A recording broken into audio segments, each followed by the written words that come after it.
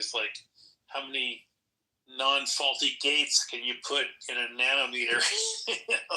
It's like, a transistor is a gate, right? So yeah, it's kind of a blasted analogy, but yeah. So I wanted to talk to you about AGI versus AI. Do you think there's a big difference? I know we've had this talk before that we're basically large language models, and we're black boxes where you put semantic differences into one side, you get semantic differences out the other side, and you think that's all there is to it, right? Well, no, I'm not saying that's all there is to it. I'm saying that's a good model to use to try to understand the way language works.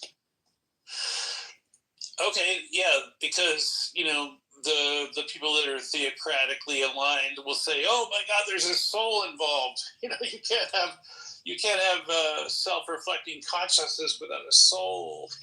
There's no point in even talking to people like that. Really?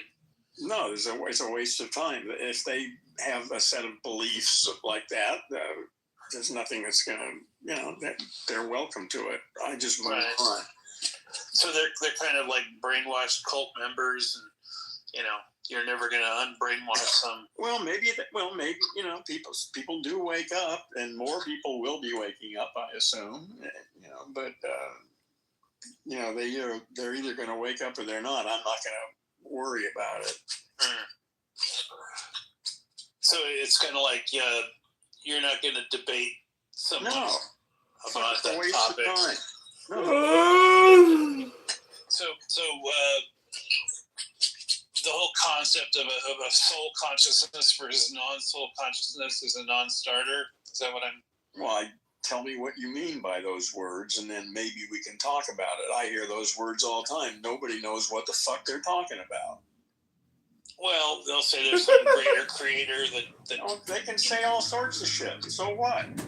Okay, well, what do you say to come back to them? I don't. I'm not interested in debating it. Oh, that's cool. You just don't go there. No. It's a waste of time. That's the ultimate put down, right? Well, it's nothing. I'm just not going to waste my time dealing with that shit. That's the caterpillar. Fuck the caterpillar. Well, no, fuck it. It's important, but that's the old bullshit, and there's no need for that anymore. I'm not going to waste my time debating that shit. So you don't think it's not within the domain of rationality to debate or discuss? Well, I think that's fun for certain kinds of things, but metaphysics is just a kind of linguistic pathology as far as I'm concerned. It's just a linguistic pathology. That's precisely what it is. So you have a belief system that... No, I don't have a belief system. That's precisely the point. I don't have any beliefs. I try to operate on conscious assumptions. That's very different than having beliefs. Okay, but if you're not willing to engage in certain assumptions, it kind of assumes that you have a system of some kind. Well, I've got a bunch of maps that work for me. I'm quite happy with them. Okay, so being happy kind of like shuts your brain off to any other alternatives that are outside the domain of being happy. I don't know.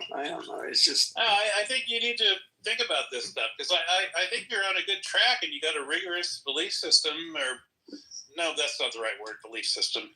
I've got a series of maps that are quite useful. Okay. And I'd like to share those maps. Okay. And that's basically what it gets down to. And well, listen, yeah. We've talked I'm a big proponent of... I think that's a description of science, and I think science is a bunch of maps that were... Yeah, they're good maps. They're probably the best maps we've got so far. Well, it's not for everything, but yeah, they're good. We should continue with the system of good maps, Yeah, or better maps. Even. Yeah, better, exactly. Because science is never conclusive. It's always provisional. It's saying, well, this is the best. You know who Elon Barinholtz is?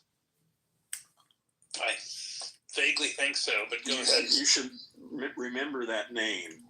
I think he may be, or maybe not him, but he's onto an idea that maybe. Well, think about it this way. I think about this. I'm thinking about it. We got Newton, Einstein, and then Barinholtz.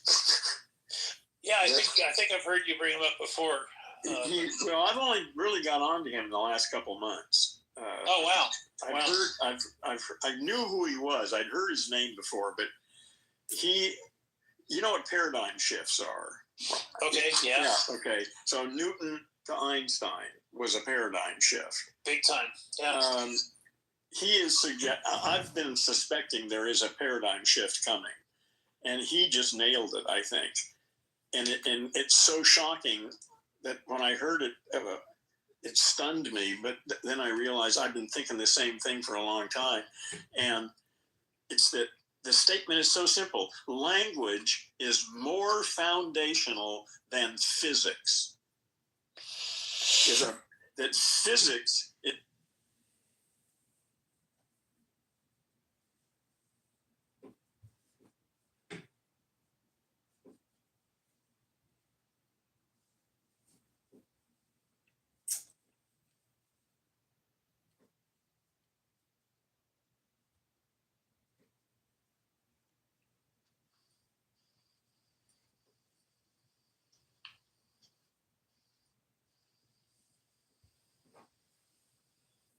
This man was made a doctor. Yeah. Don't you love the Francis Pontificate? Oh man, what's this guy doing? It has 3 axes. You can measure spin in the x-axis, the y-axis, and the z-axis. So if you measure the x spin of a particle and it's, let's say, down, then the right spin of the partner particle is going to be up 100% of the time. But the question is, if you measure the x spin of one particle and the y spin of another, now it's no longer going to be 100%, 0%. It's going to be fucking, if you measure, dude, it's like there's a 2x3 little column matrix, and you start getting, this is what I was talking about earlier, you start getting like two of them had to have 75%, the other one has to be 25%. The quantum mechanics only predicts 25% of the time, and then the Bell experiments predict that you're going to get the right one greater than 33% of the time. So that was the Bell inequalities. The Bell inequalities predicted, which were like experimentally verified, actually showed that it was greater than the quantum mechanical prediction of 25%.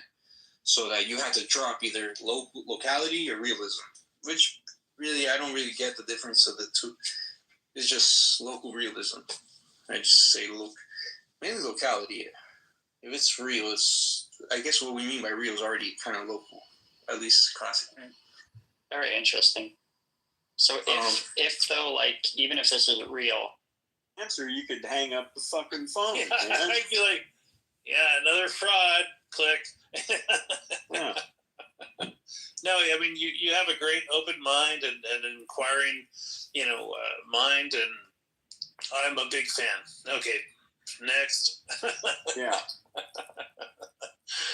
But no, I think if we could replicate that spirit of, fraud checking, that would be cool. I don't know how to do that exactly, but I think that's a good. Well, as I see it, the job is humanity has to wake up from what I call the Paleolithic trance of language. Most humans are literally entranced by the voice in their head their entire life.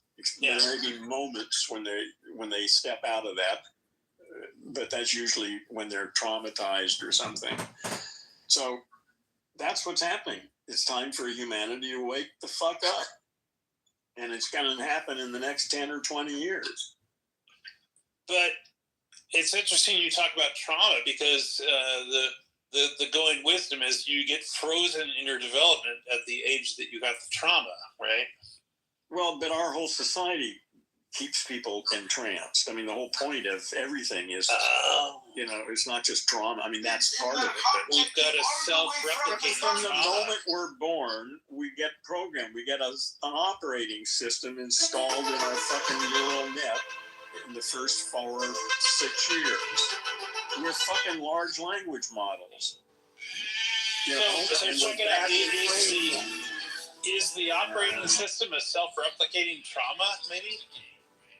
It's English, or in my case, it's language. That's Well, yeah, the point. language is traumatic. I mean, English Well, is no, it's traumatic. not traumatic. It's just language. It's just that we don't know how to use it. We're still, like, think primitive.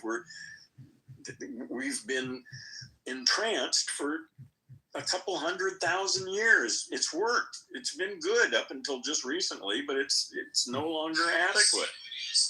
We need a new operating system. We need a debug operating system. I get that, but you said something very relevant, is that people get frozen by trauma, you know, so. They that too, but they're frozen. I mean, our whole civilization is built to freeze you.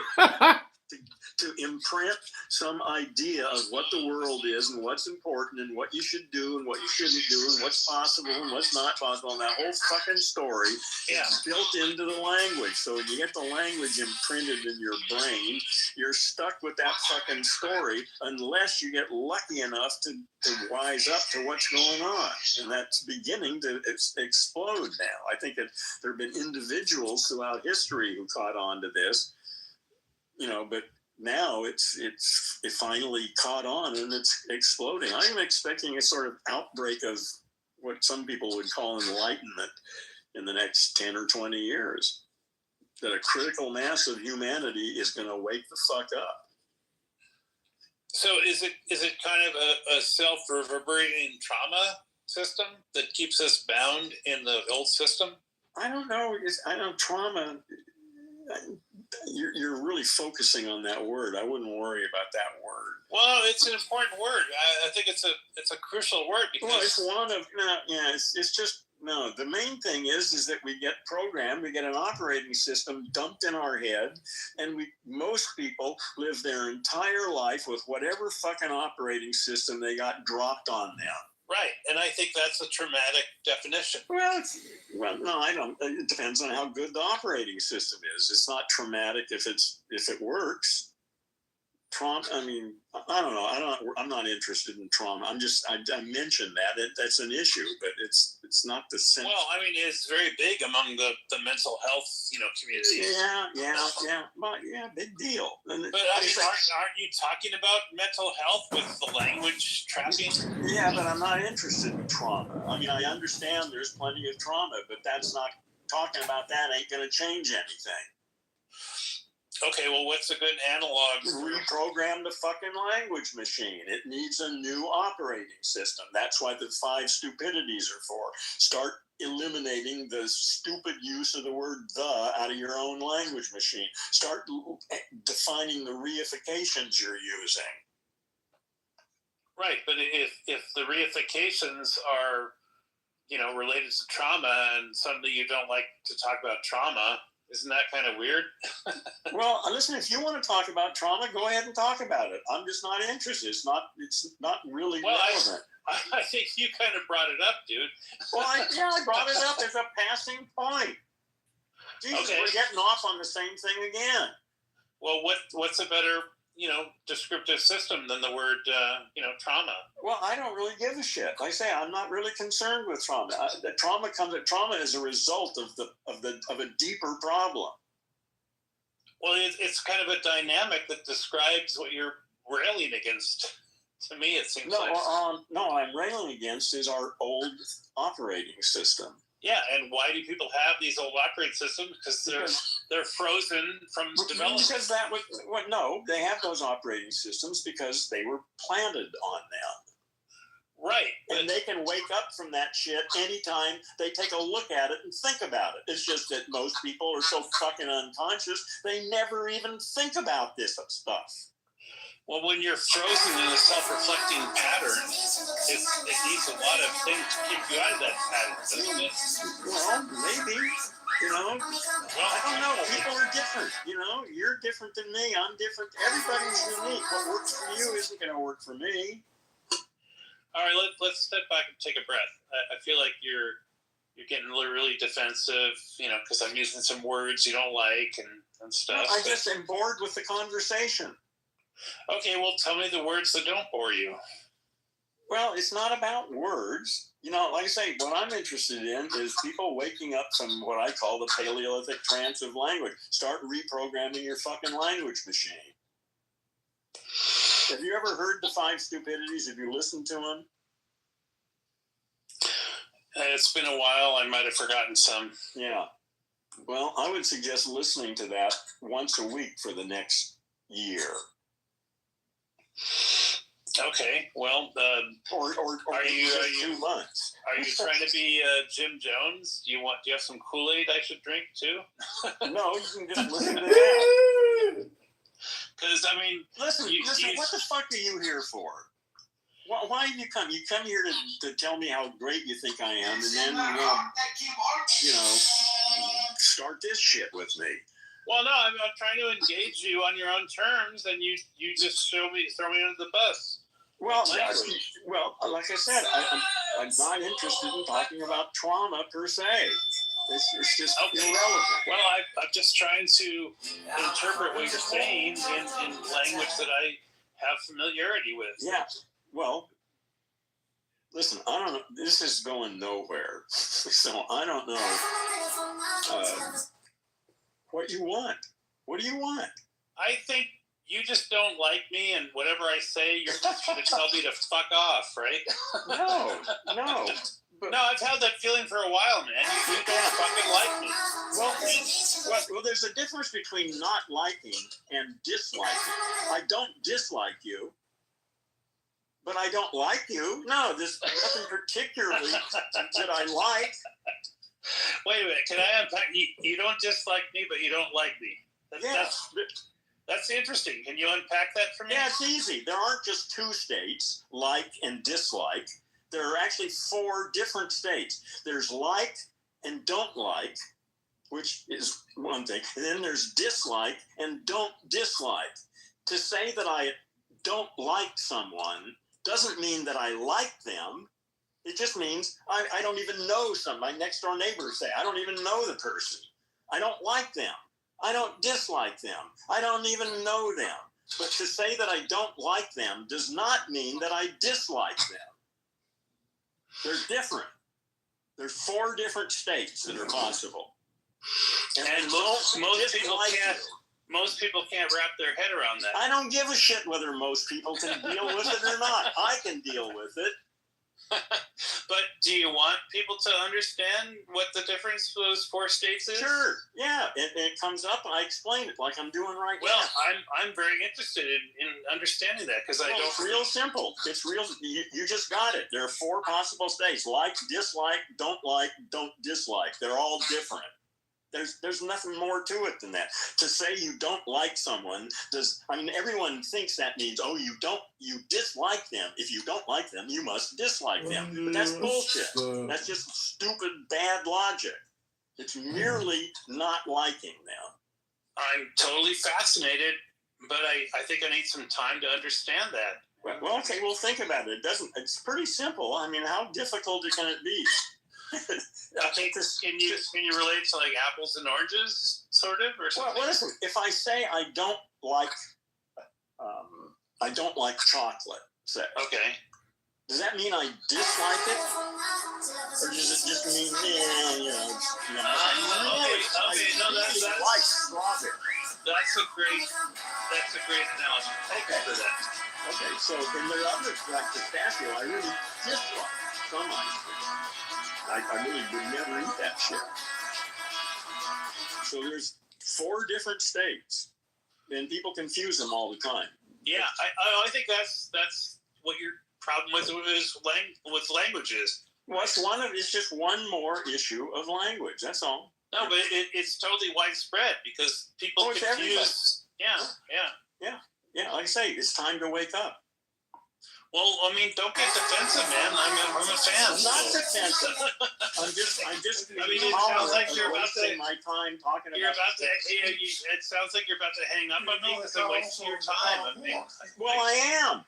And okay. Well, should I leave now? Don't Well, think about that. unless we can talk about something that's interesting to both of us. Okay, please change the subject. Well, no, but I'm not here. I'm not here looking for anything. I'm looking to share information with people. I'm not sitting here to lecture or anything. I'm busy doing shit.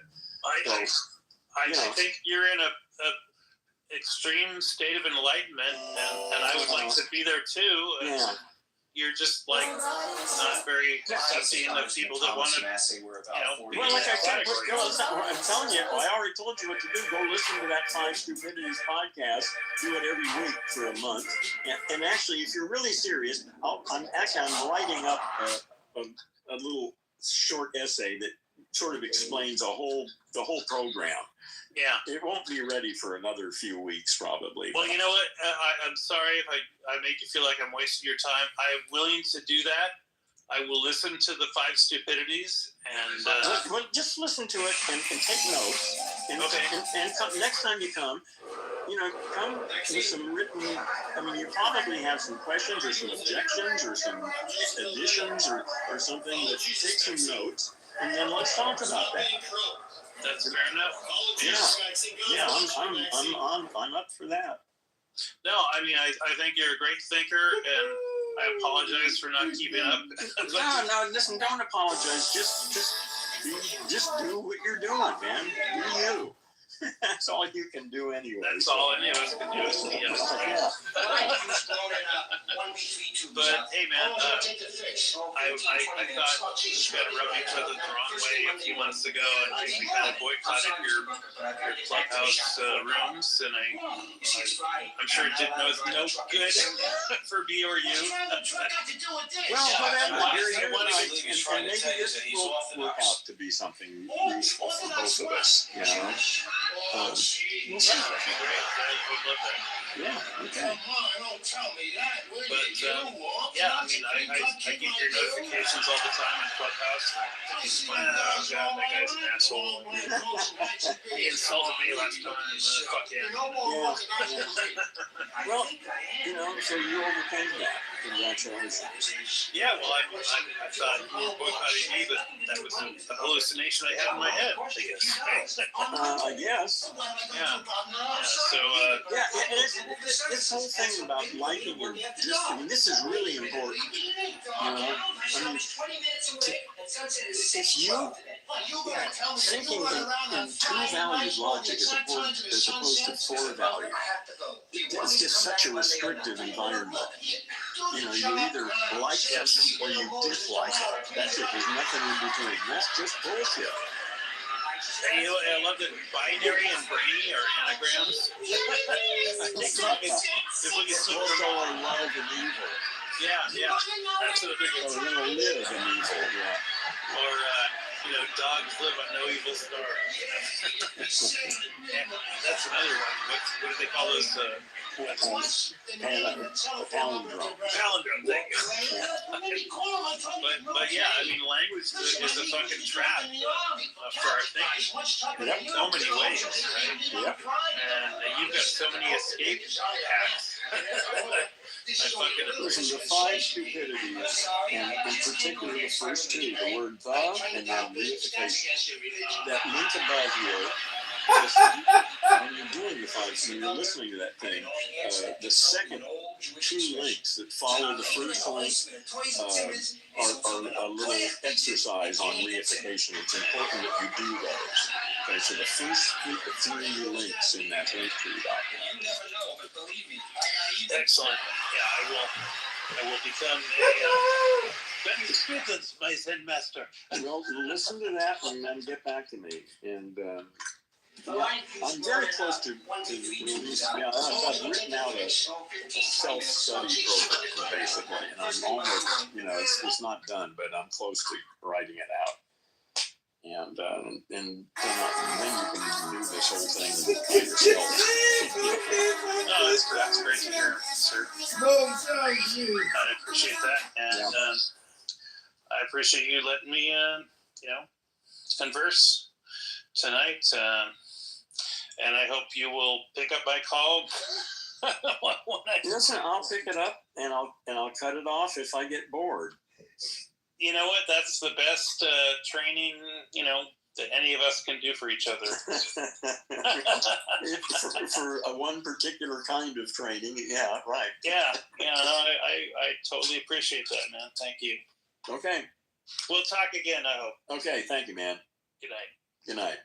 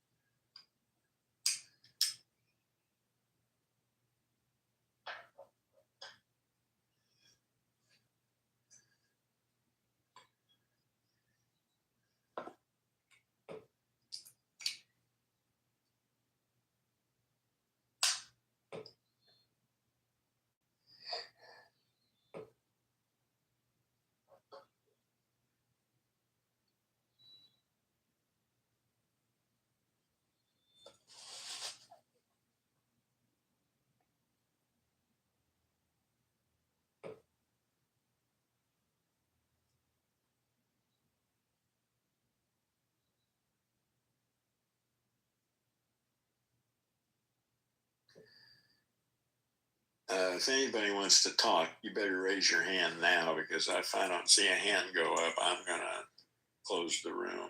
I don't even know if anybody's here, because it leaves icons around. Anyway, I don't see a hand going up, so adios.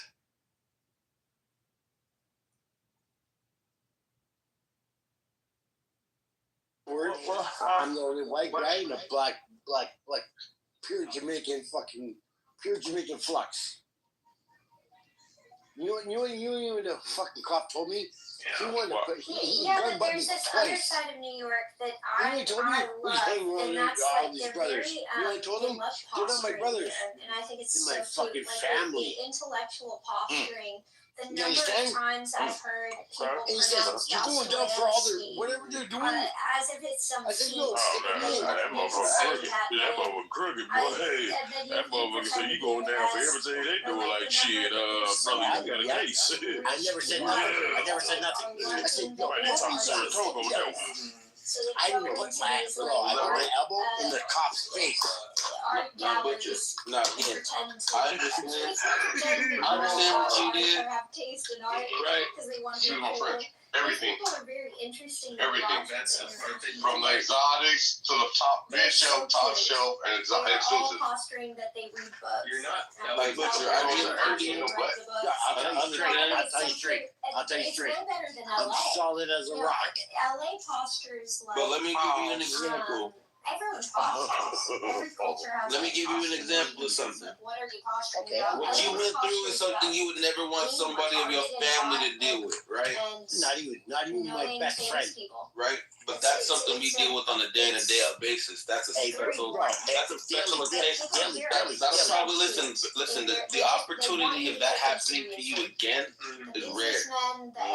No, you can't say that. You can't say that. I'm going to say this You to can't you. say that. Listen. Even the cops come up to me with their gloves on. Listen. I like interacting with these people, and it's better than like if you go to the South when it's like more hillbilly out in the whatever. They love posturing like morality, but they have no morality either. Yeah. The South are like the meanest, bitchiest bitches ever. They gossip like fucking crazy, and they're so nice to your face, but they like create problems interpersonally, like middle schoolers everywhere, grown adults. Yeah. I mean, I hate those people that go to church and they're like the most god awful people. Like, you have so many sins, bitch. Like, you're going to church every Sunday as if you're some. I don't like those guys. I like New York. I like the culture. They're very immoral, but there's like an innocence to it. I don't know how to explain it. It's like everyone's a lost little boy or girl here, and they just want to be loved. They just want mommy and daddy to take them seriously in their business pursuits. Mm-hmm. I think it's sweet. It's like a little charming. It's like, oh, you defrauded millions of people. You just want to be loved. You just want to make mommy and daddy proud of you. That sounds like a true story. Yeah, SBF, man. I love that cute little gumdrop button. Gumdrop? What are you talking about? It's the curly hair. SBF? Oh, yeah. He's following me. Is He's he? in prison. Yeah. Yes. Yeah. Is that South Park Mexican? SBF, the guy that defrauded millions of people out of billions of dollars. The polycule bus buddy who let all his he let all his friends sleep with his girlfriend over. Yes. He promoted like being vegan and like loving the animals, and he like portrayed himself to be this sweet, innocent little boy character. Mm-hmm. While he was on Adderall and doing orgies or whatever. Yeah. It's cute. It's cute when like the Asperger's boys try to do crime. You know, they want to be bad boys so Is bad. he posting from jail or somebody running? It must be running his account. I'm just looking at it. I think he might have access to his phone.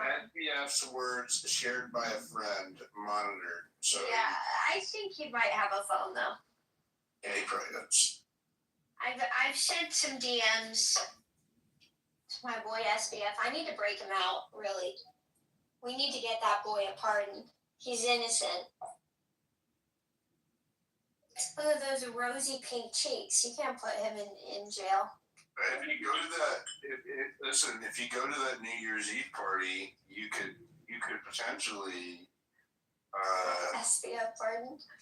you could potentially, if you played your cards right, you know. I might go to the party without you. I'm thinking about it.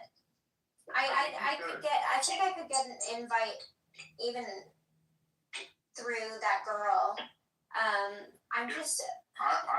He messaged me tonight. Like I could definitely, if you want to go, and I mean it, I will not only make sure that you get invited, I will make sure that you are treated like a known friend.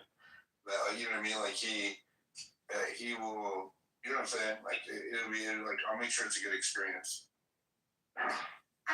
I'm thinking about it. I'm used to like being introduced to social group. Well, I'm very aware. Yeah, because I am autistic. I do well in social groups because I position myself properly. So if I don't have the proper positioning, then I get scared because I'm like, I'm used to being introduced or having like a sort of baseline, and then I can navigate social groups from that baseline. But if I'm going in by myself, then it's scary to me. But I'm thinking about it. You don't have anybody who can go with you, even another girl. I have someone going that I'm very close with, but he's mad at me at the moment. So. The same person we discussed last time. Not the person I said in DMs. No, not that person. Oh. No, another person. I can't keep up with all your foolishness. I'm not sleeping with it. I'm a celibate.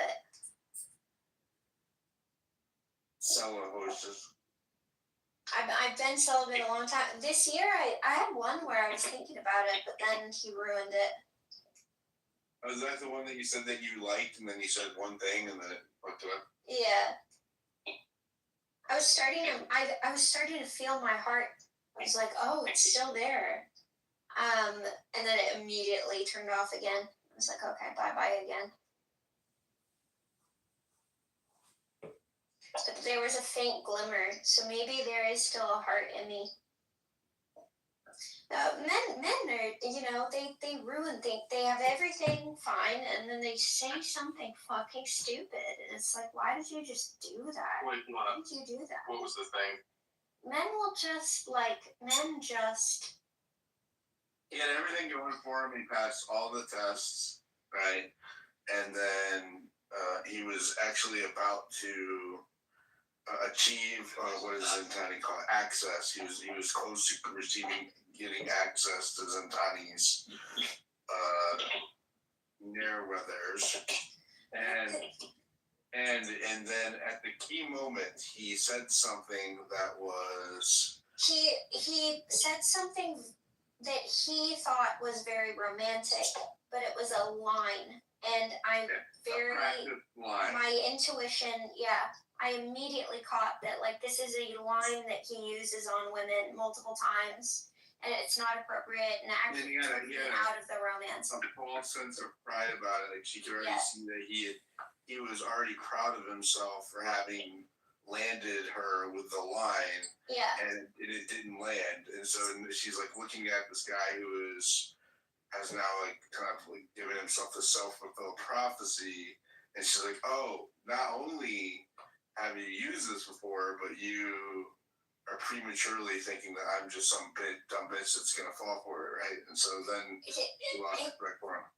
It's alienating. There's something in me that like breaks my heart every time, and men have no idea. It makes me so angry because men don't realize like they're messing around and they're just like going through the motions or whatever. But for me, you're like hurting my faith in men.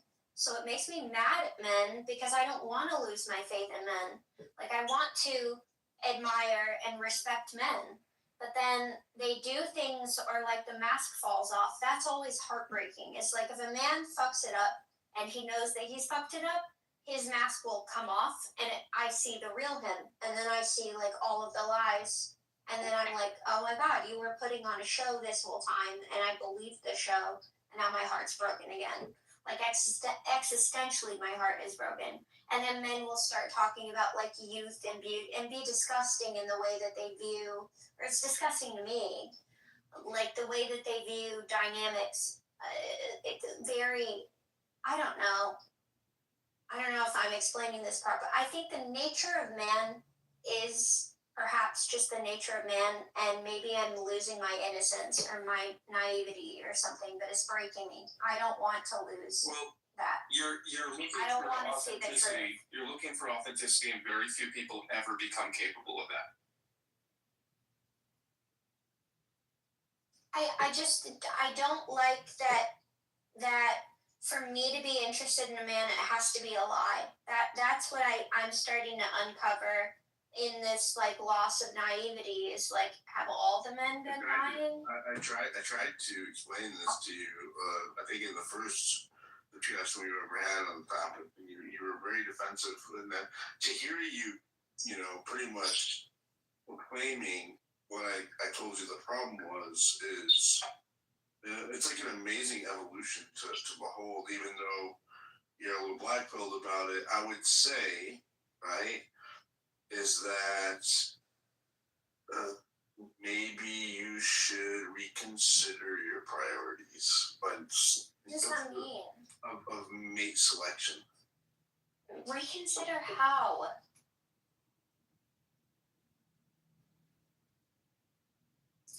The thing is, like, I want a man to be my prince, and he saves me, protects me, and all the things a man. And he's dependable, and he's stable, and he's strong, and I can be a woman. But where I think like the naivety is falling, and my heart is sort of breaking, is that like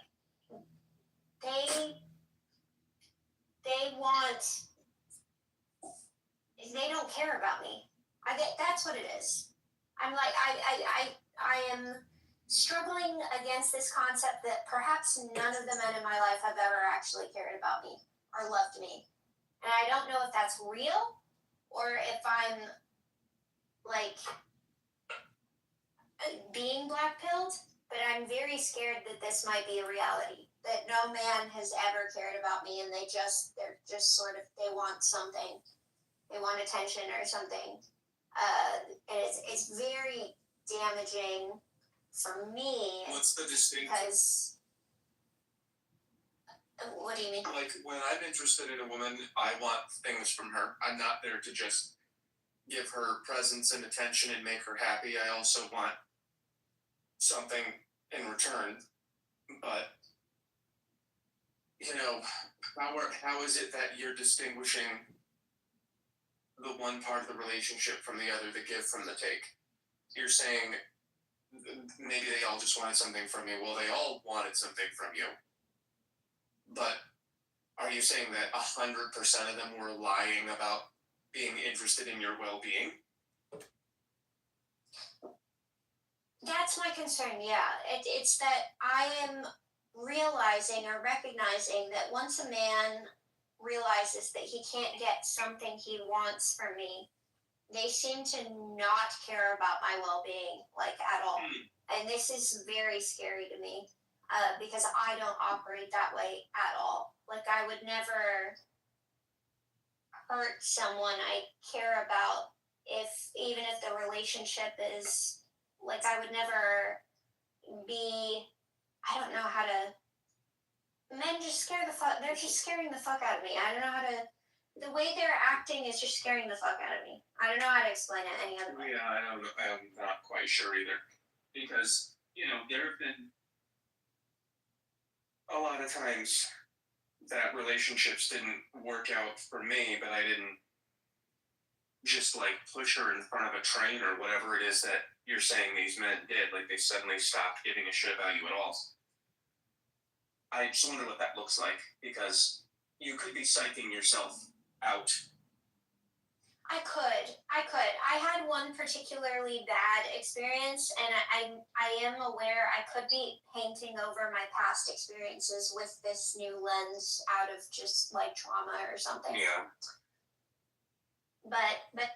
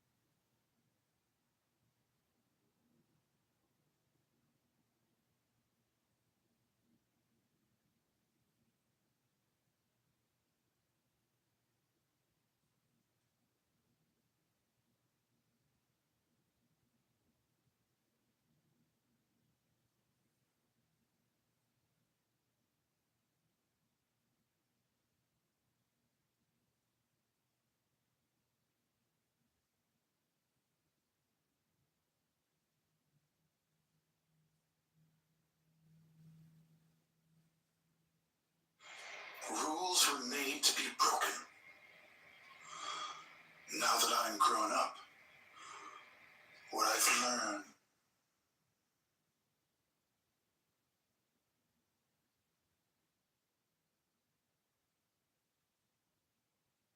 from all of that is... Are you aware of the documentary that Rob Reiner was working on? Because when you look into it, things get a little bit suspicious.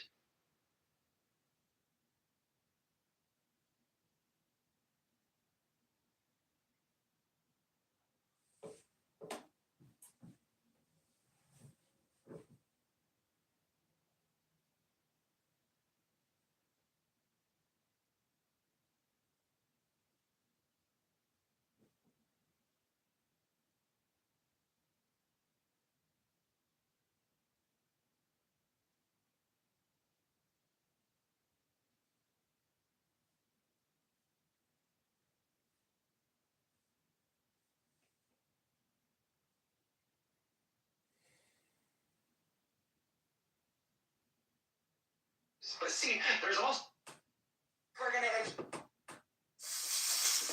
Don't get me wrong.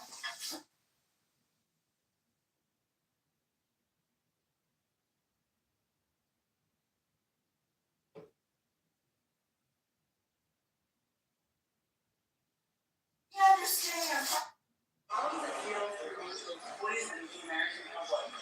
And what you've been perpetuating racism, white supremacy, and sort of genocide that's being carried out on the Palestinians.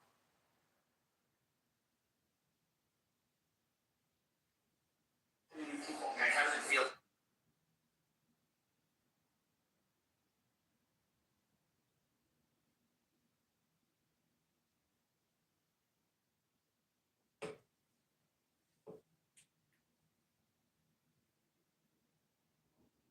My name is Alex Shea, and I'm a rising junior at Brown University, one of the most exclusive institutions in the world. But I'm not here to glorify the Ivy League. I'm here to warn you that the promise of American higher education, of opportunity through meritocracy, is under attack. I'm a legacy student at Brown. I went to a prep school that these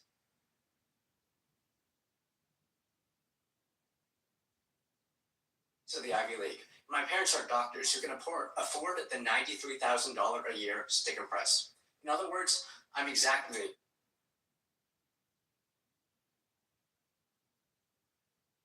who the Ivy League was built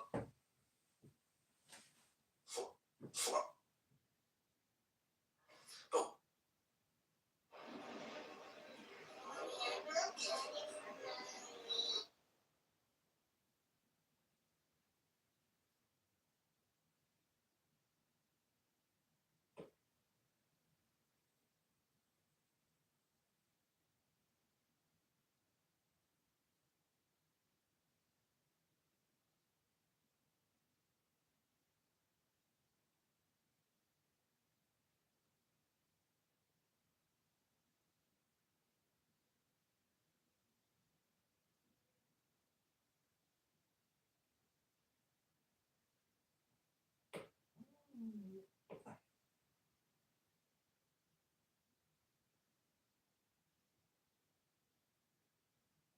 Okay.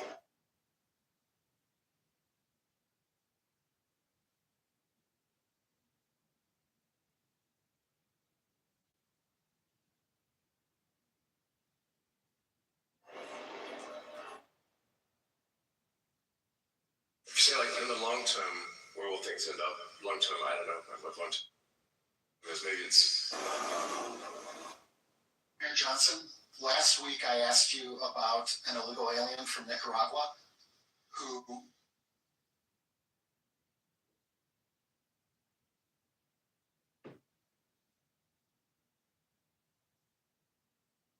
beat a Chicago woman on 10, 20 years, something like that.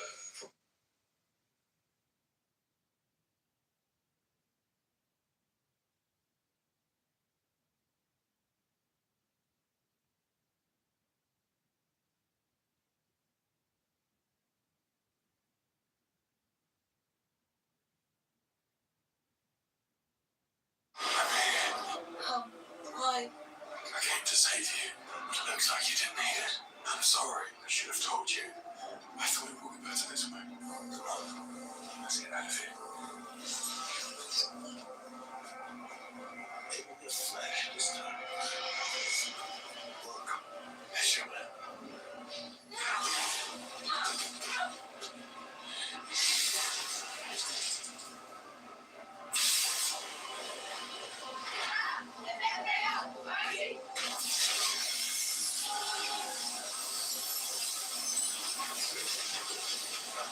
Same as your mom's life. Be so honorable, so proud, so perfect. I need to lose Karen. Maybe next time it will be different. Hold the shield on him until we get the signal. Then we gentle him. Why? I came to save you. It looks like I found him.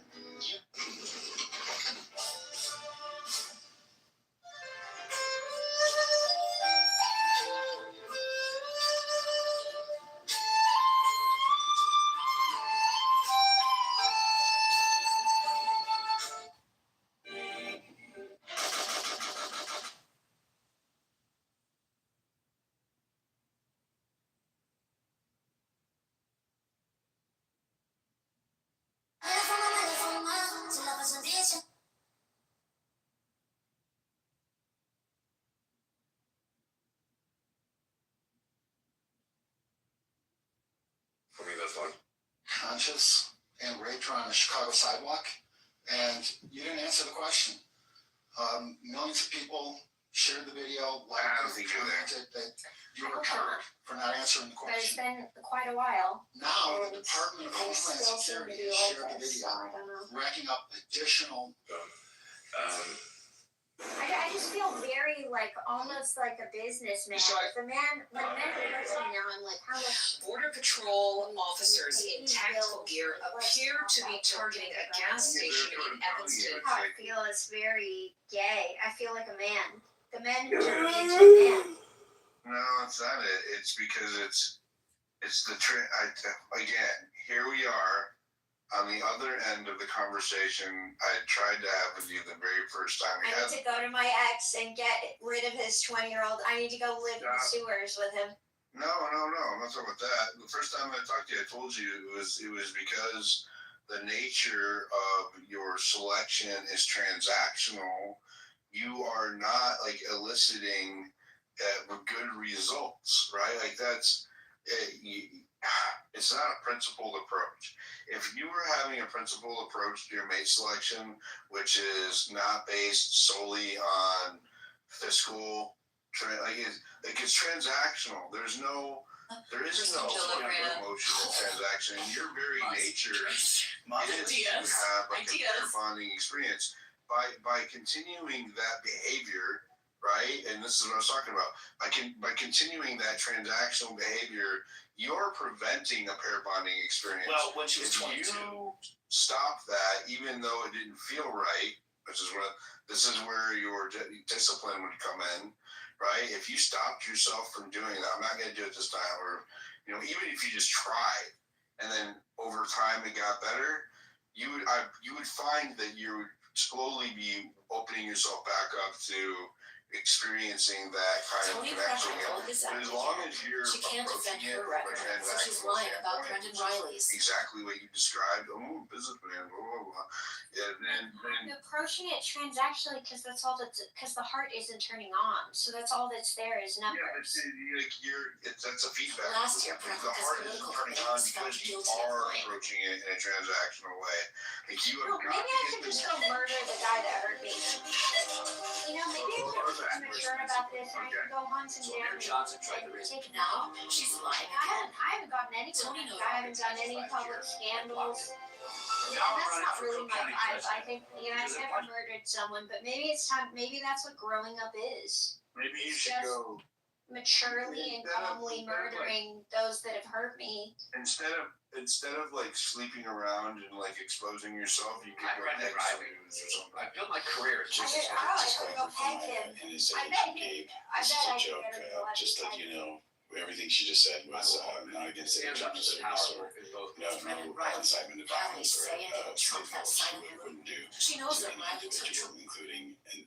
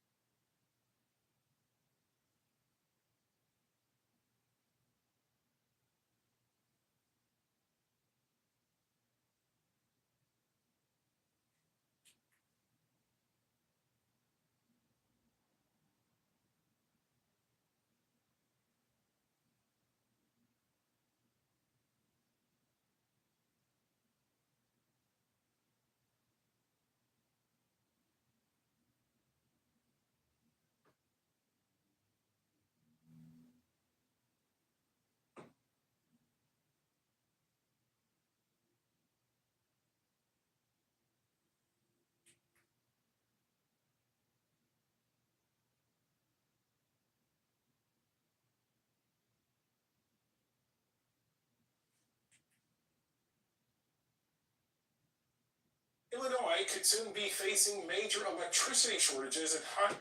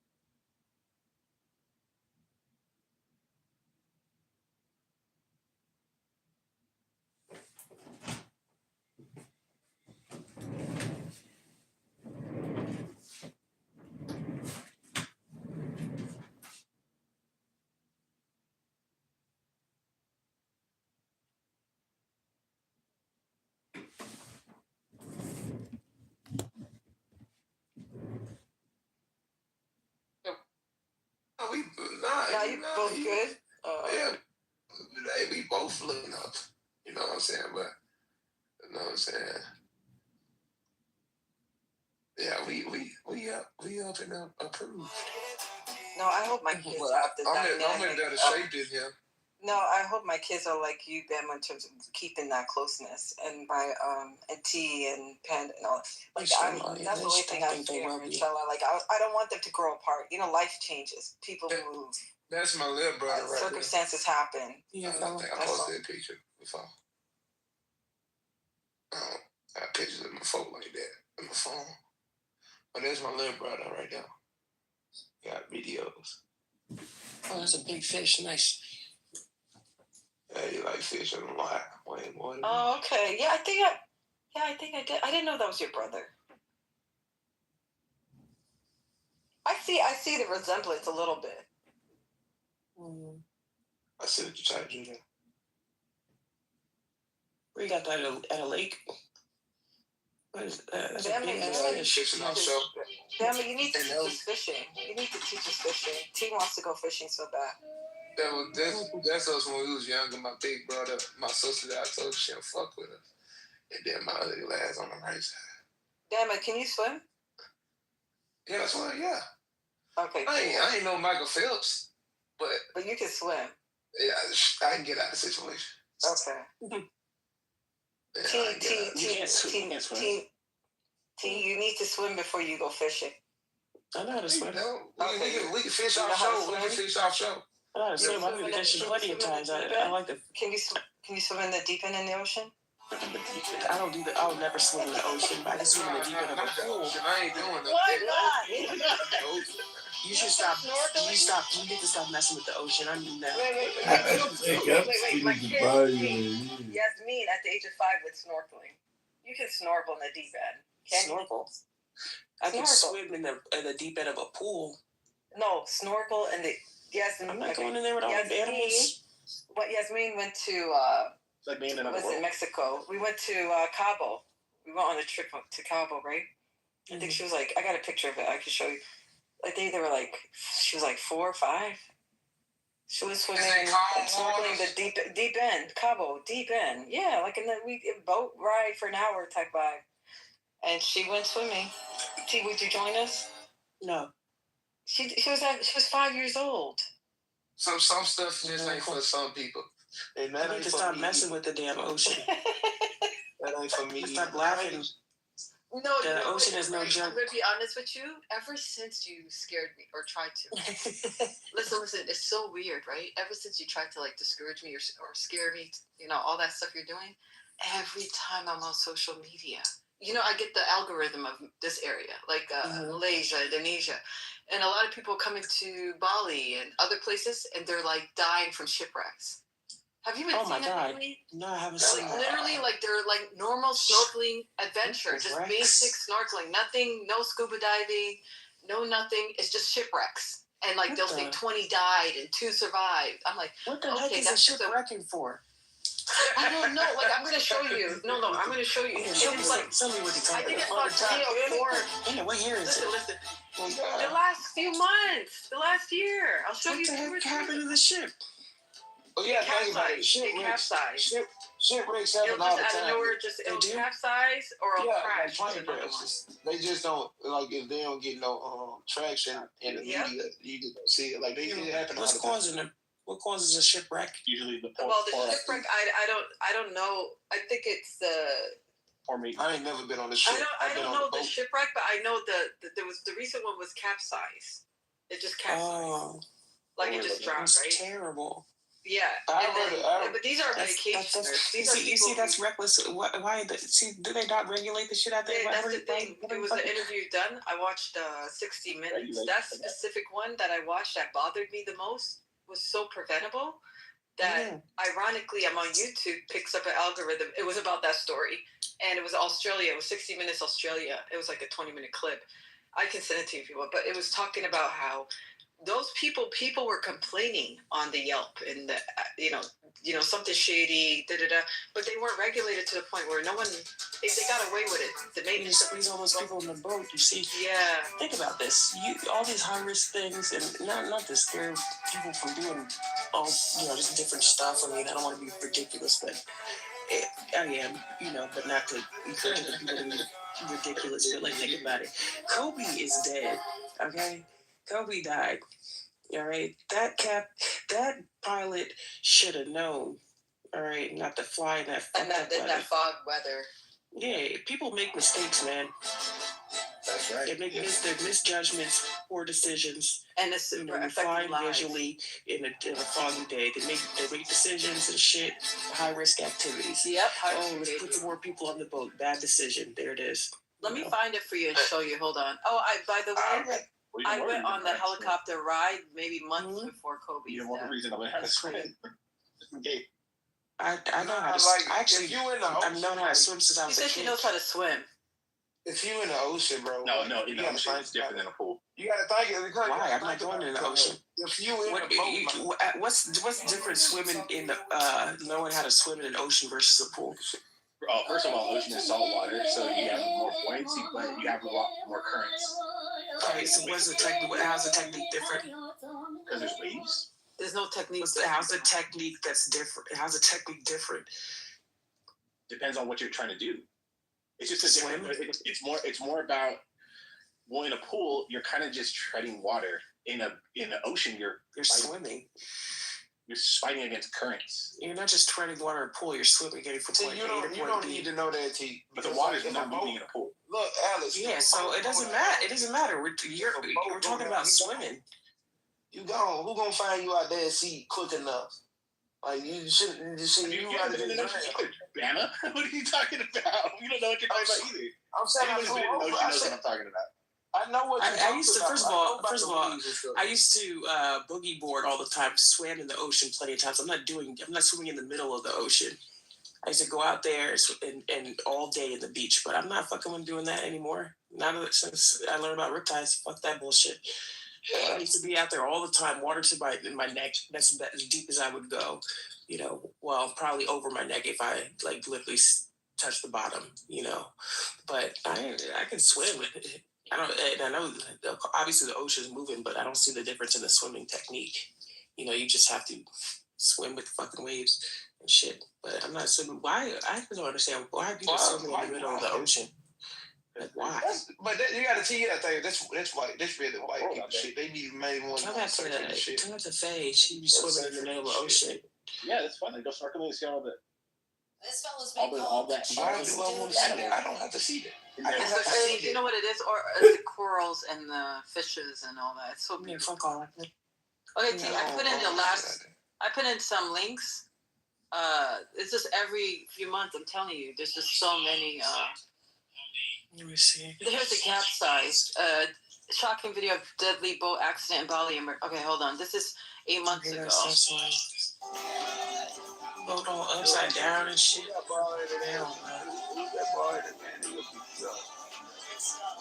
Oh my God! It just flipped. That's your uncle.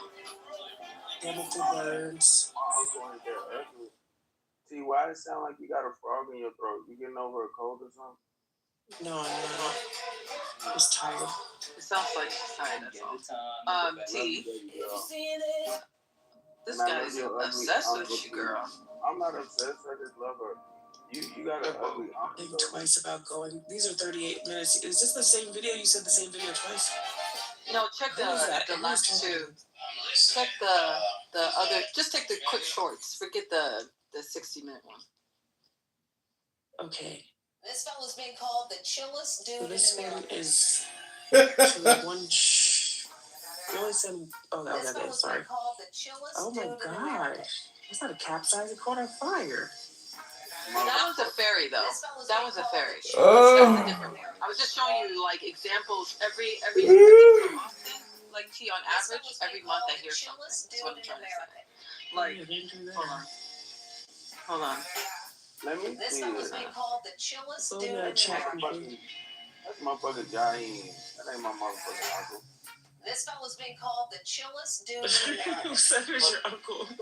She did. This fella's being called the chillest dude in America. Motherfuckers out here. That man stressing like a motherfucker. You sure that's not your This uncle? fella's being called the chillest I dude in could get some America. money out that nigga if it was. Y'all match your baby picture and his. This Y'all fella's being kind of called the match. chillest dude in America. Your baby picture and his I'm a face. cute ass baby. What you talking I about? know. You were a cute baby. I ain't gonna lie. Kufu, actually, that's a cute baby picture. I ain't gonna lie. Yeah, let me see. Kufu, that's a cute baby picture. I hate when people say I'm a fruit baby, but you ugly now. I am not ugly. Why you cheated it wrong? Let's see. Never believe You know it's hard. It's hard to be an ugly baby. Like say something that's it's hard to look good growing up. I was an ugly newborn, but like after about a month, they came around. They decided to take the boat out there during a tropical storm, 27 dead. Yeah, the 27th dead was the 60-minute one. I mean, I don't know if I used the right link, but the 27th dead got to me, because they were literally trying to snorkel. Girl. Which link? The very last one. That's a lot of dead people. It's a lot of people. This fella's being called the chillest And they said the boat wasn't like the maintenance of the boat was jacked. They shouldn't have even that boat. Is that what point? Because it looks like the storm was pretty bad. It was a storm, but they shouldn't have gone out. But they even I don't know if it's that one or the one I sent before that. There was one where the boat was such shitty conditions as well. And I don't know if it's the 27 dead or the one where that lady died. There was one lady that died in Bali. I don't know if it's that one that they're talking about, but usually it's the weather, like kind of like the Kobe thing. Don't go out because of the weather. And then the second one is like the maintenance of the boat is so jacked up, and they still continue taking tourists on it. Read right there. But ever since you told me, I'm like, why am I? This is stupidity, my nigga. Oh, here's one in Gilly. Here's another one in Gilly. I gotta show you this one. This is 2 years ago. Hold up. This is 2 years ago. For some reason, This is like very common. I feel like. Look at this one. Nah, I don't think it's fun because everybody. Oh my god. Oh, and Indonesia is a problem. Fast boat to You said that area. Probably is. But the ferry one that happened. There's another one that happened 7 years ago. T. There's one in Indonesia ferry. Fire took out. I think it was a fire. Was it a fire or something? No, it sunk, and a dozen died. Look at the boat. Oh my god, look at them. Look at them. They're falling off. Oh, they're jumping. Yeah, they definitely. See, they have to swim away from the boat because when the boat submerges, it pulls the water down in there. They get sucked in. And they can drown from it. Mm. They have to get out. Yeah, they got to get out and away from the boat. They ain't no life rafts on that motherfucker. Nothing. They have life. Wait, how many people died there? Because they shouldn't have. No one should have died there. They have life vests. Nigga, how long do you think they're gonna be out there? This one, I think it just. I don't think anyone died on this one. I was just showing like different instances where these boats are capsizing. Like there's no bad weather. You see how clear the weather is, T? Yeah, this one's burning up for some odd reason. What the fuck wrong with the boat then? Is this a janky boat? They're cheap as fuck and they don't fix it. I seen some shit where the orcas were biting off the rudders. Y'all see that shit? They was biting the rudders off of the yachts and shit. Yeah, I seen that. Go orcas. Fuck SeaWorld. Shit, them niggas mad. The ferry fire that happened 4 months ago, T. There was like 500 something people in it. Oh God. But that was 4 months ago, and that one said, it says passengers jump off ship as massive fire engulfs ferry, and that one I think had 568 people. 3 died. Three died from that one. Oh wow, that's actually pretty good. Yeah, I mean it's sad that 3 died, but it could have been more. Yeah. Yeah, in 2020, the orcas were ramming into boats. Oh. They damaged like hundreds of boats, and they sunk like 5 of them. Oh God. Yeah, they kept. They're mainly sailboats and stuff. Yeah, they was biting off the rudders and everything. Hey, they still doing that shit though. They haven't stopped. Oh really? Them animals done got intelligent. I remember it was a thing, like, it kept being reported years ago, like 4 or 5 years ago, those orcas were just jamming, and they said they were mad. Yeah. They were mad because they were being disturbed or something I don't know, like bro. that. Seems pretty random to me. They've been doing all kind of fucked up shit to them orcas, catching them, putting them in SeaWorld and shit like that. Like, man, them animals ain't stupid. You ever seen Blackfish? Yeah. Man, you know how I watched Blackfish. That's a badass documentary. Yeah, I know, right? What documentary? I scratched SeaWorld off my bucket list years ago because of that. That sucks. I grew up on SeaWorld. Living in San Diego. That was some cold shit when they. Did you go again? Wait, they closed SeaWorld, didn't they? SeaWorld's not a thing anymore. No, definitely it's a thing. They just They make too much money. First of all, Anheuser-Busch owns SeaWorld now. And then so they still have orcas and shit? They do, but they don't catch any orcas anymore, and they don't. They're doing more like thrill rides now, like roller coasters. Would you go to SeaWorld again? Yeah, because SeaWorld still does conservation. They go and still rescue. You know, you San Diego. Yeah, there's like I have like a moral issue with SeaWorld, but so like when I was working with the Navy and you know the marine biologists and all of them, they had these initiatives, SeaWorld, of conservation. He's right, but it's like research based and conservation and money, because everything is dependent on keeping them running. So they have to. It's like they can't run a SeaWorld without that element. But to me, it's just an evil. I took my daughters to the one. They don't do that. The only animals they have in captivity are ones that are born in captivity and yeah, but it's not the catching only. It's also like the training, how they train for the shows, and they're caged up and abused. Oh yeah, they stay that and then they start attacking the trainer and killing them. Well, right, and right. That's from the documentary, and that's because they're born in captivity, so they can't go out into the wild. They're supposed to be left alone. Leave it the fuck alone. So like in a all tank, you know. When their fin is like, you notice the ones in SeaWorld, the dorsal is drooping, yeah. Yeah, sad. Yeah, it's so sad.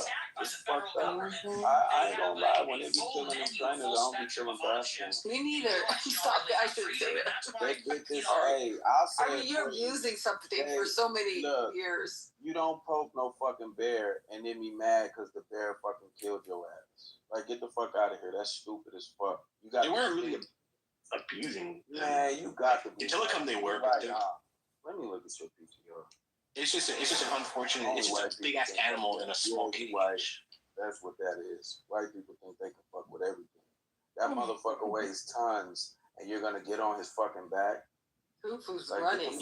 Yeah. Look at Khufu. And so when your chest. Yeah, but you have to look. You're only looking at the negative aspect of it all. You have to also understand that.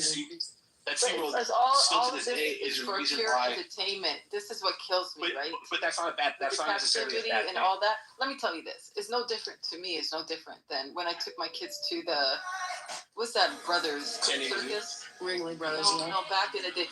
Yeah. So what they were like 2011. It's been a minute. I took them to this circus when they were babies, and in Baltimore of all places. Anyway, so I went from DC to that circus show, right? And I didn't know they were about to shut it down. So, like, I think it was around that time it became a scandal. But I was sitting there, and I'm like, why? I'm not enjoying it. Like, I'm watching them poke these elephants, like, literally with a poke. It was that's just sad. That's what I saw too. I took my kids to and I was like, oh, they're whipping those zebras? What the fuck? They're whipping it, poking I never went back. Never cared to check it out. But y'all gotta, man, at least they ain't getting ate up by lions. They did get his, but he did. One of the brothers did get his fucking head bit off. What are you talking about? Well, see if you're the ones that's in captivity. Got scratched. He got his fucking head bit off. The ones that's in captivity. Look that shit up. That motherfucker. I know. You gotta look it up. Hold on, because I never really got to. What was the guy's name again? The two guys. Siegfried and Roy. The brothers. What's one of the? Right. Yeah, look. What's their name? Siegfried and Roy. Siegfried and Roy. Okay. That motherfucker put his head in that motherfucking tiger and it bit his motherfucking head off. No, what a tiger got to do with it? Did he get his head bit off or did he get it? That motherfucker. Oh, it says, okay, let me read it. It says, I'm going to check the AI. The Siegfried and Roy accident occurred on October 3rd, 2003, during a Las Vegas show when their white tiger, Manticore, attacked Roy Horn, biting his neck and dragging him off stage, leading to critical injuries, severe blood loss, and multiple heart stops before doctors revived him. While Siegfried and Roy maintained it was an accident, Manticore trying to help Roy after he fell, their trainer suggested diminishing respect for the animal played a role, ending the famous duo's career. Oh, that ended it. You're right. I saw the video. Yo, but no, he's right. Yo, he grabbed his neck, chewed it, and dragged it. Yeah, I just paraphrased and said his head got bit off, but yeah, fuck that boy up. Shit. Look at you know who else got fucked up? Remember the thing is, he didn't touch it. The accident happened when the guy fell. He was trying to help him, right? And no, I'm saying what led to that situation. I'm not saying what the history of the treatment. I'm saying like that particular scene. One of the guys, he fell off. I think that's the main thing. Like the guy fell off. He wasn't like it wasn't. It wasn't the tiger snapping. It's because he. Yeah, it was. Okay, so. Man, look, if a motherfucker been whipping me my whole they treated those tigers like well. Like what? They didn't get dude, those tigers yeah, were living in can I be honest with you? That video, like, I don't want to watch it, the whole thing, but it looked like he was about to die in that situation. I'm gonna be honest with you. I'm shocked he's alive after that. I bet he won't fuck with no tigers no more. How about the Australian guy? Nam and I were talking about it. That's the one I was thinking about. The crocodile. Cosplaying as an indigenous. I knew that motherfucker was gonna die, but I thought he was gonna die. I was like, it's a matter of when. I just thought he was gonna die jumping on one of them motherfucking crocodiles. This motherfucker got hit by a stingray in his heart. Yeah. In his motherfucking heart. I seen that video too. That shit was gruesome. In Cabo, you can hand feed stingrays. I've done that. Bet you have. In the water. That's the only thing I'm scared of in the water is the stingrays. Even the scuba guy was, no. But the scuba instructor was talking about like the safety precautions when it comes to stingrays. It's horrible. What do you do? Shuffle your feet. I don't even remember, girl. This is 2-3 years ago. You stay away. Just stay away. Don't go near them. Avoid them. I don't remember specific like. Have you seen how long, breakdown of how to protect yourself? But have you seen how long that motherfucking stinger is on the motherfuckers? That shit is a fucking shank. But I'm thinking, how do you avoid them? They're in the water. You don't, but you can hand feed. I hand fed ass out the water. A bunch of them in Cozumel. They swim all around you, and they're nice. Okay, so T. So this is what they say. See, I gotta refresh. I told you the refresher. I'm not even allowed until I complete the remaining. But there's a part where it says, to avoid stingrays, use the stingray shuffle by dragging your feet through the sand as you walk in shallow water to alert buried rays to your presence. This is when you're in a shallow end. I don't think you can do anything in the deep end. But let's say you see one, right? You're going boogie boarding. Let's say, right? Shuffle your feet on the sand. Like, I don't know who has time for that. I'm going to be running. It says shuffle. So it says drag your feet through the sand as you walk in shallow water to alert buried rays to your presence and make them swim away. Yeah. Also, avoid running into the water. Stay out of the shallow, warm areas where they congregate in warmer months. And if you're on a board, keep your feet up. Stingrays typically only sting in self-defense when stepped on. So shuffling prevents accidental contact. Good motherfuckers. 10 to 14 inches long. Basically, you gotta drag this. Like it says, use a stick, drag a stick, or pull in front of you to stir up the sand. Keep your feet up. If surfing or on board, keep your feet out of the water and off the bottom. Yeah, in general, you don't want to be walking on the bottom anyways. That's why you have a... Yeah, anyways, you don't... Yeah, I don't know who would want to. Anyways, it says be extra cautious. Be extra cautious in warm, shallow waters. That's where you'd normally be at T. Be extra cautious in warm, shallow waters during spring and summer when stingrays are closer to the shore. I'm not really on the shore like that, so that's probably why I didn't pay no mind. Yeah, don't do that. Wow. Did y'all see that one guy that used to be out there with the bears and shit? Oh my God. Yeah, so when I made the mistake of listening to the video, you know, it was like recorded when he was getting attacked. What is he eating? That video was him and his girl. It was horrific. What video? So the Grizzly guy, what is his name? Let me look it up real quick. Is it Bear Grylls? Grizzly Man. What'd you say? Is it Bear Grylls? Grizzly Man, yeah. I forgot his actual name though. The part that fucked me up is when his girl was like, play dead. And he was still getting fucked up. She was like, fight. Man, he was fucked up. And then the bear turned on her and killed her. Yeah. So Timothy Treadwell. That's his name. Timothy is no longer with us. So you heard the video too. It was just fucking. I did. It was terrible. Yeah, he was like, he's eating me. I didn't give a fuck. Leave them fucking animals alone. I know that sounds cold, don't it? But leave them fucking animals alone. He was tripping. It's common sense. Like, it's some white people shit. It really is. Be right back to you. Okay. Motherfuckers want to have elephants in the fucking carnival tent and shit. I seen a fucking elephant tear that whole motherfucking tent up and was going down the street fucking tearing shit up. They had to come out there and shoot that motherfucker. That's what your ass did. You know, they said like black people, right? They don't go doing dangerous activities like white people do because they had enough shit going on back in the day. So white people ain't really deal with shit, so they're like, shit, we gotta find some way to die. Some way to get that thrill. Yeah, we gonna bungee jump, we gonna skydive. Y'all seen the motherfucker that he skydive? You white man? Skydiving's fun, dude. Skydiving's bad. He skydive, and then his motherfucking parachute didn't open. Oh, skydive. Oh yeah, I thought I got stuck on skydive. I was thinking about skydive. I ain't gonna lie. Do it, dude. Fun as fuck. Yeah, you been around white people so too long. No, nigga, the white people I'd be around, they don't skydive. Oh. They dive off roofs. And that make it better. like they be having flamethrowers and shit. I said he get that shit for white people. He said the white people I be around, like man, you funny. These niggas don't even got the money to skydive, Mike. So they ain't doing none of this shit.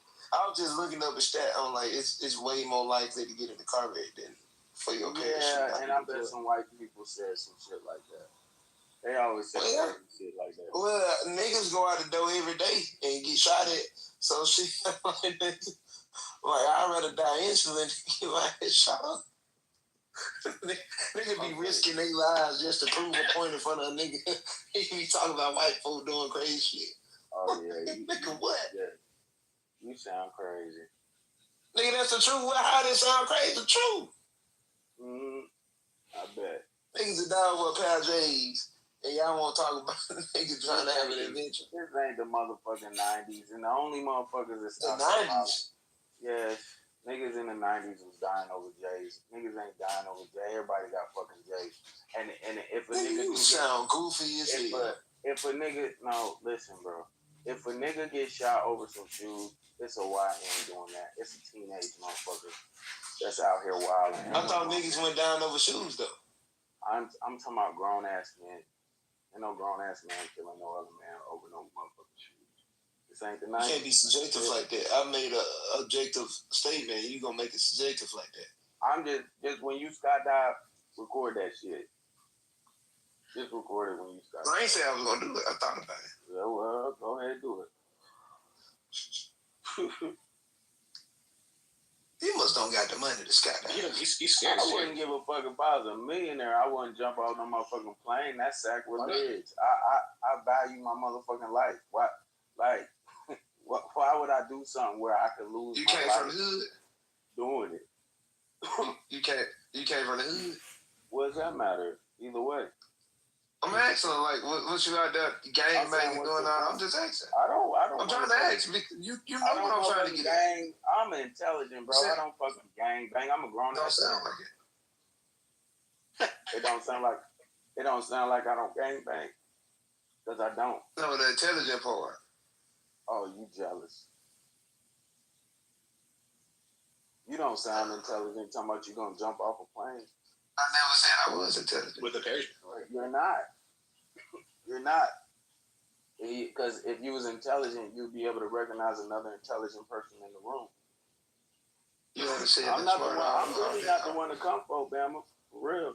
You need to chill. I'm just saying, bro. I'm just saying. You saying they stupid, but we died. At least they died having fun. We died scared. You said what? They died doing what they love. We died struggling. I mean, you gotta understand though, what didn't happen to our people. What the fuck? Like, we didn't wake up one day and just get like this. It took a long time. First of all, we don't even manufacture guns. We didn't bring crack cocaine to our own motherfucking neighborhood and have a war on drugs instead of a war on poverty and motherfucking government housing and bad food and Popeyes and fucking McDonald's and churches and all this other deadly shit. They gave us 1,000,001 ways to kill ourselves. What are you talking about?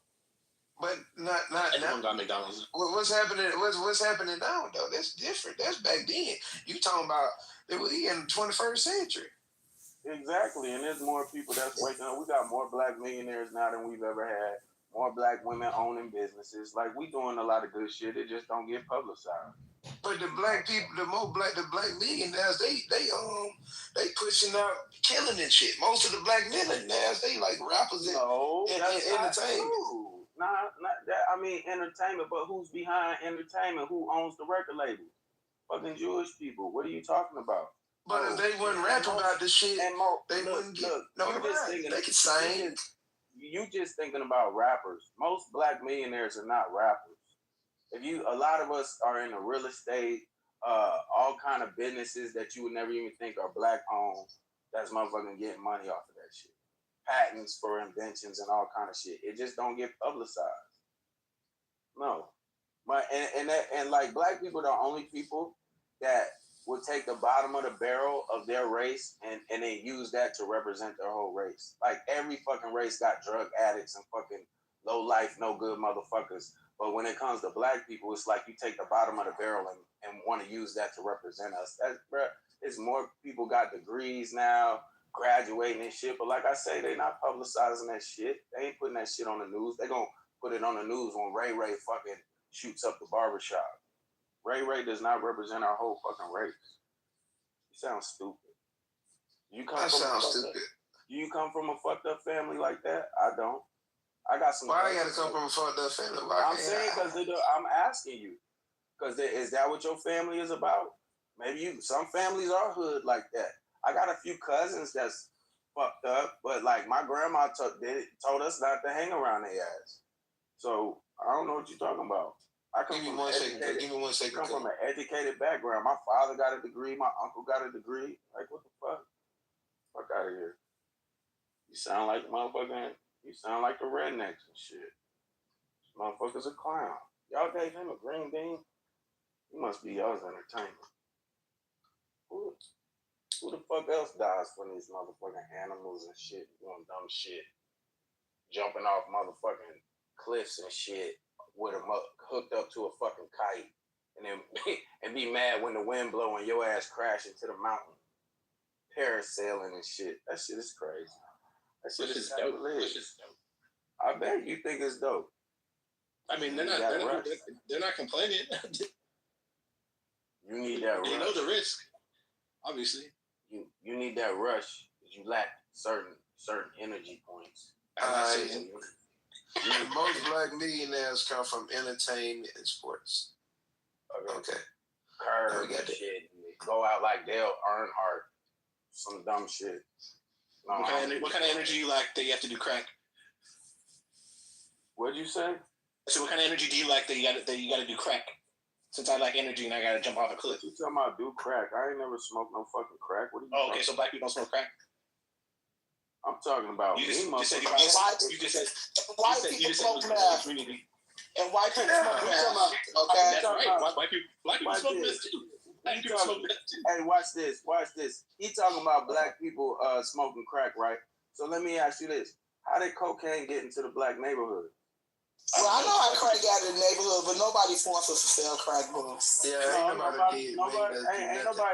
nobody said. I said, how did it get there? I don't know. No, the government put it in our community. I know that. Thank you very much. And what race of people was mostly in the government during that time? Them crackers. Thank you.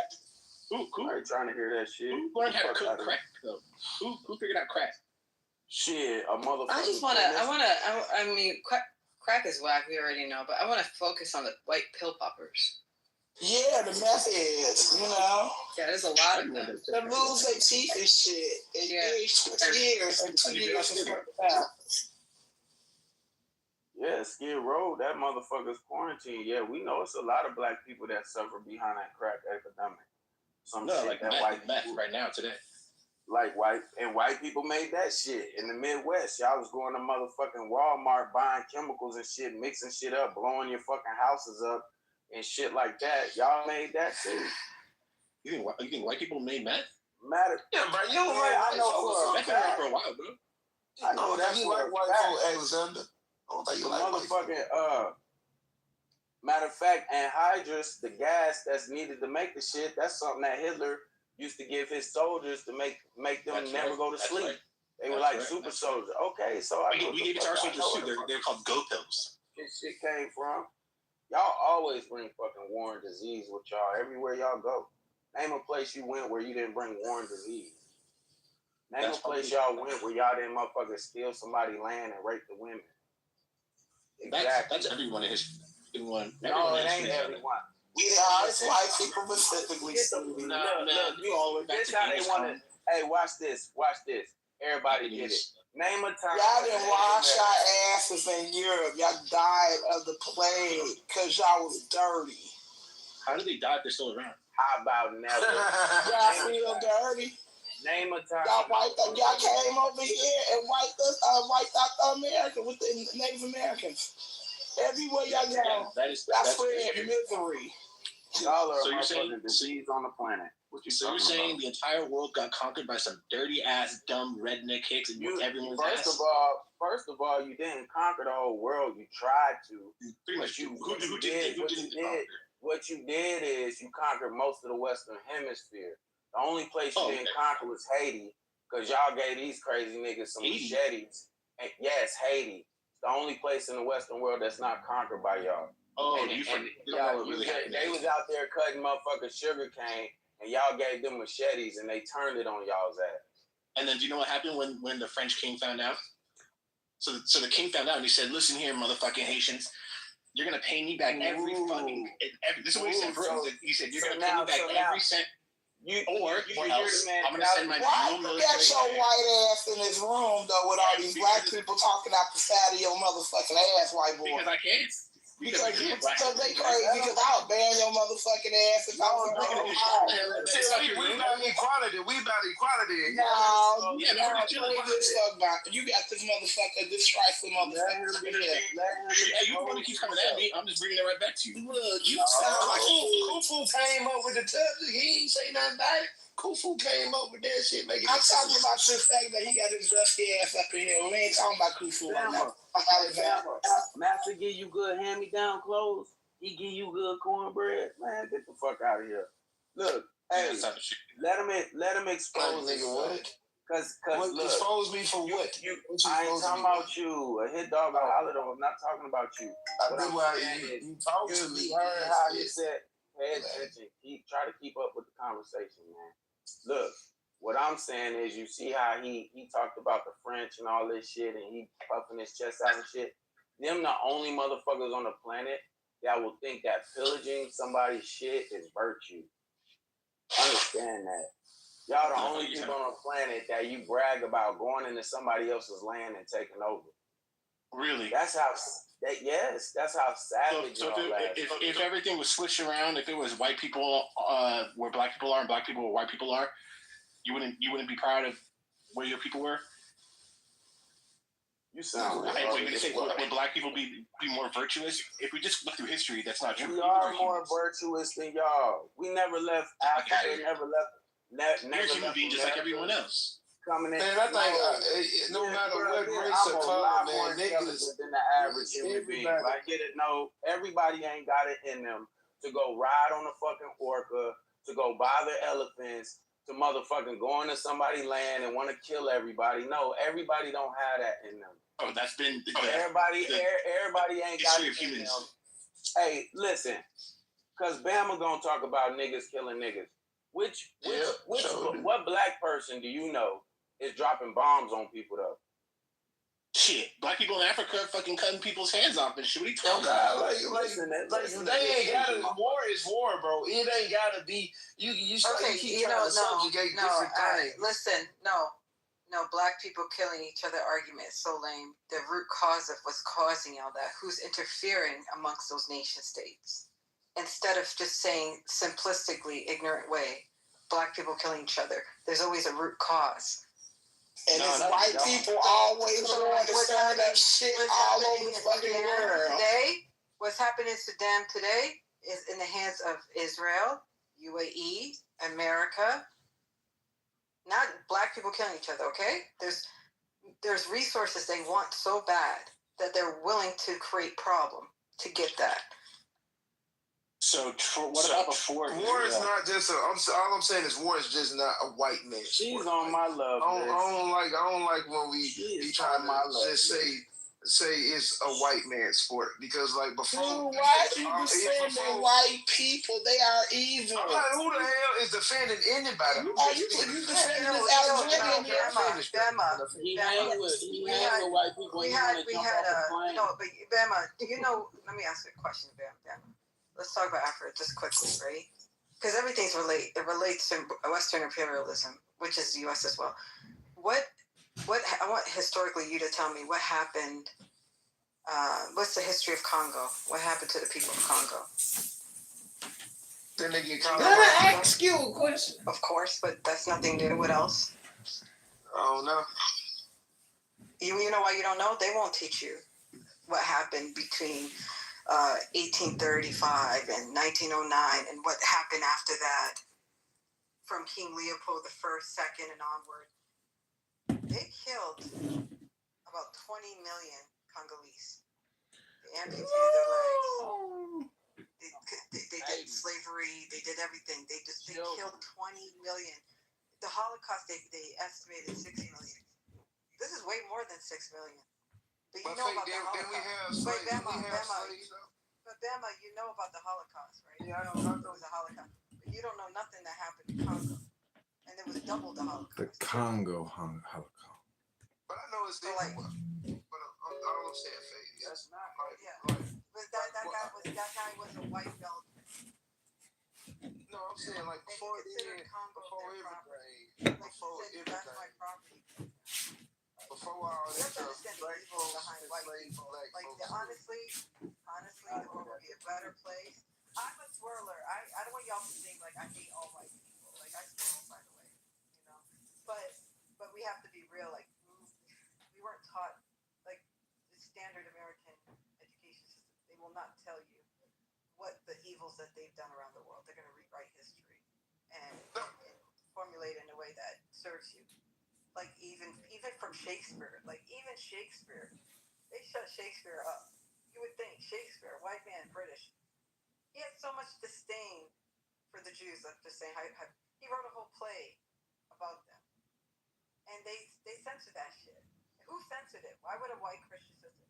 It wasn't. It was Zionism, right? Like there's just so much in the American politics that it's deeper than just the white man. It's Zionism.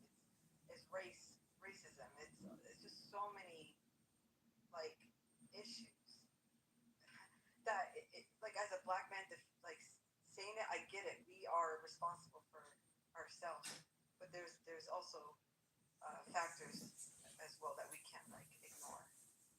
Like we are responsible for ourselves, of course. We have to hold each other accountable. But then it's like to me it's like a kid got sick and you're mad that the kid's sick. You You know what I'm saying? Instead of finding out what caused that kid to get sick. I don't know if that makes sense. That makes sense, and that's a more immediate response, and I actually agree with that. But that's what was being said earlier, but that's fine. Being born in poverty don't mean you gotta stay in poverty. No, you got to cure the kid from the illness. The kid got to be cured. You got to put the environment. Yeah, how can you cure it? The kid got to be in a clean environment. The kid has to have a sanitized, plates and food, and have to have the medication needed. Of course, but that's not what's happening in America. America's getting sick by the day. Yes, it's a nasty ass country, and I was born there, so like you say, I'm anti-American. Right, America is a banana republic. The Republicans are stealing the taxpayers' money, and the Americans don't give a fuck because they dumb. I was sitting up here thinking about the shit that went down during the shutdown, and how in the history of the food stamp program, it's never been an interruption until this year, because the Trump administration stole the fucking money. They stole the fucking money. And it just flew over everybody's little teeny little brain head that the government, I don't know how they stole it, but they stole it because the food stamp program has never been interrupted. It's not. Wait, hold up. So whenever there's funding for social programs, it has to go through the Ways and Means Committee, appropriation. Then they authorize it, so they can't, technically it's a budget every year that they set aside, and then they have to appropriate that fund to specific agencies. So there's no way, he can't just go in. I'm being real honest. No, I believe they stole that money. I believe they stole that money. And appropriate that for himself. There's a whole legislation. I'm gonna say this: when it was a shutdown, that was in 2009 or either. He just didn't want poor people to take money. That's all. But still, we gotta go. I believe they stole it. I believe they stealing the money right now. I believe they stole the damn money. I really do, Kay. I believe most of the motherfuckers on food stamps don't deserve them. Nobody cares what you deserve. Shit, you sound like you get food stamps. Bama. The biggest fraud that's coming out of the country is not actually by food stamps. It's things like tax fraud. Like the most fraud that is white collar fraud. It's actually I know. Not the poor. That's true. Even with that number, even if you want to add up all the potential fraudulent activities regarding social assistance and all that, even if you add that up, it doesn't even pale to what white collar crimes consist of and what money is being sent to people in terms of tax write-offs and frauds. It's not even tax write-offs. It's just some do get caught, but it's they have a loophole the way they set up the system. Or it's actually it's amazing. Say my brain is trained to see both sides. I can cake for the black. I'm saying I never said, Bama. I never said there's no fraud in the welfare system. I said even if you account for that, let's say, right? Even if I say count all the potential fraud, that number doesn't pale to what white collar crimes take from U.S. You know what I'm saying? From the people. Fuck them too. Fuck all. Yeah. Fraud is rich companies of wars overseas and shit. They don't give a fuck about poor people in this country. They never have, and they never will. Yeah, we gotta give a fuck about they gotta give a fuck about poor people anywhere in the world. We talking about specifically the United States of America. Not necessarily. The United States cares more than most countries in Norway, Finland, Sweden, and places of that. Oh, come on, that's not fair. They kind of smaller though. They do. They have a better 3 million people. Quality of life, and even the prisons are they got 3 million people. They have a better quality of life.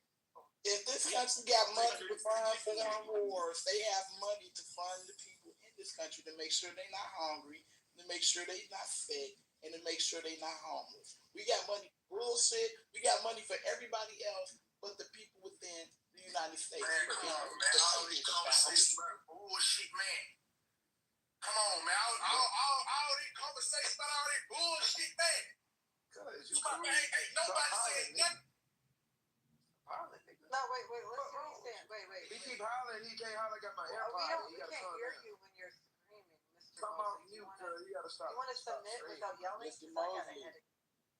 Yeah, what'd you say, brother? What did you Come say, on, baby. Mosley? Take your Tourette's medicine. Come off mute, cuz. Nah, that nigga don't want. You got a lot of bipolar shit going on. Hey, if they don't turn in their pink tickets, they can't talk on Talking all this shit. Ain't nobody saying nothing about no money though. Come on, man. Gotta get some goddamn money, man. Shit. Sound like all this broke shit ain't Nick, bro. Nobody saying nothing about a damn dollar.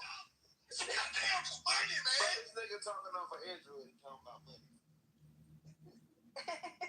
Yeah, the intro Like, is really bad. Like you heard that shit? They got AC. It's really bad. Yo, Pamela, it's really bad. I That boy can't. got Tourette's. That nigga got a church. Yo, what's There's some Mr. money. Mosley? Get you Mr. some Mosley, money. is You that- talk is about a that an damn Android? dollar. Mr. Mosley, is that an Android?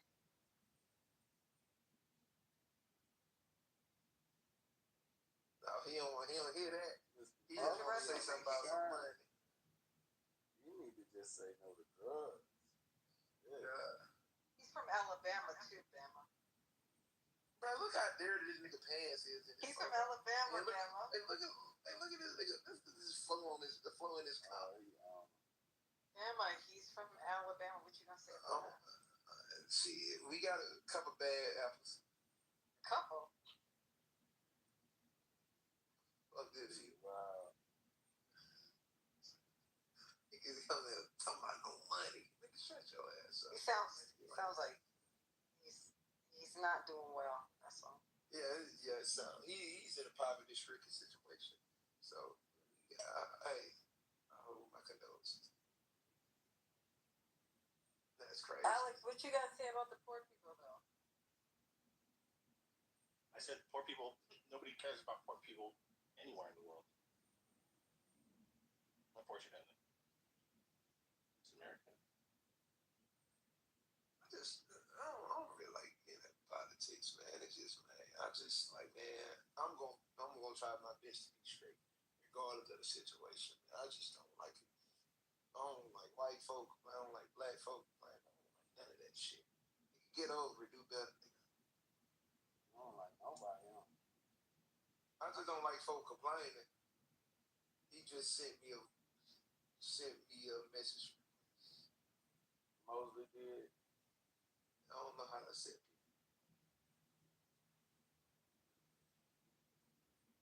Kufu, do you like white folks? I don't particularly care for them too much. But I don't walk around with hatred in myself. It's just more like I recognize certain things. I just like I study them like a species. I study people and I just recognize them for what they are. I don't I've hate been a them. white friends you I got. would never like have a baby with a white woman or no shit like that. Why I not? don't sleep. Hell no. I don't sleep with them. Fuck no. I love black women too much. Like, now hell no. And you know, I just see them for what they are. How about you, elegant? Would you be with a white man? I tried swirling 2 years ago. It didn't How work did it out. go? Girl, we was getting along really, really well. He was he's a very smart man, but guess what I found out? He's a Trump supporter. And that ended up with that. Yes. Girl. Nah. It sounded too good to be true. Yeah, it was so good to be true. Good to be true. We used to FaceTime each other every day at 5 o'clock in the How morning. did you find out? How did that come about? We was just talking about politics. He said, I would never vote for Kamala. I would leave the country. I'm like, oh, shit. I'm like, okay. And that was that. But did he vote for Trump the last election too? Yeah, he did. Oh, wow. He really is. Oh, wow. And he lived in Indiana. Lord. Oh, wow. Yes, Okay, girl. wait. So is that the only experience, Elegant? Yeah, that was my only experience. And it turned me off. Yeah, you No, could okay, no. just for that. You can't just write it off just off of that Indiana guy. Who y'all think I voted for? I thought if you voted it on, sweetie. I think you voted for Goddamn Trump. right. I ain't vote for Look nobody. at Bama, a black man voted for Trump. I ain't vote for nobody. You would have voted for Trump. I would have. If I had to place where I vote for Trump. If I had to. Goddamn right. Man, look, bro. Everybody, man, all them presidents fucked up. Shit, it don't matter to me. I'm gonna be straight regardless. Shit. I don't vote. Hey, we in the same boat. I don't care who the president is. I'm gonna survive regardless. Shit, I'm just trying. I've been knowing that they don't give a fuck about us. Them presidents, politicians, lawyers, judges, man, you better not get caught up in that shit. They're gonna fuck you over. Make money off. They got their own agenda. Shit. So shit, whatever suits me better. Shit, that's what I was voting for, but I ain't getting a fuck. I don't really care about voting like that. Oh, you a flip flopper. No, I truly believe in order for you to be a politician in America, right? You have to be a narcissist. Like you really have to be full of yourself because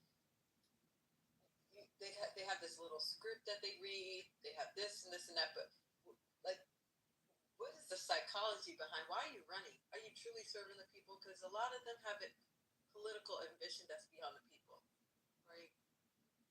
Just power, attention, fame, whatever. I really believe you cannot be a humble, self-serving person. Like you can't. You have to be a narcissist. Once you have that, once you have that in your mind, you're like, okay, this politician has to be a narcissist. Then you go from there. Forget party lines. Stop saying Democrat. I've met the most corrupt Democratic politicians you can think of. So to me, it's all a game. It's a divide and conquer, and it works.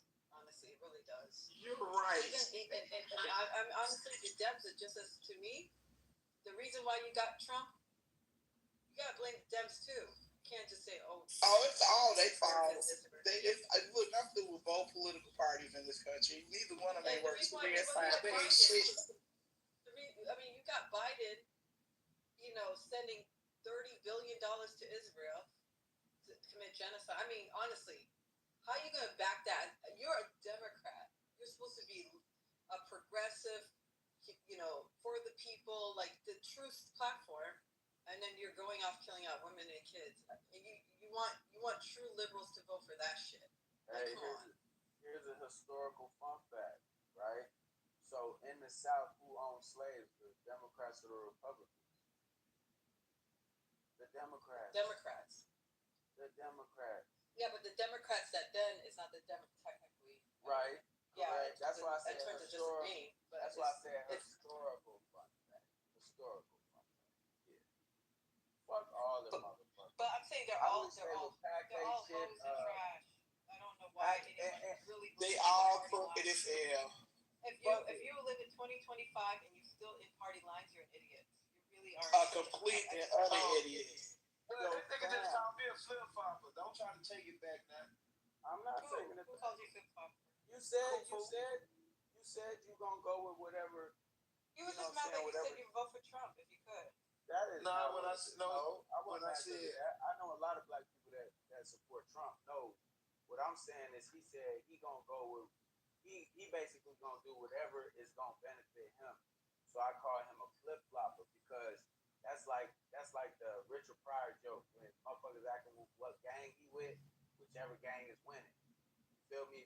What it ain't He didn't say whatever gang's winning. He said what's beneficial for me. I related that to Richard Pryor's joke. Richard Pryor had a joke when he was on stage. He said they asked him what gang he's in. He said whichever one is winning. So whatever benefits him in that moment, whoever got the leverage, that's who we gonna go with. That's not a motherfucker that stand on anything. That's somebody that I consider a flip flopper. I'm standing on me. You're gonna get right, and you an individual, and they divide and conquer your ass like that. And remember this, bro. The devil never comes through on his promise. So when them motherfuckers tell you they gonna give you this and give you that, I bet you don't receive it. Hey, you see what I just learned? Looking at stupid. I just learned, say they just take I love everything Bama. is for face You value. better fall back. Because Alexander, you know what Alexander? No. Cuckoo. I don't care. Like, Cuckoo. love it, You Bama. better not be coming for my Bama. No, I say ain't you know coming what? for Bama. Bama, all right. No. You know I what I get said it, about man. my You need to sister. go and jump off that No. plane and get it over with. Bama, my little brother. You need to go What I on. said, Well, you need to He raise don't your know little flip brother a flop. little He's the bit better. nicest guy you'll ever meet. You don't know. He didn't know that man told me I was not intelligent. That man was talking all kind of greasy shit. I wasn't throwing here. things. We always stepped talk out. shit. That's I wasn't what here for we do. That's what I'm we do. Bama. Bam is also a troll. Yeah. Well, around my family, all we do Kufu, is I know talk shit. Kufu. You a little Talk sensitive. shit all the time. Like that's just normal. It's not Kufu. personal. No, Kufu be sensitive. I'm used to Kufu.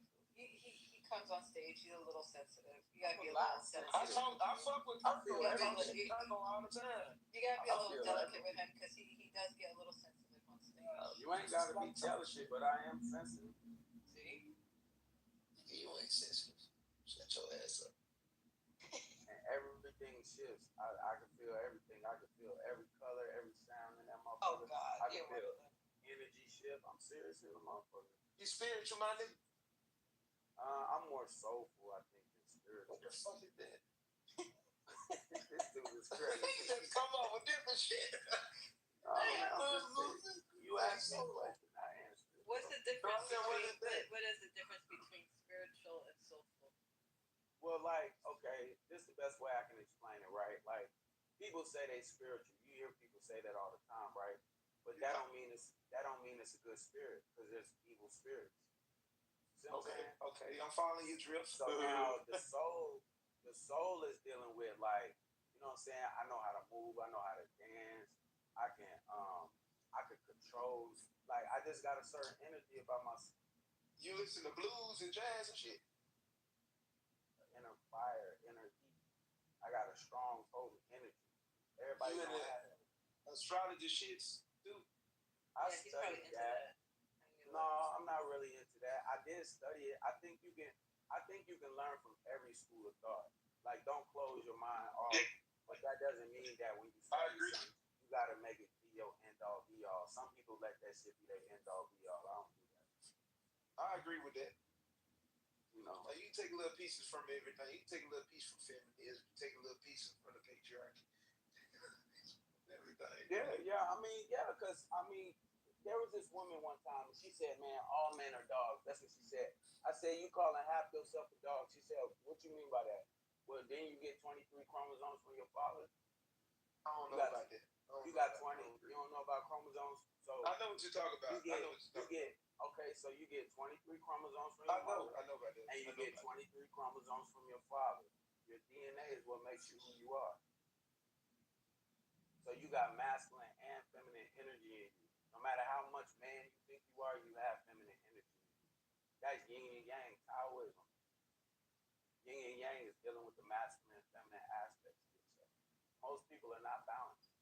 They're either extreme on this side or they're extreme on the other side. They don't have no balance. I need my woman to be balanced. And I finally got balance. Oh, you need something outside of yourself. That's why we got to be a unity. We got to be a unity. We got to be a unity. Well, don't have no expectation. That's all I'm going to tell you. Everybody have expectations. And that's where people get fucked up, because once the expectation is not met, that's when they become disappointed. That's when resentment sets in and shit. You're not just letting a person be who they are. No, see that's where you're wrong right there. You can have expectations, but don't let them expectations blind you from, everything else. You know what I'm saying? Like, don't picture all into it. Don't picture all into it. I expect certain things out of certain people, but if it don't happen, I will not be let down. You get what I'm saying? That's good for you. You expect certain things, but if it don't happen, don't get with it and ass. That's all I'm saying. Shit. It is with life. Everything you want, I'm you gonna tell ain't you. And I expect people to be equal. You understand? It's like the fucking bears and shit we was talking earlier. You can't be mad at the fucking bear for eating that guy, because I'm gonna expect the fucking bear. Yeah, exactly. I'm gonna expect the bear to be a bear. I'm gonna expect the polar bear to be a polar bear. I'm gonna expect the stingray to be a stingray. I'm expecting crocodile to be a crocodile. I'm expecting the same shit out of humans. I'm expecting them to be human. I ain't gonna have no expectation. Humans are just as unpredictable as a fucking tiger. Fuck out of here. That, like Well, you a said, tiger is real predictable. Is it? Oh, so that motherfucker could predict that tiger's gonna bite his neck? You talk about tigers in captivity. I'm talking tigers overall. I'm just saying. Oh, you think you can predict the tiger? You could be in the fucking jungle and not even know that the tiger is right there behind you. You talking about you can predict it? That's crazy. Predictability don't have to be 100%. It could be the majority. Yeah, you don't know. You young, huh? You like 24 years old, huh? You about 24. What did I say wrong? You got a lot. You ain't saying nothing wrong. I can just tell you young. If somebody predict the weather, do it and it don't rain. I don't even think you got a baby.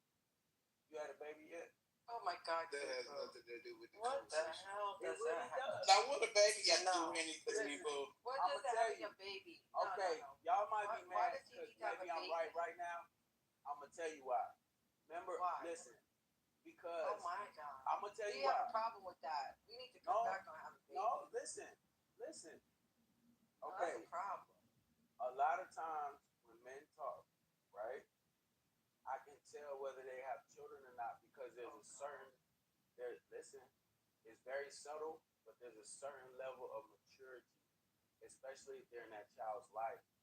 And I'm not saying he's dumb, I'm not saying he's an immature person, but I'm saying I can tell he's very fucking young. And you know what? I actually know Bama, and I know you sometimes on stage, Kufu.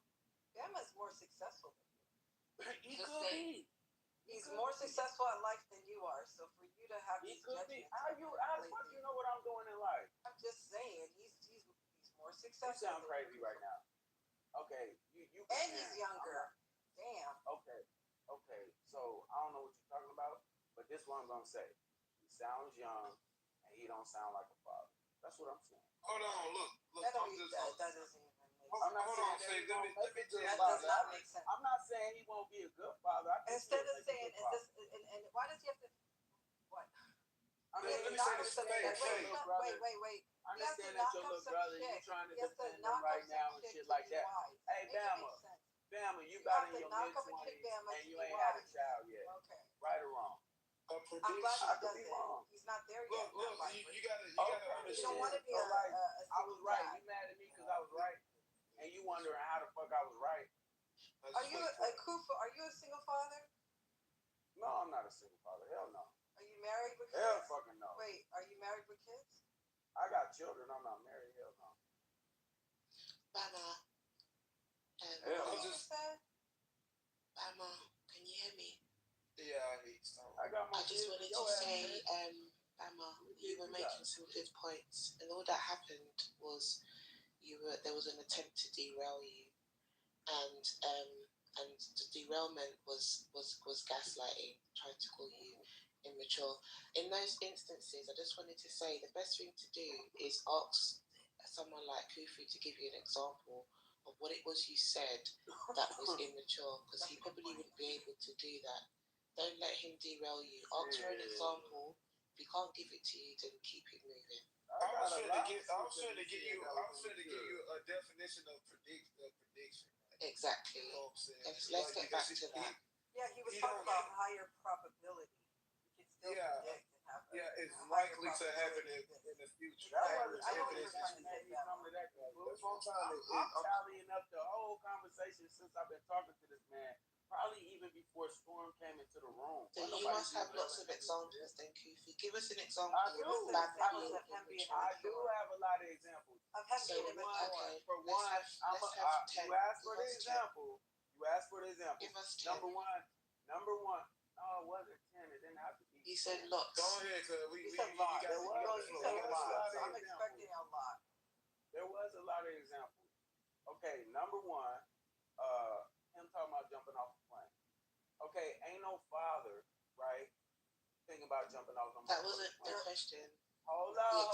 You want examples of him being immature, not him not being a father. I'm giving you examples of what I Now was he's giving what a father might or might not do. That's not what we were asking. Listen, Kufu, you You want to hear more examples? Wait.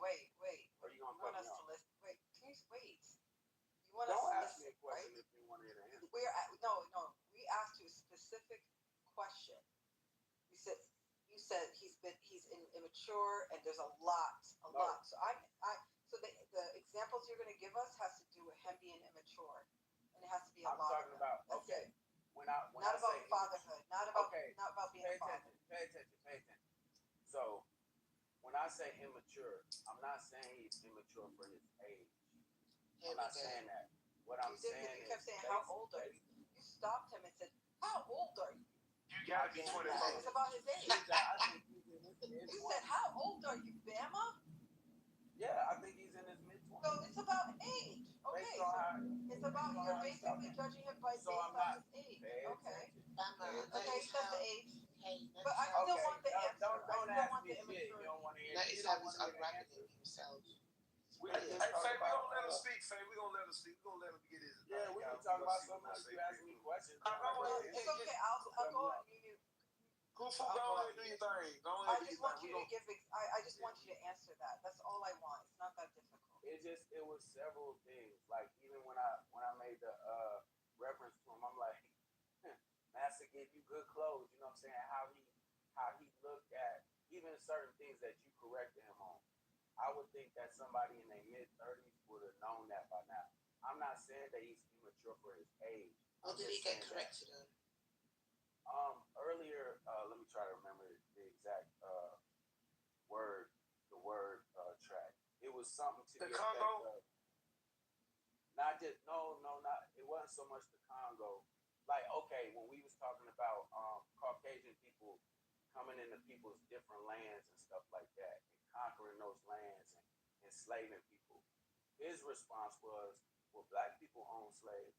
That's something to me that a young person would say that probably either that's ridiculous. Been educated or, and I mean the way that I interpret things may not be the same as you.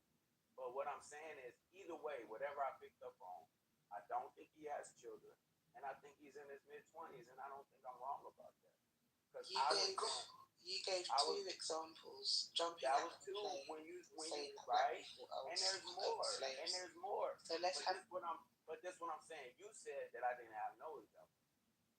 No, I said you know what's funny? I said give us. But that's your little brother. I'm not. You know what's funny? I find so crazy. Like why you not Bama has been composing himself. Like actually he's been normal on stage, right? You've been very like on the offensive side. And it's ironic that you are calling him immature when actually you're the one that's whining and crying half the time. He's actually been more composed than you on this entire experience of talking to both of you. If I have to say which one is more composed, it's Bama. And it's ironic, and he's younger. He has more kids. He has more kids too. Isn't that crazy? And the funny thing is, for Bama to live a life and not bring a child when he's not ready, I think that's very mature. That's exactly you brought kids to this world, and it's not a 2-parent household, and you're judging him because he doesn't have a kid. I'm not worried. And you don't want to. Like you should not be judging nobody. Kufu is a bitter old woman. Where Bam at? Bam, are you here, bro? Yeah, but I wanted to say something to your point, Kufu. It's not the fact that I didn't know what Caucasian people done. It was just I was just saying he's in Alabama of all places. I know. I'm just saying I don't live in that realm of blaming. He doesn't want to know be a that. victim. I don't want to do that. That's why I was like, hey, and a lot of people do call me Uncle Tom down here because I have a different way of thinking now that I've grown up and grew out that victimhood. So it's not that I cannot recognize it, which I recognize multiple times. You know what I'm saying? But that's why I say people think you have to agree to understand this. I don't have to agree. I agree with what you said, but like, yeah. You don't want to live that experience. Like you don't want to put yourself because of the historical injustice. You're not going to live your life as if you are, not worthy of doing bigger and better things. Which I'm trying to. I was saying the same stuff. The odds were against you growing up. Like you could have.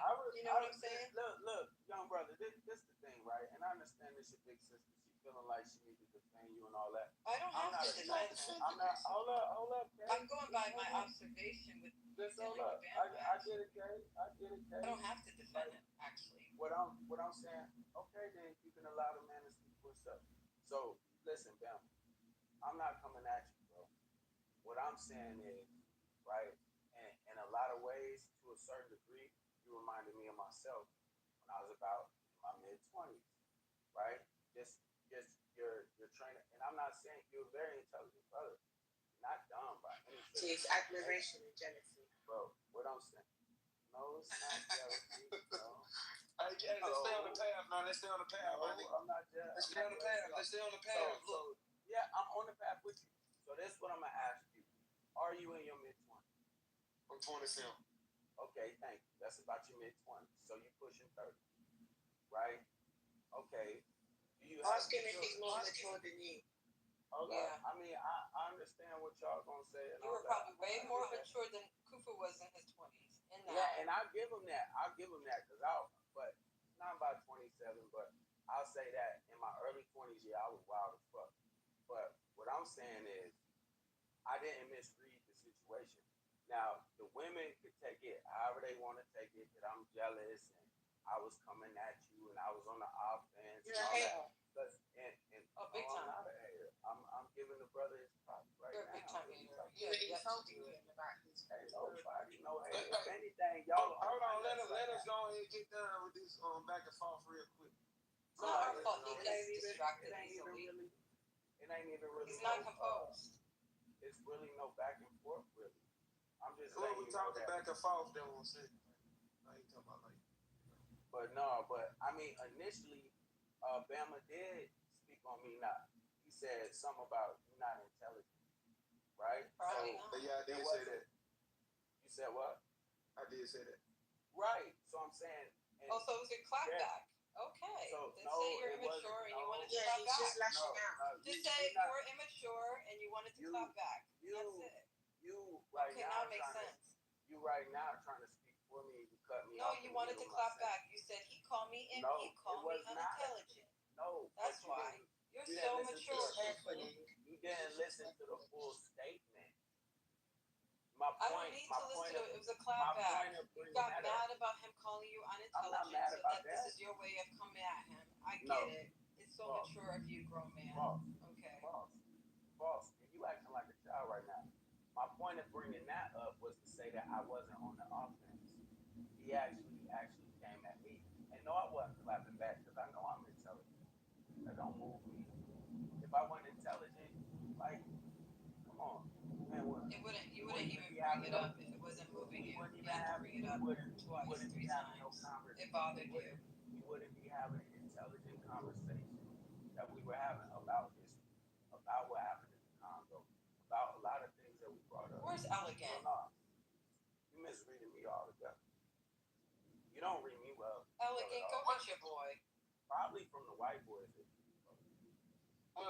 I love them. And I love them, Kufu. I bet you all do. My heart and soul. I sure do love them white boys. And you I'm love married to them. one. What are you doing? Okay, I'm married to one. How do you feel about that? I don't feel anything. Okay, so then don't worry about it. I'm not worried about it. Okay, then don't reference it. You brought it up. You said you like all them white boys. You brought it up. Let me just say this last thing real quick. Earlier. Hold on. I said I don't want you to think I hate white people. I know you don't hate white people. Why? How would you hate white people if you married to one? That don't You even. didn't know I was married to one until right now. I knew you was fucking them. Shut up. I knew you was fucking them. No. Yes. No, I'm Muslim. No, you don't know me. Came out of your own mouth. You don't know me. I did not say that. Never did and never have. I know what never you said. Bama, did I ever say that? You said you swirl. I don't even talk. I said I swirl. So what does that mean? That means that you fuck white boys. What are you talking about? No. Then you ask Elegant. Dumbass, you're dumb. You don't know me. And then she was talking about the white boy that she was fucking with. I said I swirl. That doesn't mean I'm doing. This guy's that dumb. Means you're you are fucking dumb. them. Bama, you're right. That means He's you're fucking them. He's dumb. That means you're fucking them. Look, though, Yo, John, what the fuck is you doing? Is you cool? Hey, turn in that pink ticket, man. John, if you gonna talk on stage in the background, What's going on, KIC? So you sound like you got cotton in his mouth. Hey, turn in your pink ticket, bro. John, I don't understand what you're saying. Hello? We can't hear you, bro. Hello. Okay, hello. Can you hear me? Can you go louder? Like, are you on your voice? The isolation is on. You can hear me now. Hey, turn your music down in the background, whatever. John, we can't hear you. If we can't hear We you, have a lot of people saying we can't hear you. Why are you telling us we can? Okay, but why can't I don't know. Is he okay? But that's wrong. You sound drunk, this motherfucker. Hey, turn your I can't. One moment, please. Yo, man, come down. Real quick. Hold on. There we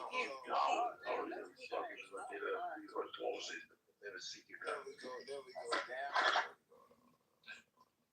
They had turn hand raising off, man. I'm sorry. What the fuck was that, man? I took it off. So Kay, what are they talking about? That was funny. Sorry, Bama. I just had to go on it and had to look for it. Gosh, whoever set the room up didn't. I guess we did it at the same time. Because I did it too. That shit was funny. Yeah, man. It's all good, man. Hey, we be cool in it, man. You know. I don't want to take shit that hard. But yeah, back to the subject at hand. Storm, what up? Oh, she on the big ass horse. Hello, Bama. I love that picture. I love that picture, Storm. Thank you, Kate. Hi, Pretty. One of my favorite podcast characters. Hi, Bama. I think she's asleep because she hasn't been talking much at all. Yeah. So in regards to the title, should you let men cheat in peace? It will be so peaceful that he will be in the relationship by himself. That's my answer. Damn. That's messed up. I think that it's I think cheating is a psychological disorder.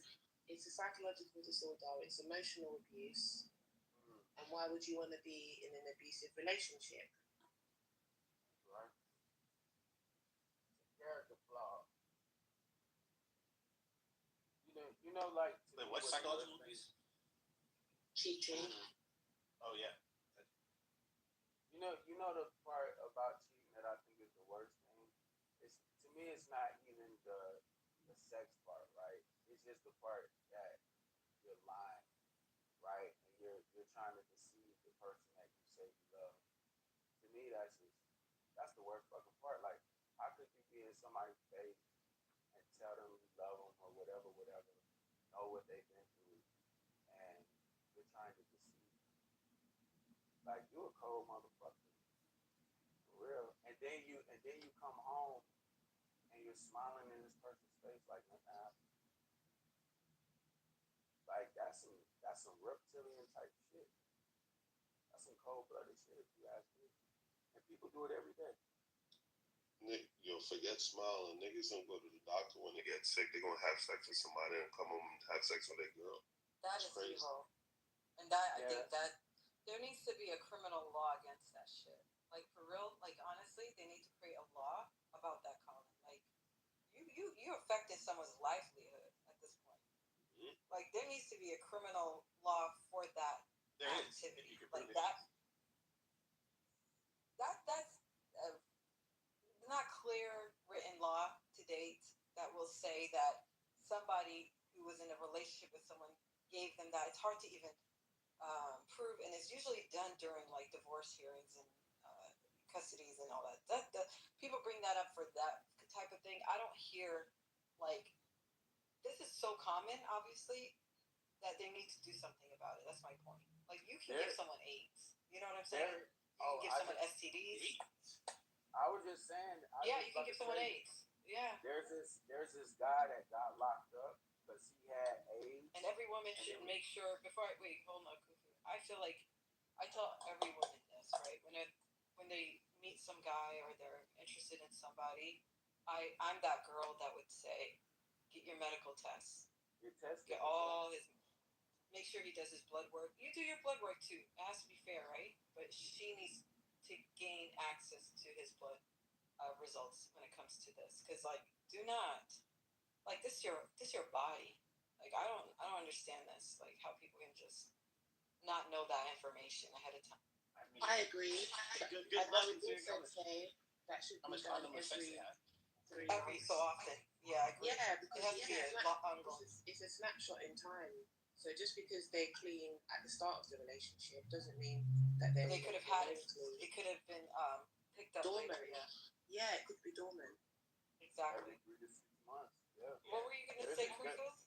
Yeah, I was about to tell you there actually I did see a case where a guy knew he had HIV and he was spreading it, and they proved that he knew he had it and shit, and he infected like a number of people. Yeah, he went. Yeah, I heard about that, but that's like, it took how many victims? Man, Didn't Usher give someone herpes? It was a crazy number, but yeah. Oh, you talking about down here? You talking about down here? You talking about down here in Birmingham?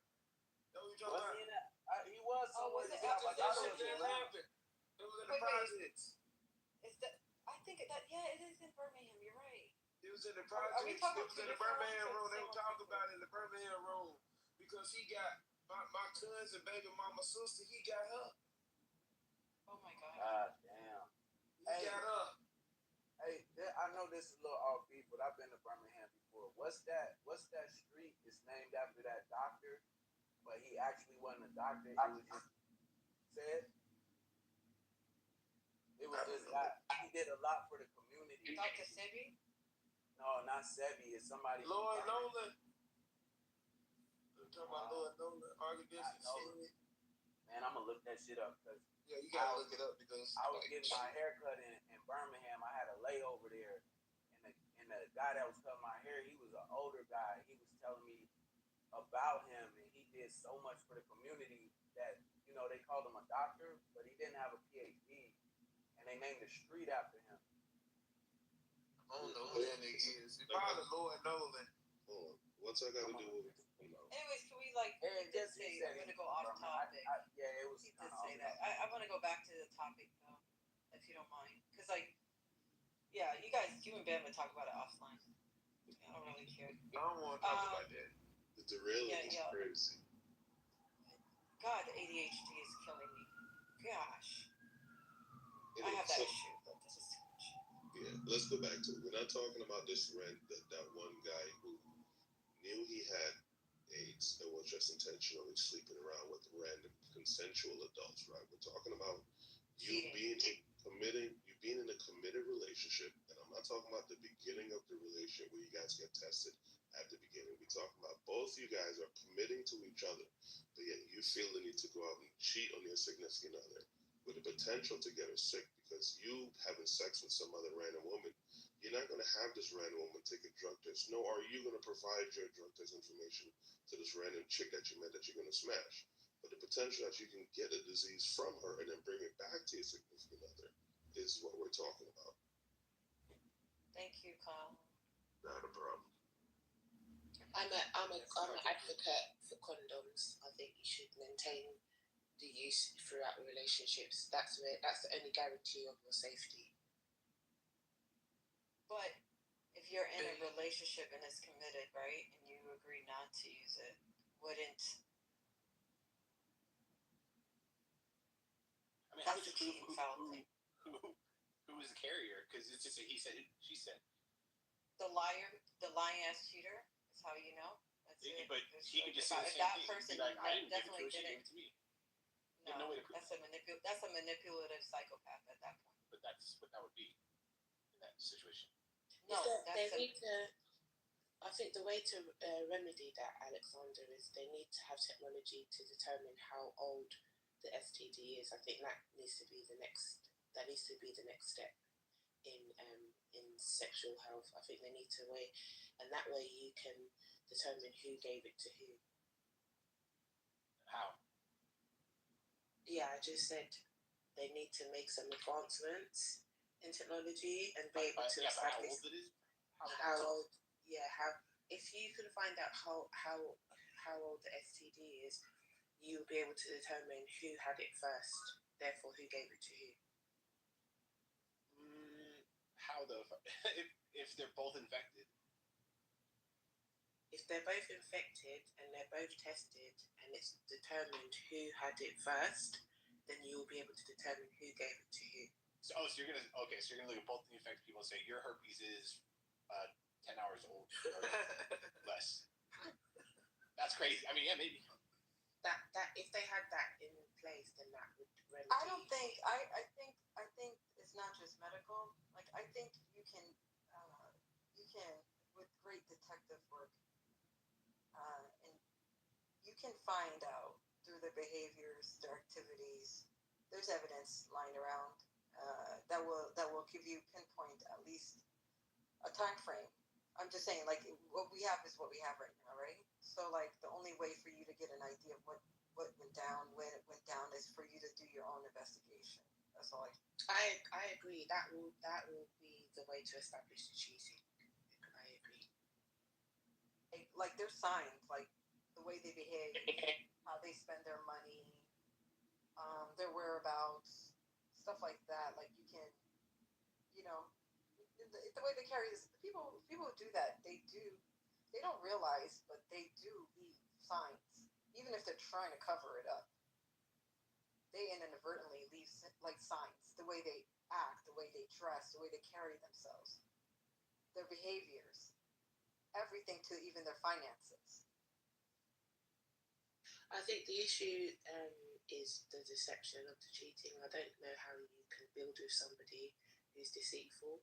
That's why I think that if you find out your partner's cheating, you should leave them, because it's impossible to build with someone who is untruthful. Yeah, and if they do it once, they'll do it. Condoms are not 100%. They break and shit. Like you want to be smart, honestly. Not be smart. Some people just follow their gut. They mistake attraction for love. Motherfuckers tell me they love me, I be trying to. So Kufu shouldn't and be allowed to cheat then? Fuck no.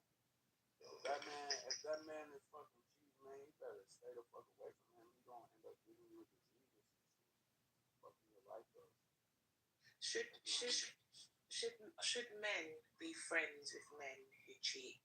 Because again, if your friend is a cheater, your friend is deceitful, would you want to have a friend that's deceitful? Fuck no, because if he'll do that to his wife, and that's who he got a fucking baby by, and that's who he lives with every day, then how the fuck is he gonna give a fuck about me? You know what I'm saying? You can't get no closer than having a mate. You know what I mean? I don't care how close we are as friends. Like, I'm not sleeping in the same fucking bed with you. So if you dog her out like that, then I know you don't give a fuck about me. I don't know. That's just like I won't hang around a motherfucker who don't take And you can't even do business with that person. If he can cheat again, he can cheat on your business practices. Like there's just so many. If that were true, men wouldn't be able to do business with any men. No, there are men who do business together. That's not. No, I would say more men cheat than don't. I'm not saying that. I'm just saying the characteristic flaws. Like if he's cheating in his marital relationship, he can definitely cheat on his work with you, like the business deals. He can steal from you. He can lie to you. What makes you think you can separate immune to that No, you can't. What makes you immune to that possibility of him doing that very same thing to you, but just in financial ways? Like there's no guarantee that. He already showed you who he was, and now you're going to risk your business practice, your livelihood, with this guy who dogged his wife.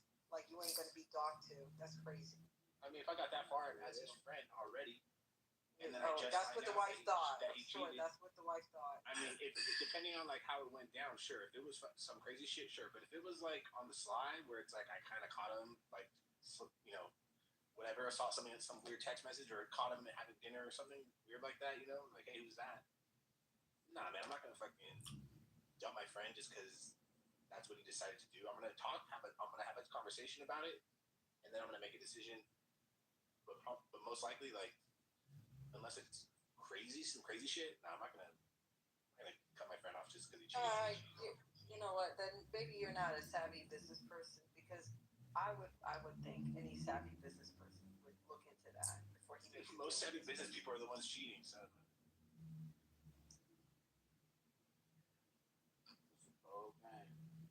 I stopped. Only if that nigga trying to make me cheat, then I gotta cut that nigga out because, like, nigga, you like cheating. I guess risk averse is the issue here. I guess some people are willing to. Some people are willing to take more risks. Fine. I'm just saying, a smart business person would not feel comfortable being played and seeing your track record. You have a high chance of doing the same to me. What makes you immune to that? I don't understand. No, you probably go to church and reverend cheats. I have cut motherfuckers off. You can find some loyal business people. I don't know why Check you this out. just want to work with cheaters. This is the shit that I hated. I hated when a motherfucking associate I might miss the question. tried to use me as a motherfucking, like, a scapegoat, like lie to his girl and say that he was over there chilling with me. Like, when I heard him tell me that shit, I cut that motherfucker off. You know, that's good. Yeah, that's different. Yeah. No, it ain't different. It's the same Yeah, shit. he's using me as a scapegoat. That's way different. If that's your motherfucking friend, he gonna try to get You don't know lie that. to his girlfriend. Man, I would never do that to my friend. I lived that motherfucking shit. What are you talking about? Well, that's one of the reasons. That's one of the reasons. But they do that shit all the time. They used to do that shit all the time. Kufu ain't lying there trying to make you. Kufu, you did the smart thing. I know never I had a friend did. do that to me.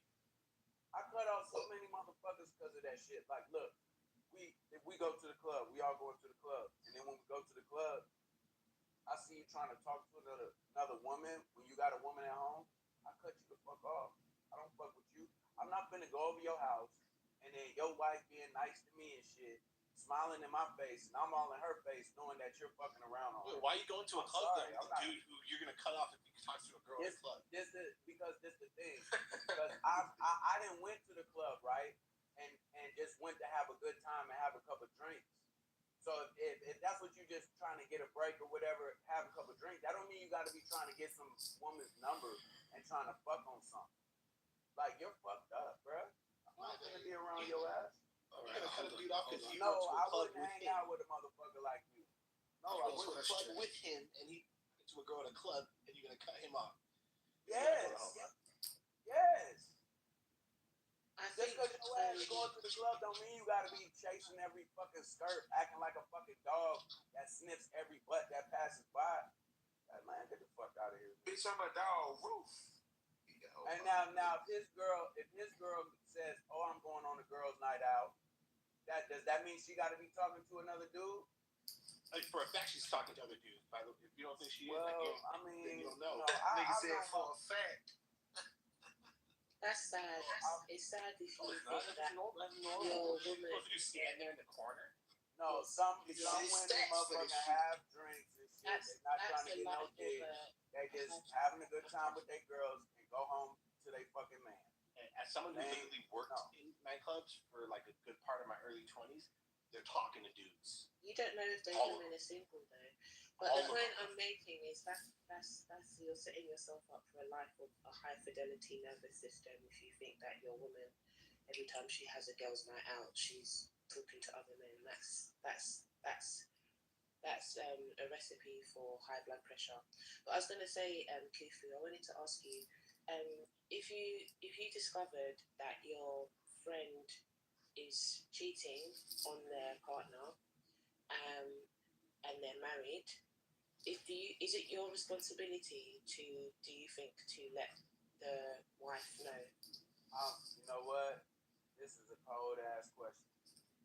I've been in that situation, and I'm gonna just be honest with you. When she came to me and asked me, right, I gave her my most honest answer. I don't get in people's relationships, and that's my boy Drake. I love him to this day, but I stopped hanging out with him after that because I don't like being put in those positions. I'm not about to be disloyal to my friend, but at the same time, I'm not gonna lie to her. So that was the most honest answer I could give. I don't get in relationships, and that's true. I don't. She would have read between the lines. Because he, let's put it like this. I would have been betraying my friend if I told her the truth, correct? Right. And if I would have lied to her, I'd have been a fucking liar. And guess what? Even if I'd have told her the truth, she might have still went back to him. So now once they get back together, they're both looking at me like I'm fucked up. So I don't get in people's relationships. I just don't. I think that's a smart answer. I think that's very diplomatic, and I think you're right. There is a chance that they could get back together, and then you could be seen as the person that, you know, the blame might be. Yeah, he's gonna be mad at me like, motherfucker, you tried to fuck my shit up. I ain't trying to go through all that. But no, me, I stopped if hanging I out was with him. a guy, I wouldn't care. I wouldn't care about how I'm perceived by the wrongdoer. You're the cheater. You're the person that's initiated this bad behavior. It's your fault. You're the catalyst for disaster. I was asked. Your woman approached me, and so I'm going to tell her because I'm going to cut him off anyway. So I don't care. Yeah, I'm not going to lie. I'm not going to lie. Yeah. No, I didn't lie. Wow, fuck that. I'm lying all day. We know you lying all day. Yeah, you know, you're Alex. Your character is so flawed that it doesn't even matter. No, it just means I'm loyal and I understand my fucking role. I'm not gonna snitch on I'm gonna snitch my homie out. Why would you? Yeah, he act like lying is a noble thing. That's crazy as fuck. It's the only noble No, thing. but you know what? I was in my early 20s, and that's what I really started to learn about. Be very selective about the people that I allow around me, or people that I place myself around. I started to learn that. Like, I just can't be around anybody because if you hang around dogs, you get fleas. And I don't need no fucking fleas. I'd rather be by my motherfucking self.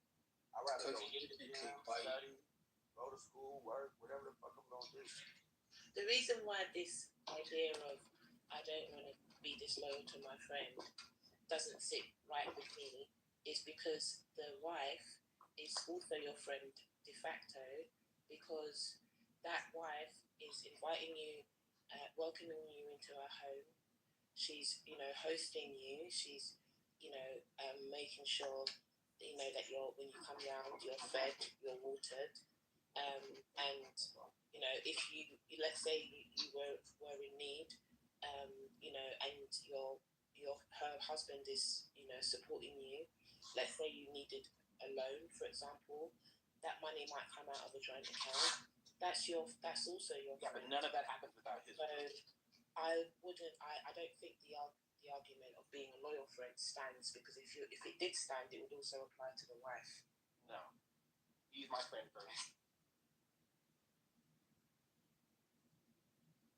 You know, if Alex ends up being your husband's friend, boy, you know you in trouble. Yeah, don't look to me. I shit, exactly.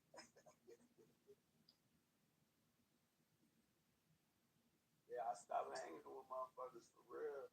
I start seeing that like niggas wasn't shit, man. Like if I don't hang around motherfuckers that don't take care of their kids, I don't hang around motherfuckers that do they woman bad. Because you ain't shit.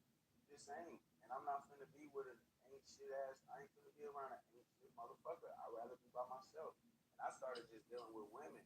I would keep women around me. And then I learned that some of them wasn't shit. So then I had to be like, you know what? I gotta make sure I keep quality people around me for the right reason. I'm not trying to be part of nobody's fucking shit. There's also the community argument as well, because when these men are going around cheating, they're also destroying the community because they're creating these broken homes. They're damaging women who are supposed to be the child rearers. They're also just ruining women for men, you know, future men who want to be with this person, who might want to be with this person. So, you know, there's also the community argument, and I feel as though the only people that can actually like correct that is other men. I feel like a tactic would be shaming. I think those men need to be shamed for cheating. I think stop being their friend is like phase 1. I think letting the wife know that the cheating's happening is phase 2. But I also think phase 3 should include shaming, so that this doesn't happen. And I also feel like before all of that, we need to stop socializing men to believe that cheating is part of manhood. And then, but where's the woman's responsibility from in all this? yeah, that's what I was just about to say. A lot of times these women know that these men are married, so it's like women have to stop doing that to other women too. You know what I'm saying? Like if you know that this man is married, you know what I'm saying, don't fuck him because you're doing that to another woman. You know what I'm saying? As women, just understanding that and really respecting that. Instead of thinking, oh, she's a pick me or whatever, I'm the side chick. It's like, no, you're hurting another woman, and one day you may want to be married too, and you don't want your husband fucking cheating on you. So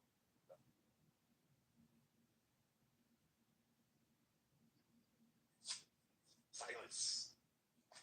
No, I agree. I think there needs to also be accountability by the women, especially for the community argument.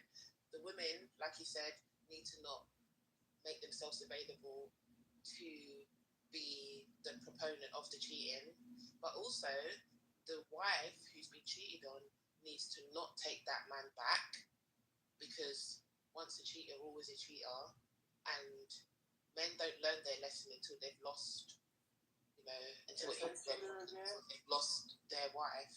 And so I feel as though there needs to be, you need to buy a passport and take a trip to the UK. That might actually make you just be normal about accents. Anyway, I think that you need to, I think there needs to be an assessment on both men and women in these situations. I agree.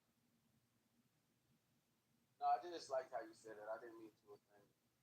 I got plenty of friends from the UK. And they say girl. They don't say garage. They be like girl. You know when you speak to us, you sound foreign, but we don't ridicule you about it. I wasn't trying to ridicule you. I actually like people's accents. I'm sure I do sound like I have an accent. Yeah, you have an accent. You have an American accent. For sure. All the years I've been on this planet and lived in the UK, everyone says cheetah or cheetah like that. So when we hear somebody say cheater, we're like, wow, that's different, but we don't make a mockery of it. I wasn't trying to mock you. I apologize. I didn't mean to use it.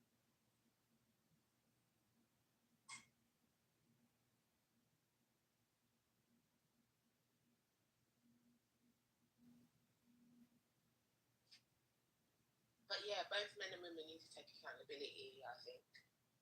It's not just on the men.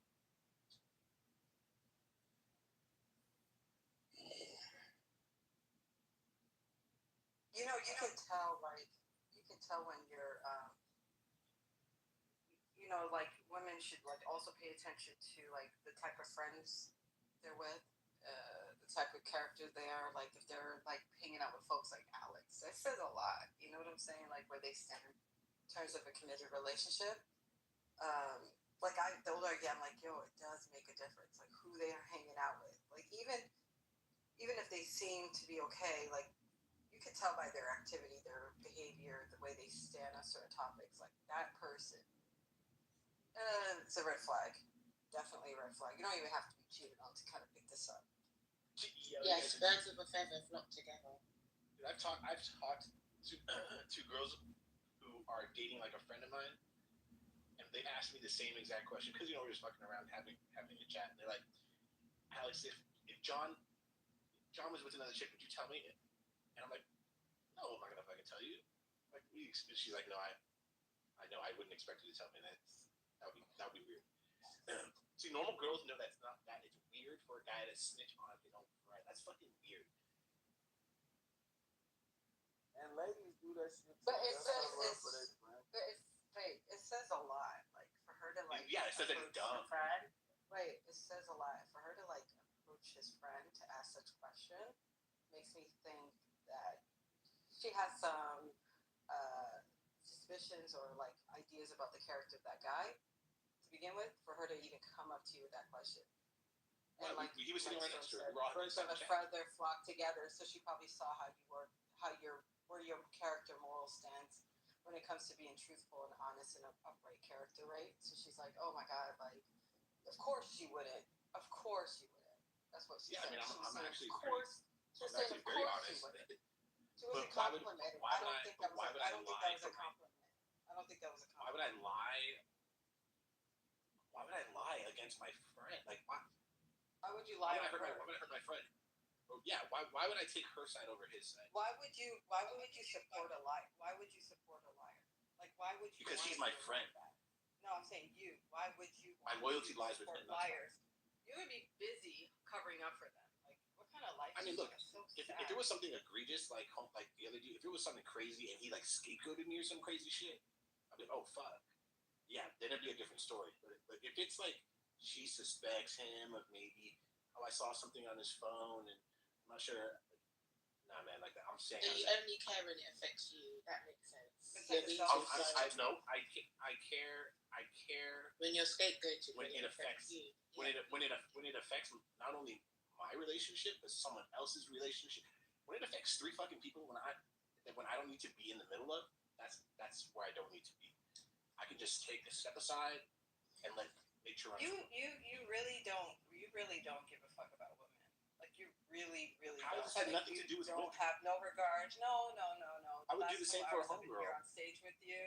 You asked Bama, I would never. You were like, I would never treat my sister for a birthday trip. You were like shocked that he did it. So I would never do that for any your girl sister. to a birthday trip. You're right. Who is this chick to you? Nobody. I get it. But I would do the same for my homegirl. I have female friends, and they're like my homies, and I wouldn't fucking snitch her out for her new boyfriend. If her boyfriend's like, hey man, it's fucking so be real with me, so fucking, I'd be like, dude, I don't know, honestly, man, you gotta talk to her about it. Can I also just circle back to that scenario, Kay, about the woman who has a suspicion that her partner's cheating? I think there's also space for accountability there too, because I feel like if women have a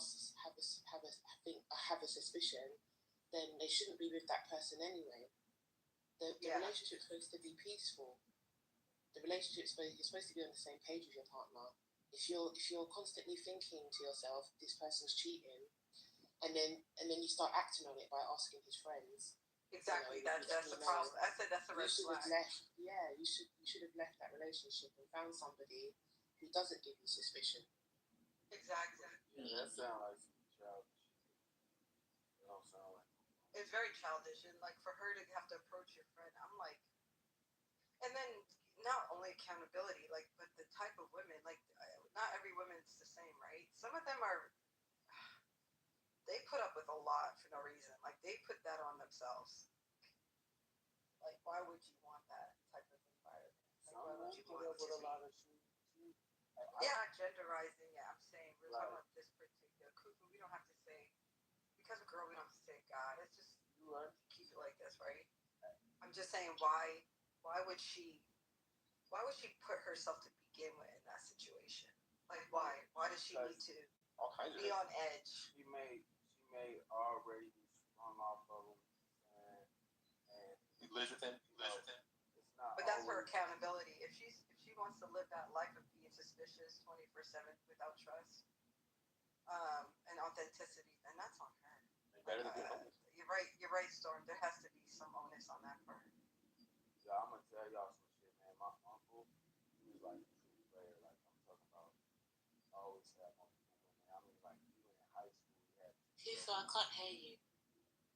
Oh, y'all couldn't. He was saying his uncle was a true player. Yeah, he had multiple. Yeah, but he needs to speak more into his mic. I heard it. Still, like, So my uncle. That's better. He used to always have multiple women, right? He just had a way with women, and he got mad at me because I wouldn't lie to one of his girlfriends. I mean, he got mad, and I was like, I love you, bro, but you can't put me into that. I was like, these women come by, help grandma, they're good to me. I can't just look somebody in their face and fucking lie. I can't. If it's by accident because of a lack of knowledge of something, that's different. But like blatantly fucking lie in somebody's face that I'm supposed to be cool with, I just can't fucking do it. And I wouldn't even lie for my uncle. He was so mad at me. He was like, when she called, say this on the phone. I'm like, Uncle, I'm not doing that. He stopped asking me that shit after that, though. Of course. You've got a good moral compass, Kofi. That's good. You know what it is? I'm gonna tell you what the fuck it is. You're still a hater, then. Yeah, he's a hater with yeah, he's still a hater.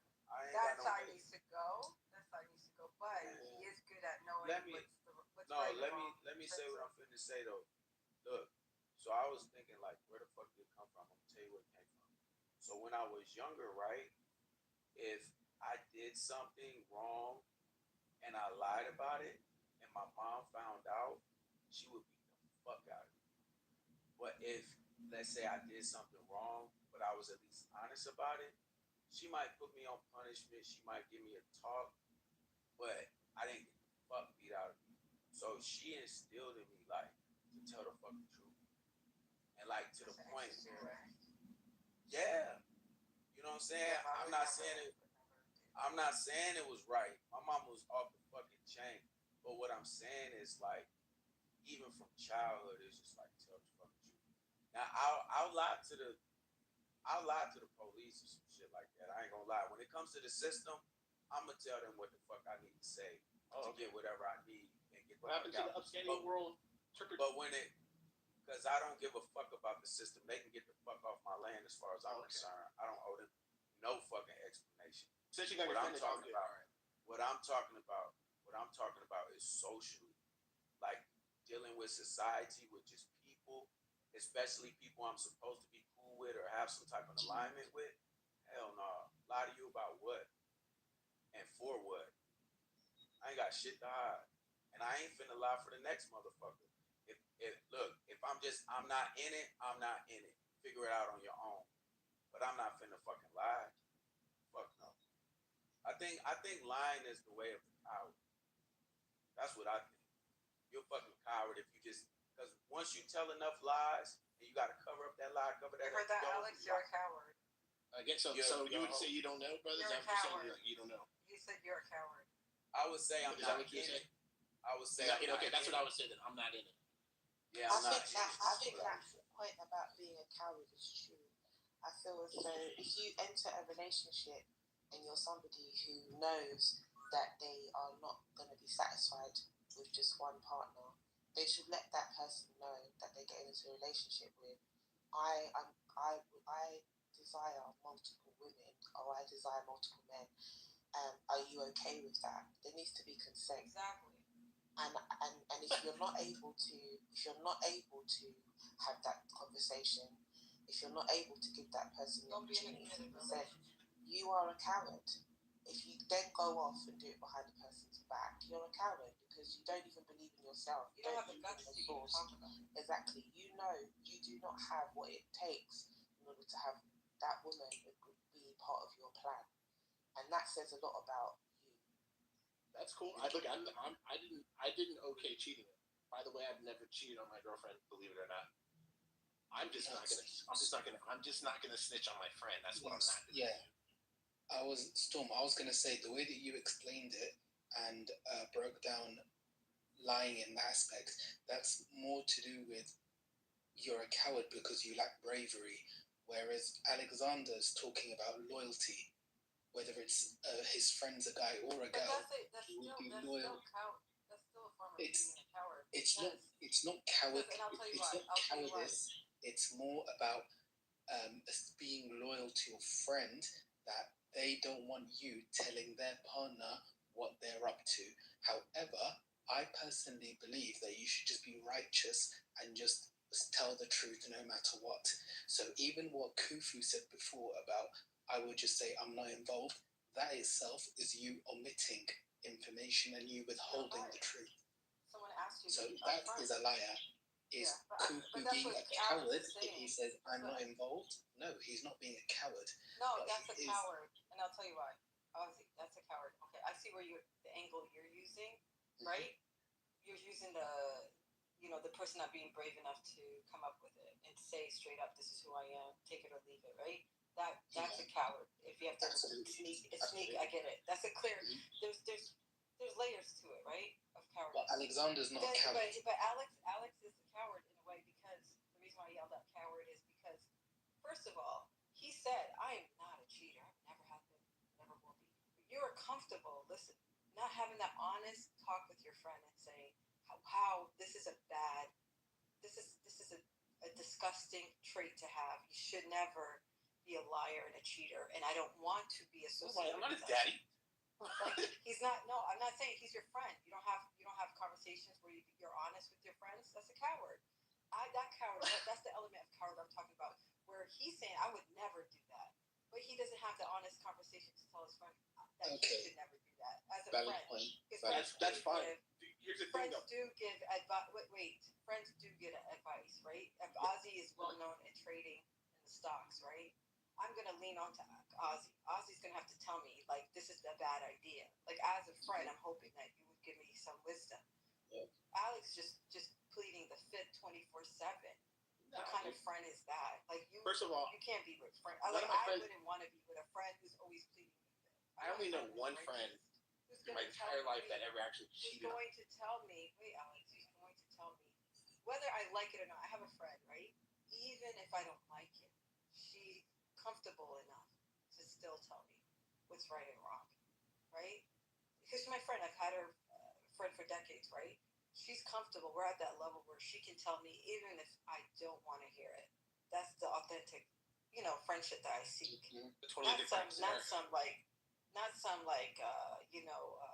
I'm only going to be with you with this condition. You know what I'm saying? My No, friendship that's is what you're saying. unconditional. That I'll tell my friend everything. I don't give a fuck. Me and my friend. they wouldn't be There's no- comfortable cheating around me. Dude, That's all I'm I- gonna say. I'm that type of friend. You would never be comfortable. No, I'm talking about my female and that's friends. Anyway. fine. And that's fine. But what I'm saying is, even if I did tell my friend this, and he so happened to fucking get belligerent one night and went off and fuck some chick, I'm not snitching on my homie. Now, me and him can have it out one on one, and whatever that comes, that's it. But I don't need to be involved in his relationship. It's not going to help me. No, I didn't say. Okay, I don't want to be around those type of people. That's just my personal preference. Like I don't want to be around cheaters, cheating ass people. Like that's just something I can't stand, right? But a lot of them tend to use their friends, like Kufu was saying, cover for me, do this for me. I was with you last night. Blah blah blah. A lot of them need their friends for their shady ass activities, and that's the coward thing to do as well. Like there's just so many elements of being a coward, and it's just disgusting. I don't even know why you want to be around that. Like what happened to character? Nobody wants to be with someone with good character No anymore. brother has no character, no integrity, no, you know what I'm saying, no moral compass, none of that shit. They just out here doing whatever the fuck they want to do. No character, no backbone. That's why I stay to my fucking self. Kofu, to be fair, Hey, Kufu. real quick though, because I did want to speak on something that Storm said when Okay, she was talking Kufu about then Ozzy. whenever she was speaking about that part about like when you meet a woman, you know that you're gonna want to deal with multiple women and not having a heart to fucking tell that woman.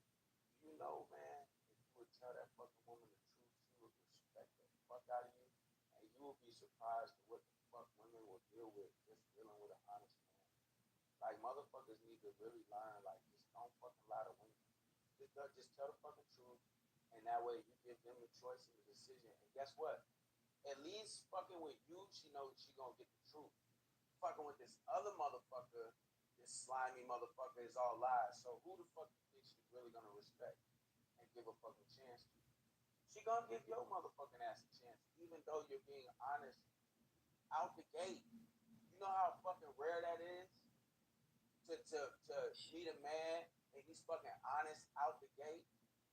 That's actually gonna want to make her want to be with you even more. Look, crickets. experienced that before. But I just think what you're saying is all wrong. I don't think it's gonna quite go over as well as you think it might. I didn't live this shit. Probably I'm not telling you. Listen, man. Relationships come with all kind of fucking complexities, right?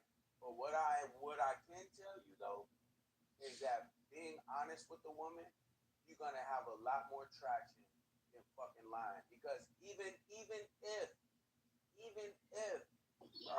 she get hurt, she wild the fuck out, whatever the fuck, in the back of her mind, she's always gonna respect you because you always told her the fucking truth. You probably would not know anything about that. Honestly. I mean, all right, I can go now, right? Yeah, go ahead, Ozzy. No. Okay. No. No, Ozzy. Okay. You can go now. No. Okay. Now, realistically speaking, I see and understand and envision what Alexander is saying to be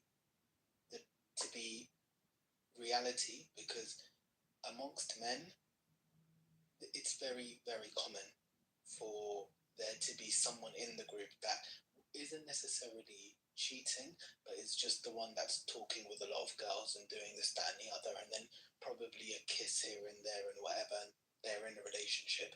And guys would see it, would be like, what's going on there? But because you don't know what's going on in his relationship, you stay out of it. And with guys, we generally do that just because it's none of our business, unless that friend wants to tell us this is what's going on in our relationship, and then at that point we give him advice. What you're saying, Kofu, there's a bit of a contradiction which isn't sitting well with me, because you're saying all these things that you're very upright, and you stand up to the moral high ground of making sure that you're always being right by women and this, that, and the other. But it contradicts what you said earlier about if your friend's girlfriend or friend's partner asked you and you answered, I'm not involved, you are omitting the truth and you are not standing by the high values that you're claiming that you have. And that just doesn't sit right with me. And I think if that's the duality that you wish to live life with, that, yeah, I respect women and I think and I will always tell the truth, but that's the kind of answer that you would give to your friend's girlfriend if you knew that your friend was fucking up, then you just need to look at yourself in the mirror a bit harder. And just to make things clear, and I respect your submission, right? And there's some truth in what you're saying. What I was actually giving was a real life scenario that I actually went through. He said right? At the end he dropped the friend. No, allow me to speak for myself. Okay, okay, go ahead. Yeah, allow me to speak for myself. Sorry. Yeah. So I was given a real life scenario, something I actually went through in my early 20s, right? And at that point in time, I knew Dre a lot longer than I knew his woman, and I didn't know he was gonna cheat on her. It was like we were supposed to just go to Branson or whatever, have a good time, whatever. Next thing I know, he's fucking a bitch in the car. And I'm like, fuck.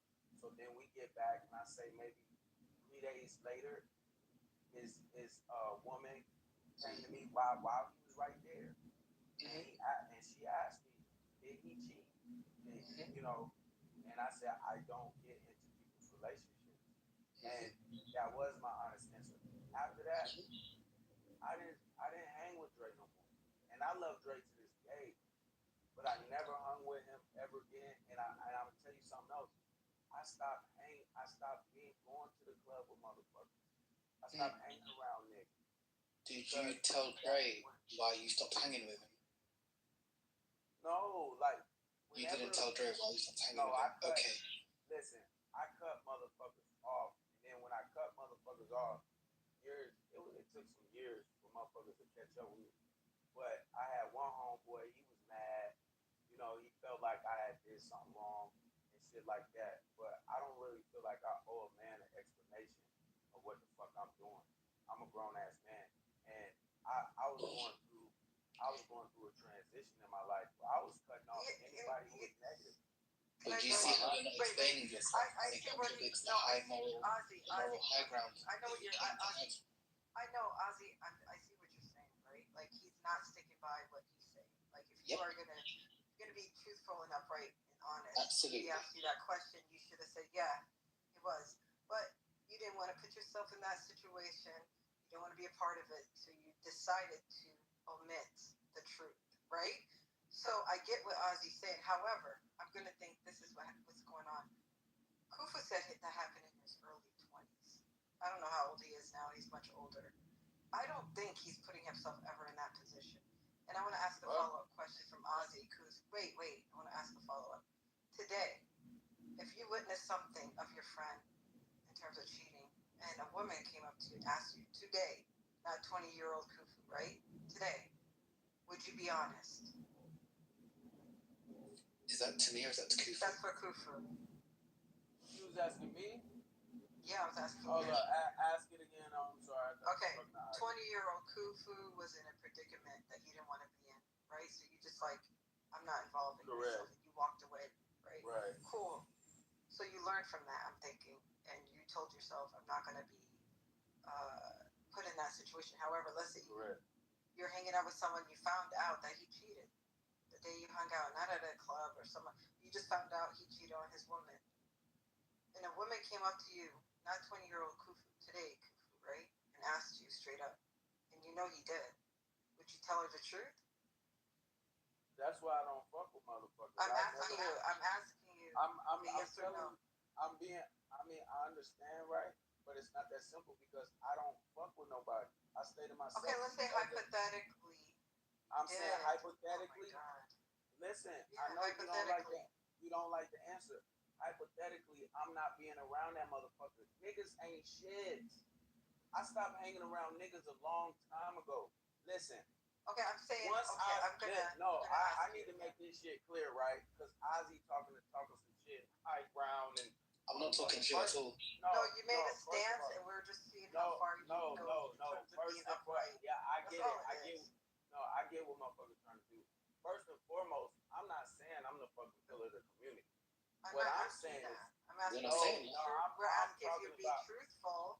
If a woman came up to you and said, your cousin cheated, your uncle cheated, your brother cheated, would you say yes? Would you tell them yes or no? I told my own motherfucking uncle I'm not finna lie for him. I'm talking about today. I'm telling you today. A woman came up to you and asked you a question. Hey, the fuckers. A woman came up to you. I asked the question, you're not answering. You don't have to repeat the motherfucking question. Okay, then answer your question. I'm not putting myself in that position. Oh, God. Yeah. That's the part. He doesn't want to answer. You know why? Because he's not fulfilling the claim that he's an upright man. That's all it is. I'm not saying I'm upright. You motherfuckers put that on me. What I let you know, the situation I was in, I let a motherfucker know I'm not getting in your motherfucking relationship. And I left motherfuckers alone. Okay, hold on. I stayed to my fucking self. And then after that, I started dealing with nothing but women. You know why? Because women tend to be less jealous. They don't want to fucking fight. You know what I'm saying? They're a lot prettier and they're a lot smarter. So I started hanging around motherfucking women. Yeah. Listen what the fuck I'm telling you. Listen to what the fuck I'm telling you. I started hanging around nothing but women. Period. Because of the shit niggas do. If I get money and I get a new car and shit, a woman gonna want to be around me. She's not gonna be jealous of me. Alexander, read the chat. Read the chat, please, Alexander. Yeah. So I started hanging around women. I think everybody. I think it's around women. He doesn't want to tell the truth. But when I started, I'm telling you, motherfucking telling everybody. They were lying for a guy. That's lying for a guy. Omission is still considered a lie in my eyes. And that's fair. That's fair. I'm not getting in nobody's fucking relationship. That's something I don't fucking do. Because guess what? Like I said, even if I'd have told her, yeah, Dre cheated on you, guess what? She'd have still been with Dre. Exactly. Me and Dre are still friends to this fucking day, but I don't hang around him. He live in a whole nother state, but I can hit him up right now. Be like, what's up, Dre? He gonna be like, what's up? And like nothing ever happened. Right? Because he was a cool dude. Okay, cool. Right? But I ain't finna go to the motherfucking club with him. I ain't finna hang with him. and he doesn't know that. And he it wasn't him the balls to tell him either. They know that. They know that because I'm gonna tell you how they know. First of all, Dre wasn't like the other motherfuckers that was crying because I fucking did my own thing. Dre always knew I was my own man. So if I'm elevating myself in my life and I'm cutting people off to do it, sometimes that's what it takes. I don't owe no fucking grown ass man no explanation for why the fuck I'm not. So he's not gonna be honest with his friend and the woman. That's good to know. Yeah, so you basically deflected. You've used your persona and the impression that you have on people as an excuse to bypass being honest with your friend Dre about what he done wrong that put you off him. He just thinks, oh, Kufu's just on his own journey and he's doing his own thing, and that's the reason why we were just not in touch anymore. But really, he doesn't know that you were put off by what he done, which is why you Because he's a coward. He didn't want to tell him. Y'all are real interesting, right? So check this out. No, that's a coward. No, check this out. You can call it whatever you want, right? But it's the one. Do you know what? Let's be honest. Hold up. You went in at Alexander, and Alexander, I generally don't agree with him, but there's a lot of what he said today that is very realistic, even though it's immoral. It's realistic in terms of this is what transpires in the real world amongst male friends. Right. It's realistic to you because them the type of motherfuckers you hang with. Listen. No. I'm not saying that. Yes. Let me tell you. I never said that about Yo, Kufu, you gotta let him land, bro. He won't. I never said that about my friends. It's getting annoying. He's modding.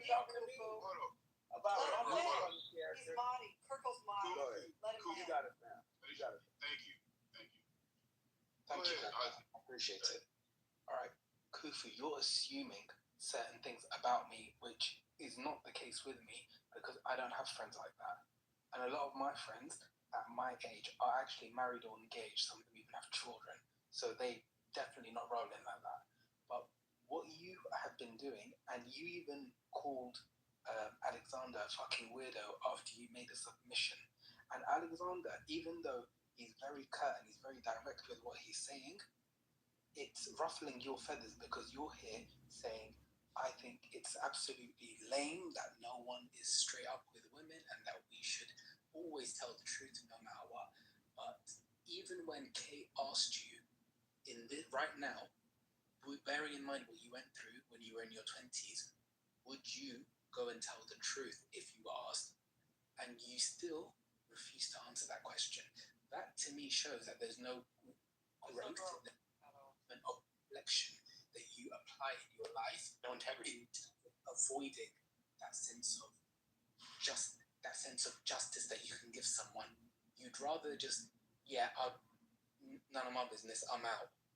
But you can just make their life easier and let them walk away with honor and complete integrity over the situation that they've had to go through. Because that woman, hypothetically speaking, it's embarrassing for her to go to her boyfriend's friend or her fiance's friend or husband's friend to find out what's he doing. A woman does not do that, hardly ever. They would get their friends to do research and find out, is he cheating on me? But it would be 1 in a million that they would actually go to her partner's friend and ask that question. Because they know that the partner wouldn't be upfront with it. Yeah. So that's why women tend to do that. Absolutely. So what's the reason? He said if he said, in my 20s I didn't handle it well as being an upright person with strong character and integrity.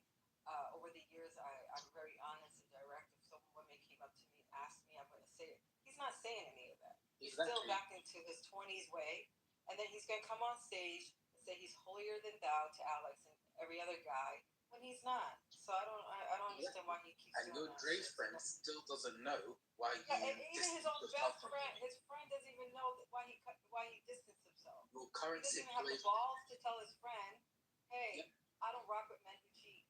But instead, he's just, oh, we're cool. I can hit him up whenever I want. He doesn't even know that you didn't like that. Well, shit, maybe I'll hit Dre up and let him know. Because Yeah, maybe. I would want a friend to tell me they didn't like that. I'll tell you this. Like if I did something wrong, I would want a friend to tell me, hey, that was not cool. Not distance myself and be a fake ass friend. That's weird. Here we go. So I never looked at it from that point of view, and maybe I did. Maybe I will talk to Dre about that one day. But I'll tell you this: at that time, in my early 20s, when I started seeing how things were playing out around me, I was like in a state of I know it's a word for it, but basically I was gonna cut off everything negative. Like I stopped going out, I stopped going to the club, I stopped drinking, I stopped hanging out with certain people. And at that time I was focused on myself. I didn't feel the need to explain something. Even with my other friend Lawrence, he was mad at me like, man, you just left, you didn't tell nobody or anything like that. I said, man, I'm a grown man. I didn't feel like I owed anybody an explanation. You know what I'm saying? Because I had made the decision that I was gonna do something better with my life. And like for me to have to explain that to somebody, I will. You don't have to. That's not. I get what you're saying, Kufu. I'm not. Like I didn't give a fuck about that's your choice. Like you're entitled to do whatever you want, right? But for me, right, if I'm just speaking for my friendships, right? If I'm friends with someone, right, and I did something that was foul, like or something they didn't like, I would want my friend to come up to me and say, hey, I'm not gonna go out clubbing with you anymore, or I don't like the way you rock with this. I don't like this anymore. But we cool from a distance. I don't have any problem, whatever. Or I'm gonna cut you off by or whatever. But I would want that friend to talk to me. Like if we're real friends, I would want them to talk to me and share that was not cool. According to my morals. I don't want to be around people who go against my morals. And what you did went against my morals. You have a right to like be open. You shouldn't be like holding that in because you're a nigga in America. Like what the hell? I understand what you're saying on that point right there. And being the person that I am, you have to understand. There's times when I did talk to my friends about certain things, and you know what? What would happen? It would be like a back and forth, like an argument. So like it got to a point where I started to realize that we had different moral compasses. Like for instance, money was more important to them than say like certain value system, right? Or just even I shouldn't have to explain to you not to cheat on your woman. Okay. You know what I'm saying? So at that point in time, it was like I'm growing in a totally different direction. I'm growing, and I could sense that. Like I can't being where I want to be. Say 5 years from that point, I knew I couldn't keep being around these people. So I did. It was just a cold turkey type of thing, and I don't regret it. But how is it growth? Listen, this is what I'm stuck on. Can I ask a question, wait, please? Wait, 1 sec. Wait, I want to ask one more. Ozzy, next. How is it growth, right? When you're like, I'm a grown man that was in my 20s, and I asked you the same scenario, and you're still stuck in your 20s answer. Like, I don't understand what is growth about that? Because what did you change? My growth was in that situation that I learned that I had to be very careful about who I place myself around. But the truthfulness that I could be allow me to answer. What I learned from that is I had to be careful who I put myself around, that I could be guilty by association. So okay, if y'all gonna listen. Come on, man, I thought I was on mute. So with that being said, my growth came from actually acting on that decision. Because the people, like, first of all, I don't hang around a lot of people. I don't need a lot of people around me. I don't need people around me to validate myself. You know what I'm saying? So I got to learn that about myself. So now, the people from that point forward, for the most part, only placed myself in positions where either somebody was older, could teach me something, or or I was a mentor, or work, or whatever. But there always had to be something productive going on. Like, not yes. Okay, we gotta wrap it up. Come on. Yeah. So, I mean, with that comes a lot of growth. Even to this day, the people that I be around, like very smart individuals, some people got millions of dollars. I know a millionaire. You know what I'm saying? Ozzy. I know people that Yeah, I'm ready to ask it. Okay, so from what I'm hearing, I see that you perceive growth as your own independence and agency to make your own decisions, and with that, you take it upon yourself as and when you wish to insert yourself in situations and who you wish to bring into your circle, into your space. And that's something that you cherish and you value to a high level. However, what I realized is the sense of integrity that should be attached to your values, because that is what it is. Like, the way that you are one way should be the way that you are in other ways. And to not drum on about the example, like the real life example before, but that is something that you need to address, because there is an unspoken truth that still exists in your life about your friend Dre and the real reason why you distance yourself from him. So just as a word of advice, that's a conversation that you shouldn't necessarily have it one day. You should have it as soon as possible for your own integrity, for the values that you claim to have, Kufu. But let's just leave that there, okay? What I want to ask you is, do you see a trend of avoidance? And are you an avoidant person when it comes to confrontation? Like, do you just prefer to just stay out of an argument and not have an argument with someone? Because you even gave an example of, you said there was someone else who you realized you and him had different morals and you had different moral compass. Are you just the kind of person that would rather sense. Like, walk away from getting into a heated debate where these truths get revealed and you just want to turn your back and be like, I just want to focus on myself. I've got my own journey to deal with. Oh, there's an amazing event over here where I can meet millionaires and blah, blah, blah, rather than having to face some struggle and strife with these individuals that are in your life. And you don't want to have that hard talk and that challenge that can potentially bring you guys closer as friends. You'd rather just cut them off. You're not fitting into my life. You're not fitting into my life. Do you think you're that kind of person, that you're just avoidant, rather than you'd rather confront something head on and have that hard talk? That's a good question. That's a very good question. I think I don't mind having those hard talks if we can get somewhere. And I think you're missing the point that I have been around these people for quite some time. And you gotta understand that there's a reason why his woman came to me to ask me, because she knew out of all of us, I was a truth teller. Right? She knew out of all of But you didn't tell the truth. But you wait, Ozzy. But you didn't tell the truth. That's why we're having this talk right now. This the thing though. I told my truth, which was true. I don't get into people's relationships. What? I don't get into people's relationships. I don't. Your truth, which is the truth. My truth. Yes. Your truth. You actually said my truth. truth. Yes, my truth.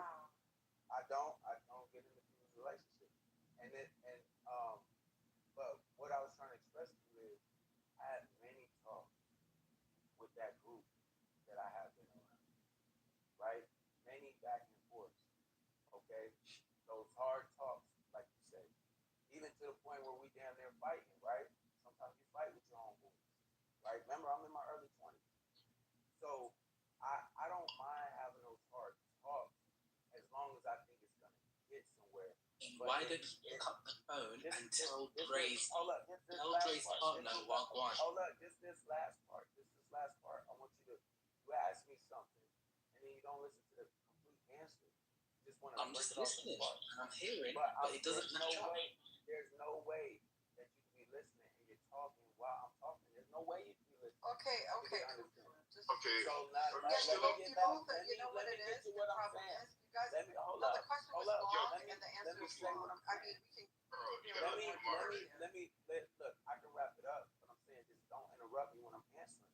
I can have these hard conversations But if it gets to a point where I feel like it's just a drain and it's not getting anywhere, yes, I'll cut a person off and I will keep moving. So your friends are disposable. Good to know. CO, do you have any ain't that important? They're disposable. Got it. CO, do you have anything to ask or add or anything? Well, you know, I think it's an interesting discussion. I think Kay, you and Ozzy had really good perspectives and really good questions. I think the gentleman is really working through it. I think he's admitting that he's young. Kufu, for whatever it's worth, I hear your voice. I think you're, mean well, you're well intended, and I appreciated you more than anything. When they said that you never told them, at least you made an attempt to acknowledge that you done that. You did that and said, hey, you know what? Maybe I need to call him. I thought that was I thought that was cool. Kufu ain't young. That nigga's older than me. No, he's not young. He said when he was young. This happened when he was young. See, I want to reemphasize. Sorry, I don't want I don't want us to misinterpret what's going on. This happened when Kufu was young. Like he was in his early 20s. He's an older gentleman now, and he's now reminiscing about like what we were asking him. The question was, would you do the same thing? And it sounds like he would, in my opinion. Okay, he considers that growth. Fine, I can't twist his arm and tell him that's not a form of growth, but it is what it is, right? No. But I do appreciate.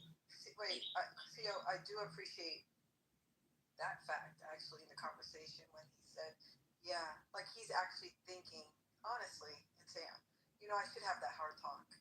And I think that is cool on stage. Like I haven't had anyone in a long time that would be honest about certain things. Like, yeah, even if I don't agree with him and how he handled it, right? We're all different, but the fact that he's willing to say, you know what, even though it took 10, 20 years, I should have had that hard talk. That is good. And if I could say, thank you, Kev. I could just say that one other piece of the conversation. Kufu, you're talking about habits and your ideology, how you interact with your friends, you articulated how you try to have conversations with them that are really hard. And maybe this will be a segue to a conversation I just want to have this moment or another time. But there's a lot of people that cut people off and don't tell the truth of why they cut them off. There's people online who just block. Like, I just need to protect my peace. So I think it's a common thing to do what Kufu was talking about. Women or men, where they literally walk away. Like if somebody doesn't, attend to a suitor that's trying to approach them, they're not gonna say, no, I don't like you because you're ugly. You know what I'm saying? People just but CO, I don't want to interrupt. This is different though. Like this is his friend from back in the day, like from decades, right? Like that level of respect is going to be totally different from a stranger at Clubhouse or on the street, right? Like, obviously, but still, the point is, even with friends, there's a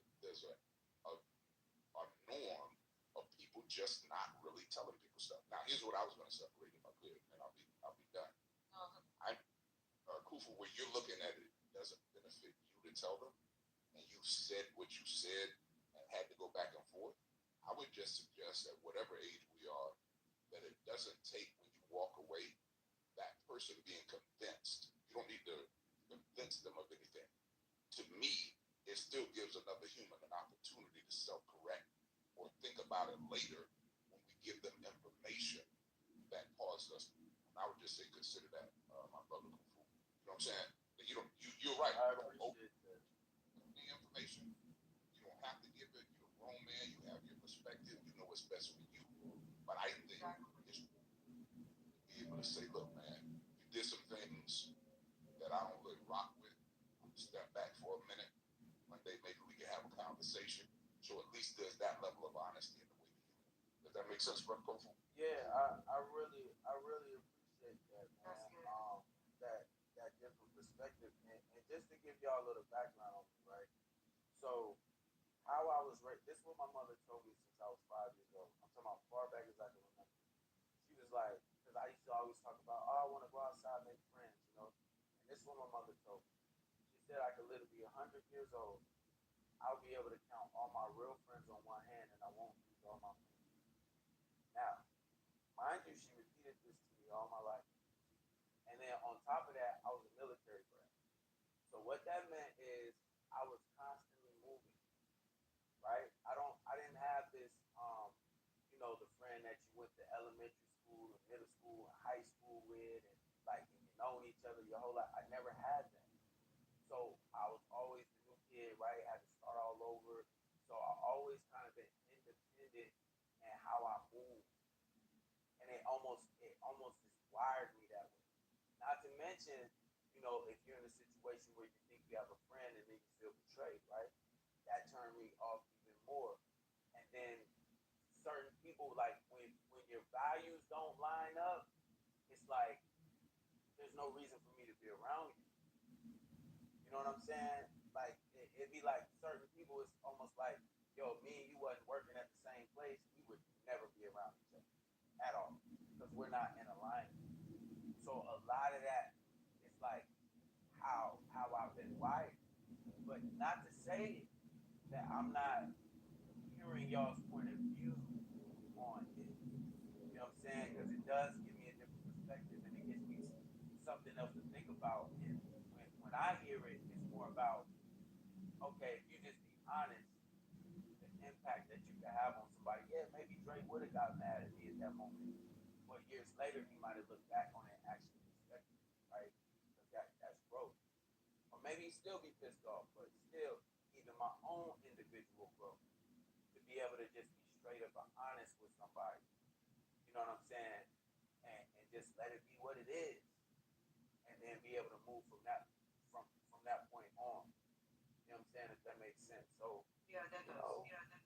yeah, I'll probably give Dre a call and probably some more people too at that, because they may not know why I don't answer the phone when they call, or you know what I'm saying, why I'm feeling like this over here might be more important. Maybe now, see, you got me looking back and saying, well, damn, that was important, because I was so busy trying to better myself, and that's all I was focused on. Yeah, Because I you can realized do that. Wait. I want to make sure. Nobody could do that for me. You know what I'm saying? Drake can't do that for me. Go ahead. You get what I'm saying. Sorry. No, I get what you're saying. Like, you don't. I agree with CEO. He did it in a very great way of stating it. You can set your standards. Like, you can tell that this is not cool without compromising yourself.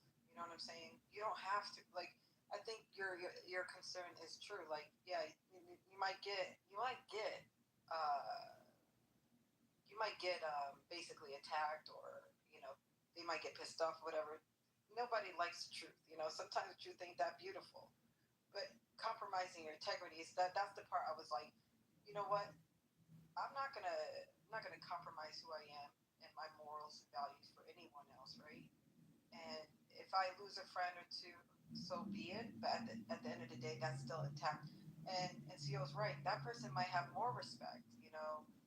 Damn, like Khufu was true to his word. Like, he does not put up with that cheating, lying behavior. You know what I mean? He's not the type of guy you can do that near. You would have had that reputation. You know what I mean? Instead of them not knowing why, they're just thinking you just lost touch, or you're in a different state. That's the only reason why Khufu doesn't really kick it with me. But I would want a friend that's honest and sincere about that. You know what I'm saying? With compromising who you are.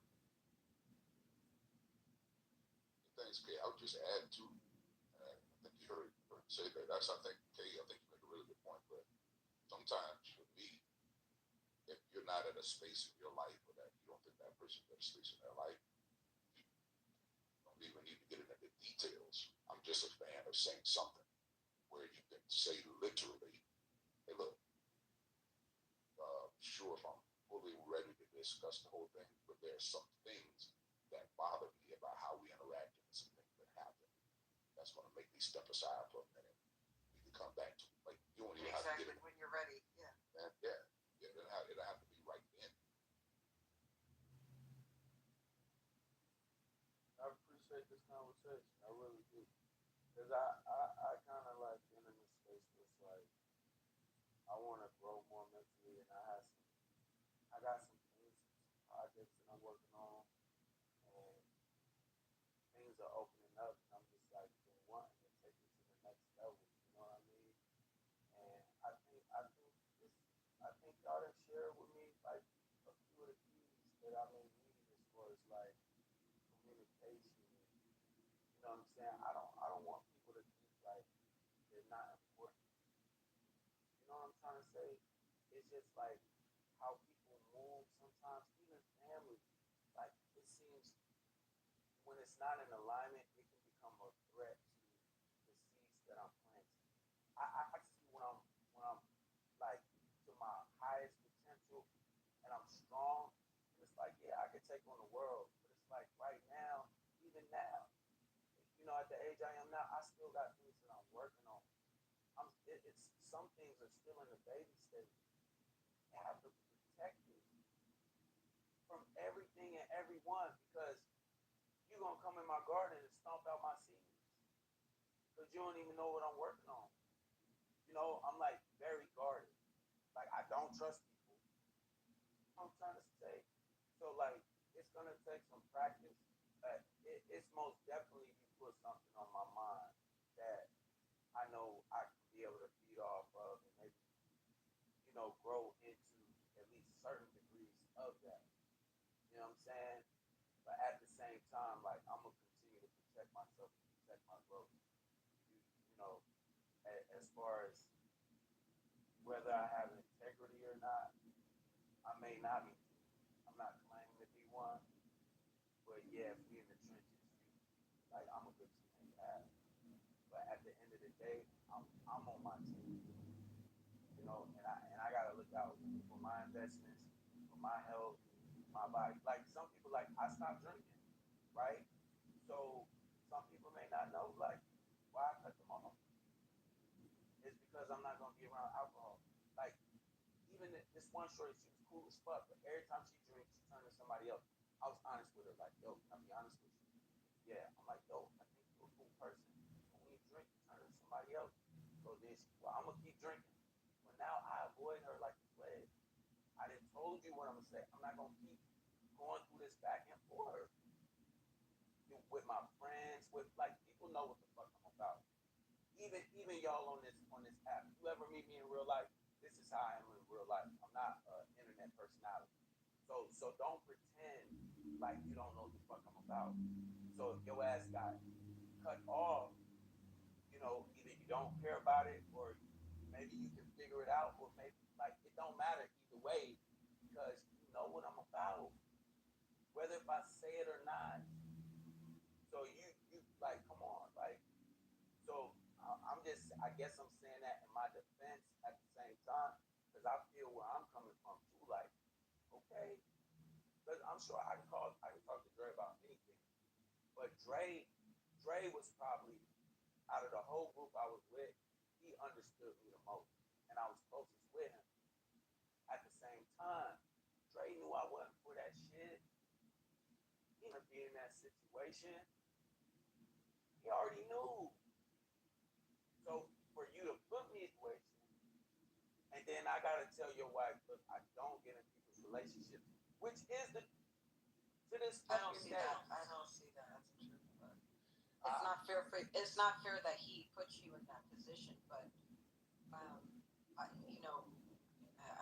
don't. I as a woman, I don't see that as a truth. Yeah, I'm not justifying. No, Kufu, I think truth is the wrong word. I think you should say that's your stance. You omitted.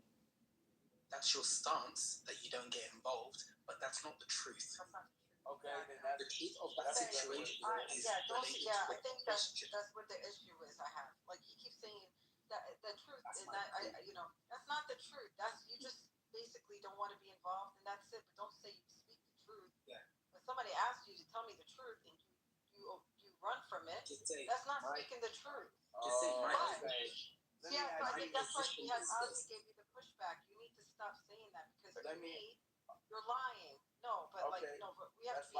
Our verbiage needs to be fixed. Like, just say, hey, when I'm in those predicaments, I stay away. I run away from it. Yeah. That's my stance. I get that. That's my stance. I don't get in people's relationships. That's fine. Okay, that's what you should start saying. Let me ask you, goody two shoe motherfucker, this. Since y'all won't put me on the cross. Hell yeah. What the fuck? Yeah, he's being defensive. Hold on, Dominic. I don't know. No, Just let him carry on. Let him carry on. Thank you guys. 1 minute he'll say, "Thank you guys, I appreciate it," and next minute he'll call you. Yeah, you gonna deal with. Fake ass people. Go ahead. Like if that's you gonna deal with my the emotional labor, That sounds bipolar. Like how deal with my. and then insult the next second. That's crazy. I'm gonna test both sides. Yeah, you gonna deal with my crazy ass. So let me ask you this. So let's just say your grandma asked you something, right? But if you tell her the truth, it's gonna give her a heart attack. So what do? What? And this is an honest question, right? And I really want y'all's honest opinion or answer, right? If the truth you tell does more damage than you keeping your fucking mouth shut, because I'm feeling like if I love how men come on stage with these extreme, random, rare circumstances to justify being untruthful. I think it's hilarious for me as a woman and a mother of daughters to entertain this bullshit. You ain't gonna ask me that dumbass question. No, you're not. You are not gonna ask me that question. You're not gonna pick some random outlier, extreme circumstances and situation of dealing with life or death to explain why you have to lie to a woman. That's not gonna work with me. I'm sorry. Very unrealistic.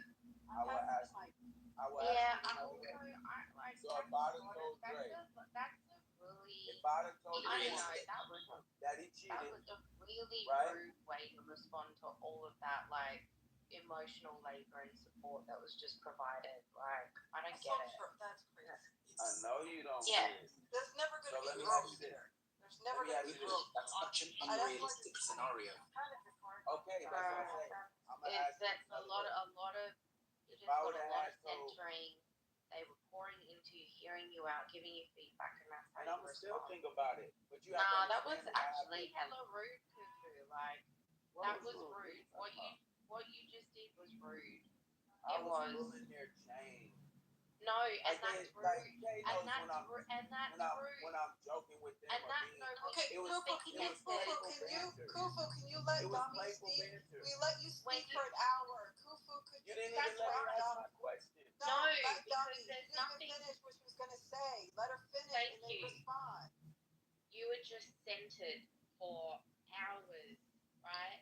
Back and forth, people listening to your story, giving you feedback, even CO jumped in, like, and for you to turn around like that and be like, oh, I'm just pulling their chain, that's being antagonistic for literally no reason. When people were just listening to you, centering you, pouring into you, giving feedback, and I'm sure there was probably some constructive criticism in there as well, but like, you just got centered for all that time by the whole room for you to respond like that.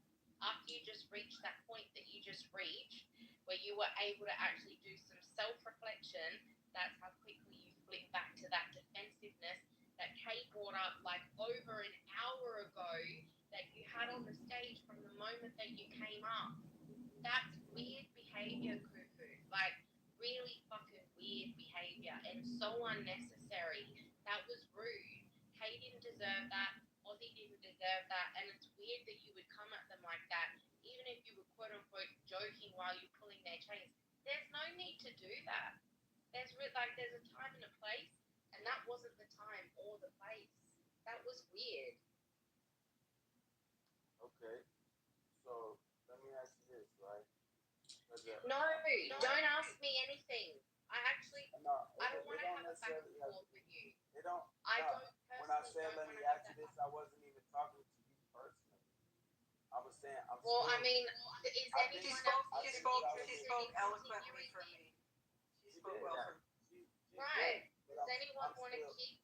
What I think you're not understanding. I'm gonna be done. I'm done right now. Is there were some principles that was introduced to me by Ozzy and the brother CO, and I'm asking questions to gain more clarity on what it is. Y'all could jump in the room together because Kate, we're at 7 hours. Yeah, we're done. I'm done centering. Dom, I have to step out for 15, 20 minutes. I'm gonna pass the mic to you. You can be done centering him. I'm done centering him because that's the stuff that I'm kind of tired of. It's the lack of. They're not genuine. You know what I mean? When you're talking to them, like there's no genuineness. There's no, it's like it's just some performative weird stuff that. I mean, we can do better things. We can do trivia. We could do some other topic. We don't really have to center somebody who's not genuine. You know what I'm saying? Oh, that was just fucking rude.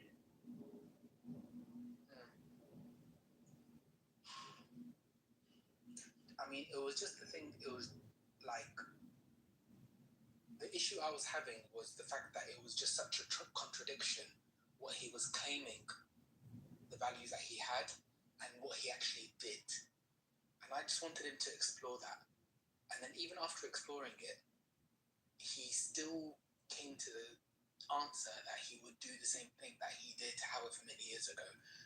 And he was conflating a sense of growth in terms of where he is now in life and the people that he surrounds himself with integrity. Because the fact of the matter is, at this current present time, he still holds relationships around him where they don't know the truth of how he felt, which is why he distanced himself. And for me and Kay, and also CO who came on, to let him come to the realization that he needs to address that if he really holds these values that he claims, he's trying to use the growth factor and the I don't want to stop my seeds out and where I'm currently at and I need to, take things slowly and as just a cop-out excuse to not have these difficult conversations. And essentially, that will manifest itself into a relationship where you're just probably going to be avoiding your partner and never wanting to have difficult conversations with them. Like Kay said, he's just going to cut people off. People are going to be dispensable. That's going to be an ongoing issue, and we were really trying to build that with him, slowly but surely, to make him realize. And we try to do the soft glove approach. Like, I think CO was the one that changed the temperature to lighten it up a little, and I kind of was following his lead. Because it was like, maybe he's taking me and Ozzy. I thought that. I actually So I kind of was going with CO route, thinking, okay, this is going to help a little more. And it really, to me, it was laughed at, in my opinion. It was laughed at. Like, there's no genuine. That's why I said what I said, because I sat here for hours. Like, you've seen me, I've been in here and I shut Yeah. I was just listening. I sat here for hours. I saw and I heard it all. And I even noticed that difference. Once CEO spoke, I noticed your difference, Kate, after. And I saw that happen in real time. And Ozzy, what you just mentioned around what you felt the issue was, or the contradiction was, of his behavior in the scenarios he was giving, he just did that in real time. Yep. He just did that to Yo. He dismissed us. He dismissed us in 2 seconds. Literally, and then went back to being a clown. With some bullshit scenario. Like, come on. He just literally trashed everything we talked about. Anyways, I'll be right back. You know what? Skufu, I can't, you left a mark on me. I can't take you serious on this app, even if we have a genuine conversation. I'm not going to consider you as somebody I'm going to have in the future. I just make it a mental note, and that's it. It's all good. For real. Good to know. I hope the audience benefited from this discussion. I like hearing your point of view, Ozzy. I saw the angle you took at CEOs. That was good for me. Yeah. But yeah, I don't like people coming by saying I have integrity, masquerading with this integrity business, and then we can't see it in real time to tell stories. Whatever. Your form of growth is not long. Guys, just I don't know. Like I'm not here trying to preach, but just don't be afraid of having difficult conversations if you claim that you care about people. But you can't sit there and claim that people are your closest friends and this, that, and the other, but they don't even know why you distance yourself from them. It's phony.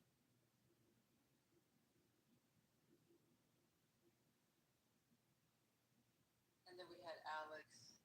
Oh God. You signing with Alex was when my eyebrows was raised. Oh God. What it was. Not Alex of all the people on this planet. The way in which Kufu was coming at Alex, I was like, Alex was saying. I mean, anyone should come at Alex. I mean, at this point, anyone. Not really. Everyone should come for you, Alex. You guys Everyone really heard your arguments. Your Mexican ass. Everyone should. I hear you guys getting destroyed most of the time, but sorry. Yeah, no, absolutely. Like, Alex is a total piece of shit. So he's a misogynistic, anti-black, racist piece of shit. So everyone should come for him. Everybody, I implore everyone to come for Alex as often as you can, and don't feel ashamed because again, he is who he is, and we should beat on it. Okay, like release some of that frustration on misogynist rednecks, all of that. Take it out on Alex on Clubhouse. Okay, please do. It makes you feel better too. I promise. And don't feel guilty ever. But also don't cry if I say anything about black people. You're a racist. I mean, it comes with. I'm not. It's just you guys like to talk shit and hide your hands, throw rocks and hide your hands. And to think that people coming to you and your character being a piece of shit is warranted by in response being racist just literally proves the point that we're making. Like, you're a dumb cunt. You never prove a point, Don. Shut the fuck and up. that's the difference. What'd you say, you little bitch? I said you never prove a point. Shut the fuck up, bitch. Damn. Sorry, I couldn't hear you. Wait, hang on. Shut up, Bama. What'd you say, Alex? Why I gotta shut up? I didn't hear you. What do you actually say? Say it again. He gone. He gone. Oh, what? Is he scared? He doesn't want to say. What did No, you say, he gone. Alex? I'm saying he gone. Oh, someone moved him? Did someone move him? Mm-hmm. Kirko, why you do that, man? I love you, Kirko. I didn't do Oh, you didn't? Oh, okay. I was going to say, I really love you. What are you talking about? Oh, no, Kirko. Oh, you don't? What y'all think Alex racist? No, we don't think Alex is racist. We know Alex is racist. Nah, I don't think he's racist. Oh, Kay, do you want to inform Bama? I been around racist niggas that became racist. They just be saying shit.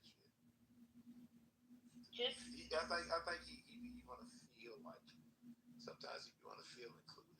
It's basically sometimes. No, Bama. When you say racist shit, you're racist. Not necessarily. Black people say racist shit all the time. We're not racist. Racism is not prejudice. Okay. Racism is prejudice plus structural societal power. So there's a difference. That nigga ain't got no power. He's a photographer. Structurally, he does.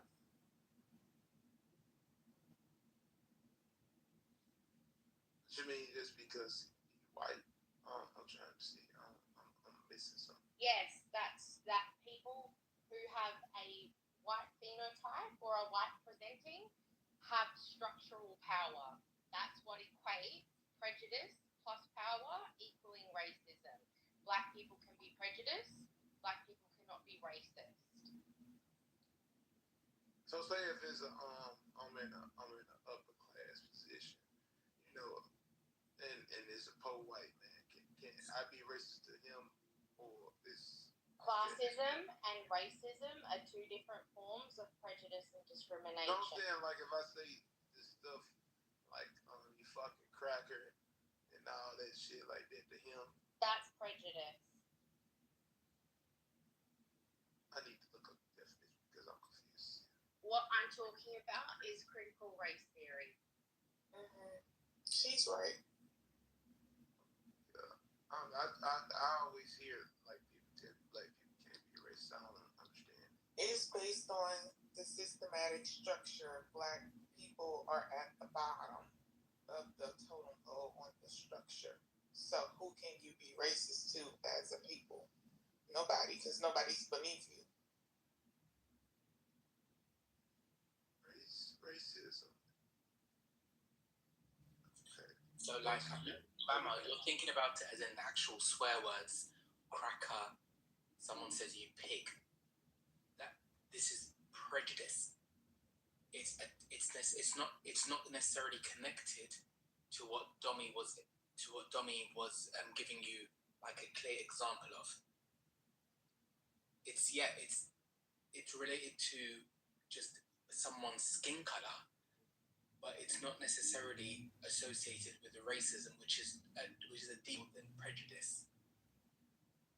Well, it say racism is prejudice or discrimination based on the race.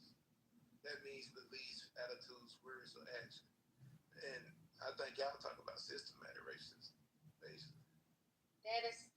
Oh my God! You know what? I Yeah, just you're looked right. up the definition. No, Well, that's fine. You can look up Yeah. whatever you want, Google You ain't got right. it, babe. I'm smarter than You Google. got it, You babe. can If look you up want- whatever you want, Dima, but I don't set in classes for this. So But do y'all what deny you the want to truth, do. though. No, That's you what the like definition does it. if you want to carry, if you want to put yourself in the same basket and take accountability for structures that have disadvantaged black and brown people for fucking ever, and you want to put yourself in the same pool, Bama, like that's your personal choice, right? Go ahead. But that's not the definition. You know, like there's a thing, there's words, right? There's words. And then there's like literacy, so understanding those words. And then there's contextual literacy. And that's when words are applied to context.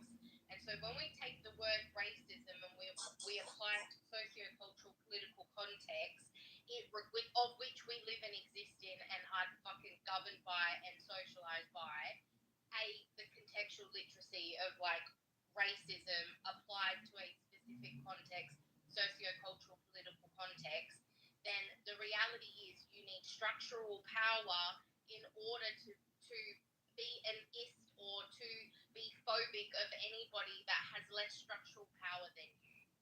So this is taking the term and applying it to life. And she put it in layman terms. Literally. Well, I really could you hear me? I'm like, but hang on, wait, no, let's simple it like,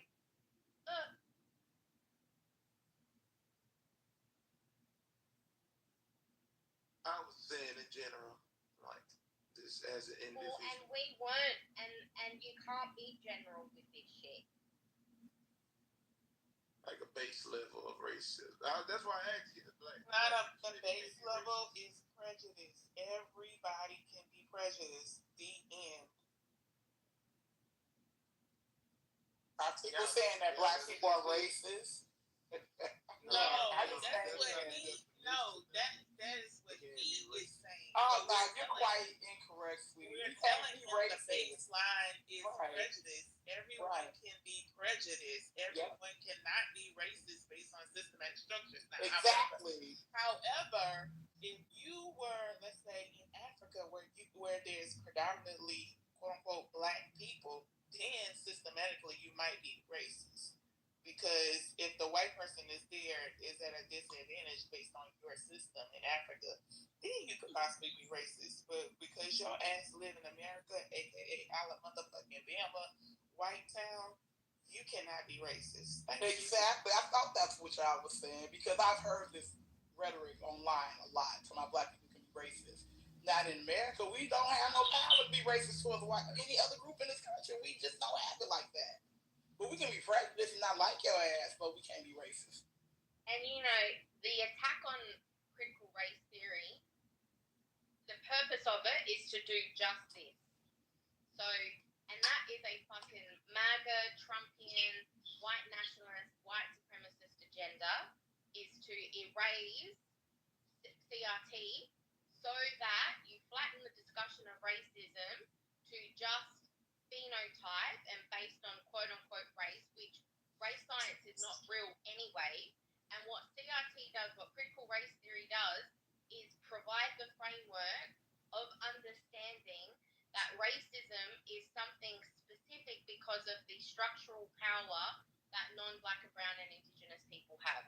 So when you go along with this narrative, you are participating in the dismantling and erasure of critical race theory, which is fucking outrageous. But what's so funny to me, Tommy, when I heard about critical race theory, I looked it up. I'm like, this is number sociology. Because I majored in sociology in college. And it's, to me, saying the same shit. I don't know what people are all in a tippy for. We know how the system is set up in America. And Bama, he left. How he from Alabama? Well, he's from Alabama. I'm trying not to be a snob, but I know the school system in that state is terrible. So that explains his ignorance. I'm not gonna hold with you. I was actually kind of along the same line until I agree with it right now. It's like, you're right. Like, you can't have racism without power. Exactly. I can't go to work and be racist towards my white boss. There is a class you can take virtually. It's called Dialogue on Race.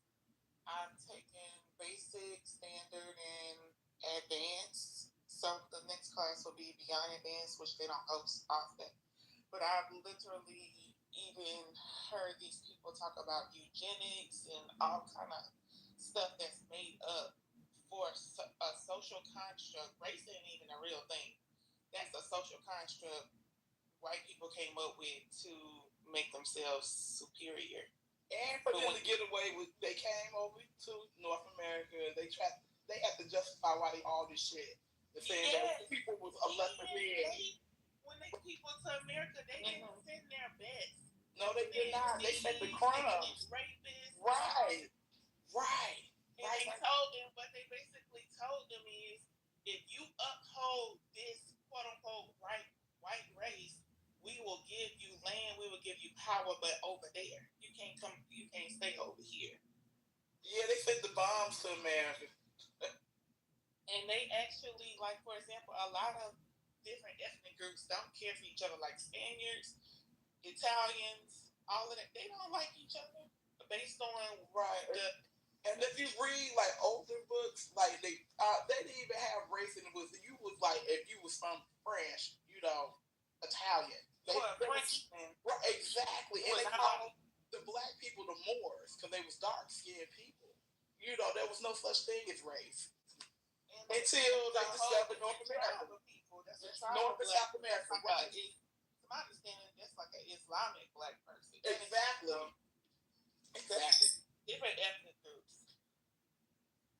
They're really broken up by tribes and ethnic groups. Because it was really like 18th century Northern Europeans who were Nazis, who really created eugenics and race science as a means to justify what the Nazis and white supremacy did, which realistically they actually did to Europeans who weren't considered quote unquote Aryan first.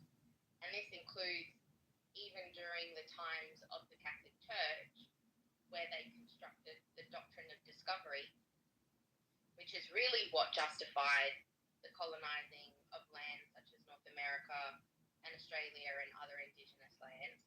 That was an agreement between the Catholic Church and I can't remember what it's called, the British Church off the top of my head. Think about how long the Irish and English fought.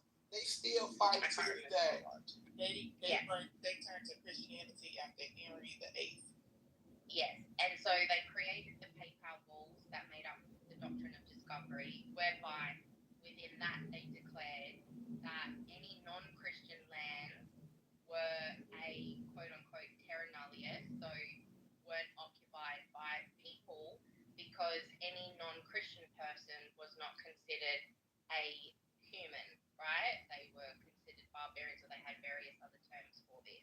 And then that continued over time until we get to the 18th, 19th century, where you literally have the rise of eugenics and race science and all of the other weird shit that those fucking weirdos did.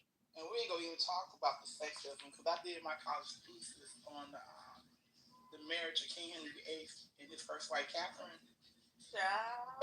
Girl, how he treated that woman and his own fucking daughter like shit, because he wanted to marry another bitch with something else. It was because Catherine was old as fuck to him. Yeah, she was only in her 40s. And he wanted to declare their daughter a bastard and talking about the daughter didn't even really exist because she was a girl. Talking about their marriage was cursed with childlessness. How is the marriage childless and you got a daughter? Shit, father was old. That's how it was. I know. It was wild. And then everybody thought she was supposed to just retire. But our mother was Isabella of Spain, who conquered the Moors. So she knew a woman could rule. So that's why she went step down. She like, you're not going to put my daughter to the motherfucking shit. And what was so funny, when he married Anne Boleyn, they had a girl. They had that boy. They got her up out of there too. Right, on some trumped up charges. When she had that girl, they tried to say, well, it was almost, Lord, they beheaded her for incest, trying to get a boy. Even though they didn't go through with it, she was willing to partake in incest just to possibly get a boy. Because it seemed that Henry wasn't here. He was not a boy. And he was old and fat. Shit, he had issues. And then the way he killed Catherine Howard, that little young ass girl he married, yeah, she cheated on his old fat ass. Yeah, she did. And they put it like she was in her late 20s. That Catherine Howard was young as fuck when he married her. She was about 17 or 18, he was like 55. Old and fat. He couldn't even hardly walk. I love English royal history. It's very fascinating to me. It's interesting. No, he was old and had Tylenol sperm. And he had gout. He had a sore on his leg that they had to keep open, and it stank. This is your husband, and you got to give this man some coochie. And he stank. He got an open sore on his leg. I'd rather put some aquafina. Yeah, it's a lot of soap operas. Okay, shout out to Julia. Right, history is the biggest soap opera of all time. They had that drama. And Julia did not play that Aquafina. That was a quote-unquote makeup product. She throws some nasty, abusive men up out of here. You know how common that is amongst, like, okay, Aquafina is one of the most famous, but amongst Southern Italian women, because, you know, we've all had our indigenous medicine practices. Like, we've been killing people with poisons forever. And that's why, like, that was also really prevalent in the Southern Italian mafias, because all the women were making all of the poisons to take out all of the people who were the quote-unquote enemies for the mafia. So which I think, I'm probably going to pronounce her name wrong, because I fuck her name. Catherine de Medici. She was a goon. Catherine de Medici. Right, she was the queen. She was from Italy, and she became the queen of France. And they call her the Serpent Queen. Oh, I need to watch her show. She was something else. She was Florentine. Yeah, I don't know much about like Northern Italian history. I don't really care about Northern Italian. I love history, no matter where it's from. Me too. Yeah. I will sit up there and all those queens, the Spanish queen, the white queen, the servant queen. I will watch all that shit. Valhalla, all that. That's for the record. It's Medici. I told you I fucked up names. Thank you for correcting. That's why I gave all three of my children names that I could pronounce, because I couldn't do nothing else. And you know, I could be a little biased based on the influence of the culture, but I really do. I love Versailles like that. Palace, so beautiful to me. But, you mean the one where they used to shit on the piss on the walls and in the They was nasty, them motherfucking cat. There you go. I just remember seeing like, in our books, because you know, Louisiana, they all the part. It's just very grand, gold everywhere. I feel like that's what since y'all's president. Stank like shit. I got a book y'all should read, The Royal Art of Poison. It's very you've been talking about that. It's a good book, girl. I learned a lot about how dirty the royals were. I didn't take baths for twice a year and shit. Right, The Royal Art of Poison by Eleanor Herman. Okay, I've got to put on her books. Yeah, she talk about all of that, how they were poisoned by the makeup they were putting on their faces. Yeah, that's Aquafina. Right. Y'all got to read this book. It's a short read, but it's good, y'all. Yeah, Aquafina was like legendary. Yeah. Because it was so undetectable. But they usually did that to husbands who were like super like abusive or Yeah, well, the lady that women were going to her to get poisoned to get rid of their husbands. I was just reading this shit like, ooh, I'm like, oh Lord. Yeah. And they was abusive husbands. She had a feeling about that girl anyway. She thought about not selling to her, but somebody vouched for her, so that's why she sold it to her. But then that girl felt guilty and told, and I was just like, why? You already did the dude. Why you feeling guilty? It's There's always one that's gonna spill the beans. I bet you she was a pick-me. Okay. Yeah, an old century pick-me. I wish it was on Audible. All her books are good. She got several books. Because somebody on Facebook told me to read one of her books. It's called 900 about mistresses of the kings and stuff. And I was like, oh, this shit good.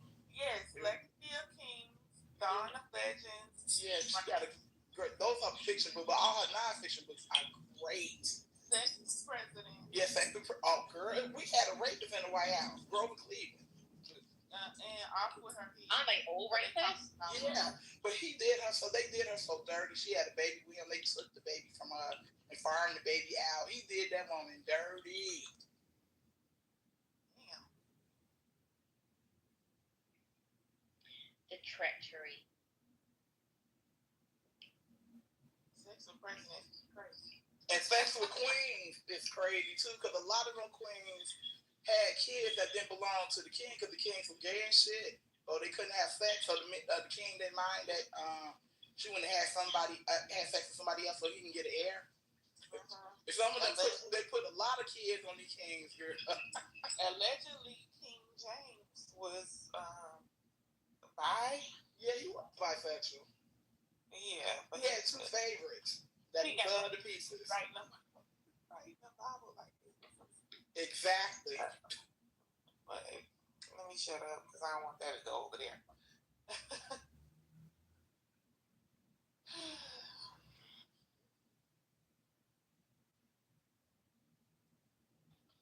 Imagine you translating the Bible for King James and he telling you to take this out and take that out.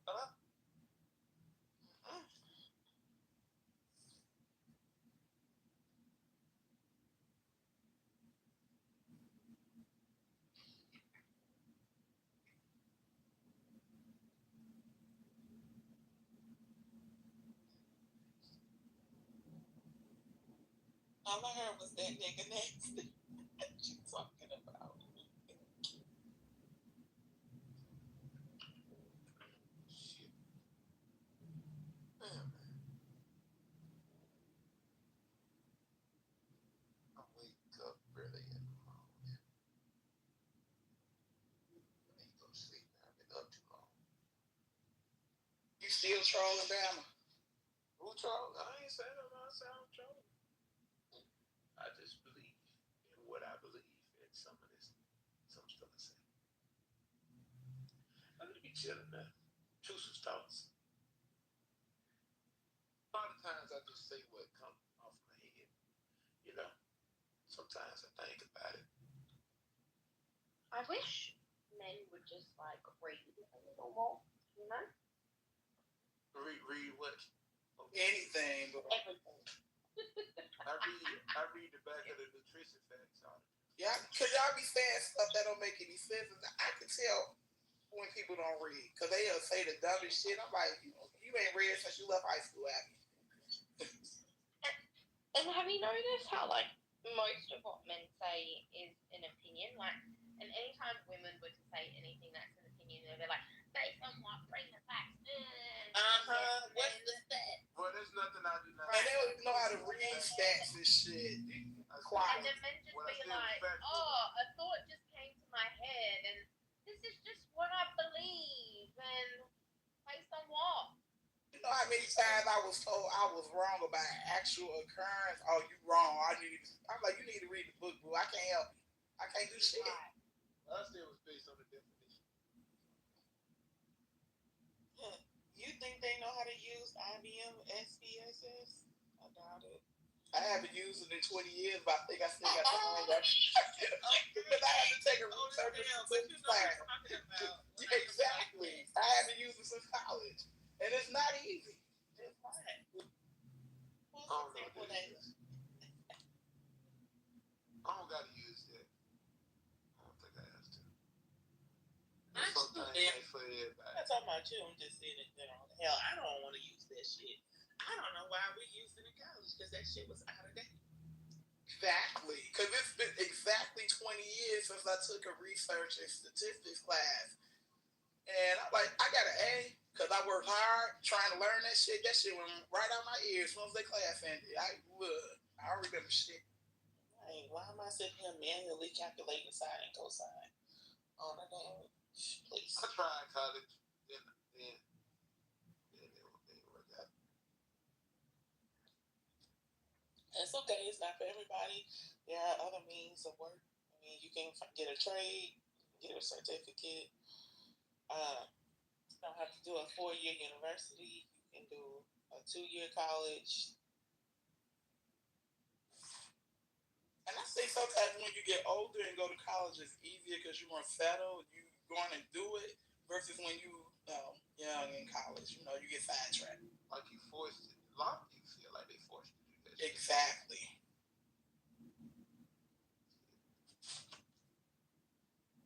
I like she ain't push college on my other brother, but she tried to put that shit on me. I don't want to do that shit. I want to shoot niggas.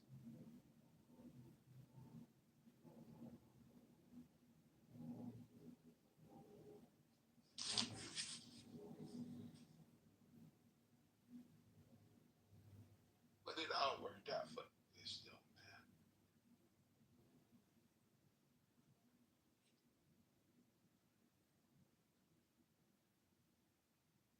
Rich, you named 2 authors that said men read all the time. The main ass author, mainstream ass author. Even if you don't want to physically read, you can listen to audiobooks. Just like you listen to Clubhouse.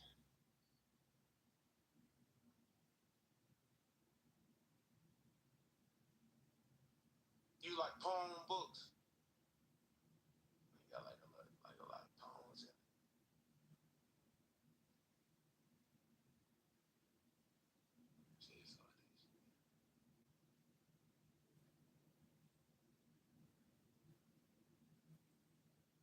Good morning, Tess. Good morning. I'm sorry, Bama, were you still speaking, sir? Nah, you cool. No, my question was for Elegant, actually, and I'm enjoying the conversation. I was just wondering, actually, for anybody on stage, have any of you seen the documentary on the Boy family? No, I haven't seen it, but I just read a book on them. They were hot mess. That's the family. I believe it's his son who's the witness of Jesus. Yeah, Caesar Borgia. Yeah, the Pope, and he was a busy Pope. You know, that's when them popes used to have kids. Kids, kids galore. And they took care of them kids, too. They took care of their bastards. Yeah, but they were scandalous. Very scandalous. Popes, they were willing to kill each other just to become Pope and shit. Because I know one of the girls, they killed all her husbands. I forgot her name.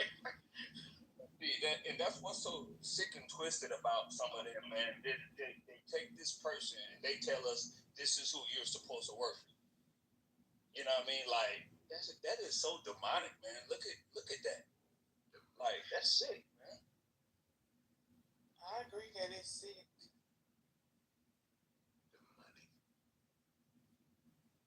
It is, and that's why modern day, if you really look at it through a spiritual lens, that's why they work so hard to try to devalue our existence, because they know intrinsically there's something special and divine about us. That's why they work so hard to try to diminish our IQ. Oh, you people, you're not smart, you're not intelligent, you don't bring value to the American society. That's bullshit.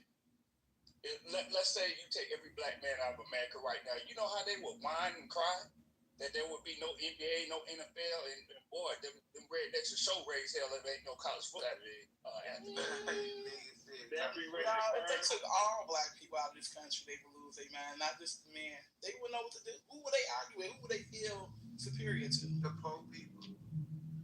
Nah, they'd turn on each other like they always have. But they wouldn't know what to do without us, for real.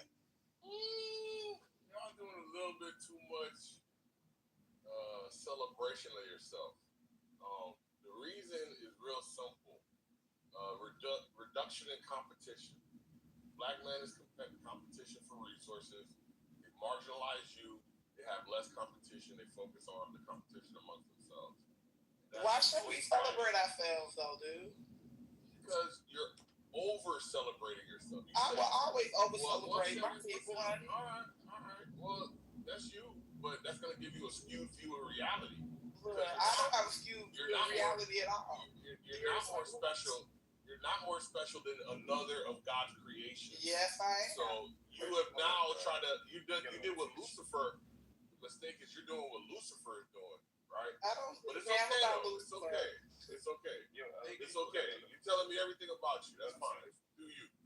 But it's vanity is.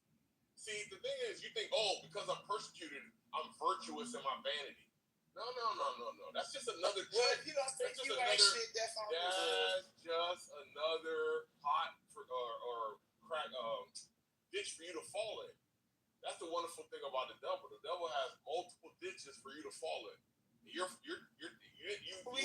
the great granddaughter of a slave that ran away. I got some great stock. Tell everybody about it. I'm gonna tell everybody how my great grandfather was 18 years old. He ran away from the barrel. Just real quick, please, let people finish. They have to talk at the same time. I understand shit. Please, I don't know if it's concrete or if it's elegant, but one of y'all is. So just thank you, Kirk. Your mic is a little low. Pause. But yeah, that's the only thing I would say about this discussion is when we evaluate the persecutor, don't then deify yourself. Divinity? No. They're gonna collapse. They have entire fucking countries of homogenous races, and they're fine. Not just whites. A bunch of groups, even blacks, have homogenous groups that don't mind that the strangers aren't there. So they're thinking, oh, they lose their mind. Come on, that's delusions of grandeur. Sorry. Well, I just look at all the chaos and drama that this particular group of people we're talking about have caused all over the world. And yes, I feel that my people are better than them. And if you don't like it, I don't care. You're just ignoring all the drama that the African creates in its own country. Now you're gonna say, "Oh, well, it's their fault we created all the drama in our country." Yeah, some of it. Most of the drama that was created in Africa was created all right, by man, the you gotta other follow race. the rules, man. Calm down. We're doing one at a time. Yeah, what? That's so crazy. You're so special, but you feel so bothered when somebody says that you're not special or you're a little bit. You think you're too special. Like, goodness gracious. Rest in your specialness. Fucking A. Well, I guess we as the black people not supposed to think we shit. That's where I was. As compared to other races, you know. Concrete, I respect your submission, but it's like, you don't feel like it's time for us to uplift each other. I'm not saying deify, and I apologize if that's where if it sounded like. No, you ain't gotta apologize to me, brother. We just having a discussion. But man, we need to uplift each other, bro. Like, haven't we been marginalized long enough? I'm not saying deify each other or say that we're better than. Of course, we gotta uplift each other. We gotta support each other. Down on each other long enough, bro. Like, we need to uplift each other, bro. I totally agree, brother. I just don't want to fall for the trap that we're better. Yeah, because we are susceptible. We are susceptible to the exact same dynamics of, okay, I'm in power, and I can. You see it every day in Clubhouse. People with power is something that happens to them. It corrupts them. It goes to their head. They fucking lose their minds, and they end up wanting people to subjugate them or celebrate. If you're not going to celebrate them, they're definitely going to subjugate you, and then you must celebrate them. That's human nature. That's all I'm saying. That's just human nature. I have no desire to subjugate anyone. I just feel my. You trying to subjugate me? What the fuck? You trying to shut me down? Right, I'm not a baseline. Clubhouse out of all the things in the world. Not a baseline. Weird over here. Why would you be worried about? Yeah, I get this is sample data, but let's not make it, like it's the main course. Yeah, you're trying to undermine the point, but you can't because I'm not trying to undermine shit. Yeah, you are. You said it was. You're trying to make it the baseline. 5:56 a.m. trying to argue concrete. Please. Exactly. You came in shit, boo. What does that mean? What? Hey, So I'm what? not trying to undermine nothing. So what? Point is, You're arguing back. not in here trying to talk down You're or arguing subjugate, back. as you say. You're arguing Maybe back. you So should get to the point where you uplift people and stop being so hard and angry. nobody's hard. Exactly. Now you're trying to Your name is pathologize. concrete. I think you're hard. Okay. All right. Now you're trying to pathologize a disagreement. You're trying to make it more than what it actually is. Because you don't have an argument. And it's okay that you don't have an argument.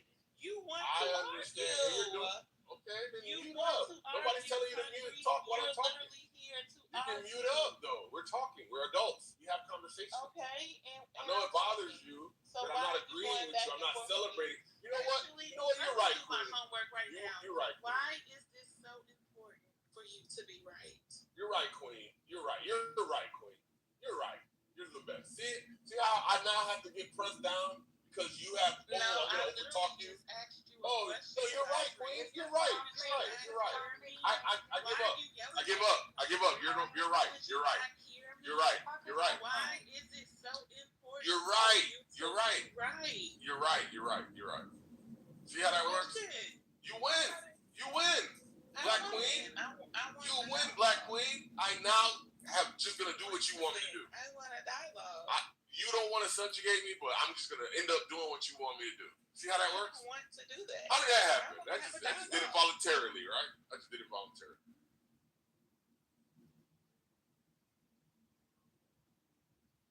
He got on the stage to argue with me. We were having actually it was Jody that made the point, but for some reason you want to be the center of attention. That's okay. Actually, no. Niggas like attention. I get it. Niggas like attention. But unfortunately, I was talking to Jody or to Jody's point, and yeah, you decided that you wanted to jump. No, Jody hadn't even spoke when you came in here. You said we putting black people on the pedestal, and that's a no-no. Yeah, Jody was speaking, and Jody knows it, and Jody can confirm that I was addressing. You really want to argue? I'm about to ignore this. Yeah, all right, you do that. Anyway, so like I said, talking to Jody, having a conversation. He seems totally okay with it. He's not spazzing out, and yeah.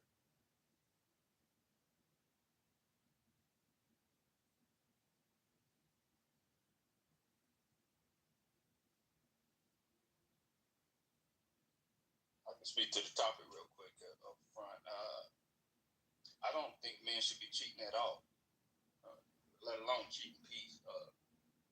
Now, I will say this from the Yoruba tradition. You know, I'm Yoruba, Nigerian.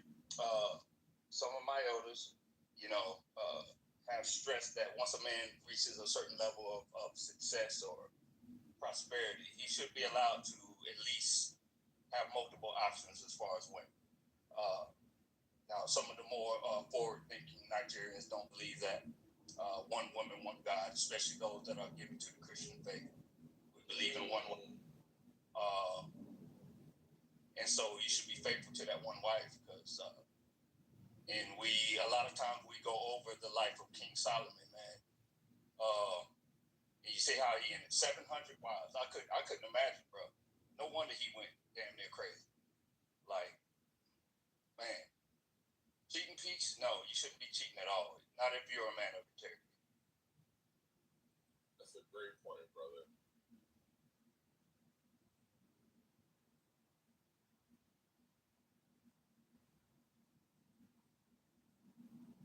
I think I'm a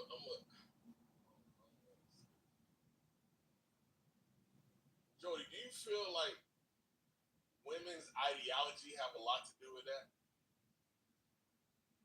Unfortunately, yes, there is a significant number of our female counterparts that kind of egg this type of behavior on because a significant number of them are so just financially gain focused, for lack of a better term. This kind of gets, man.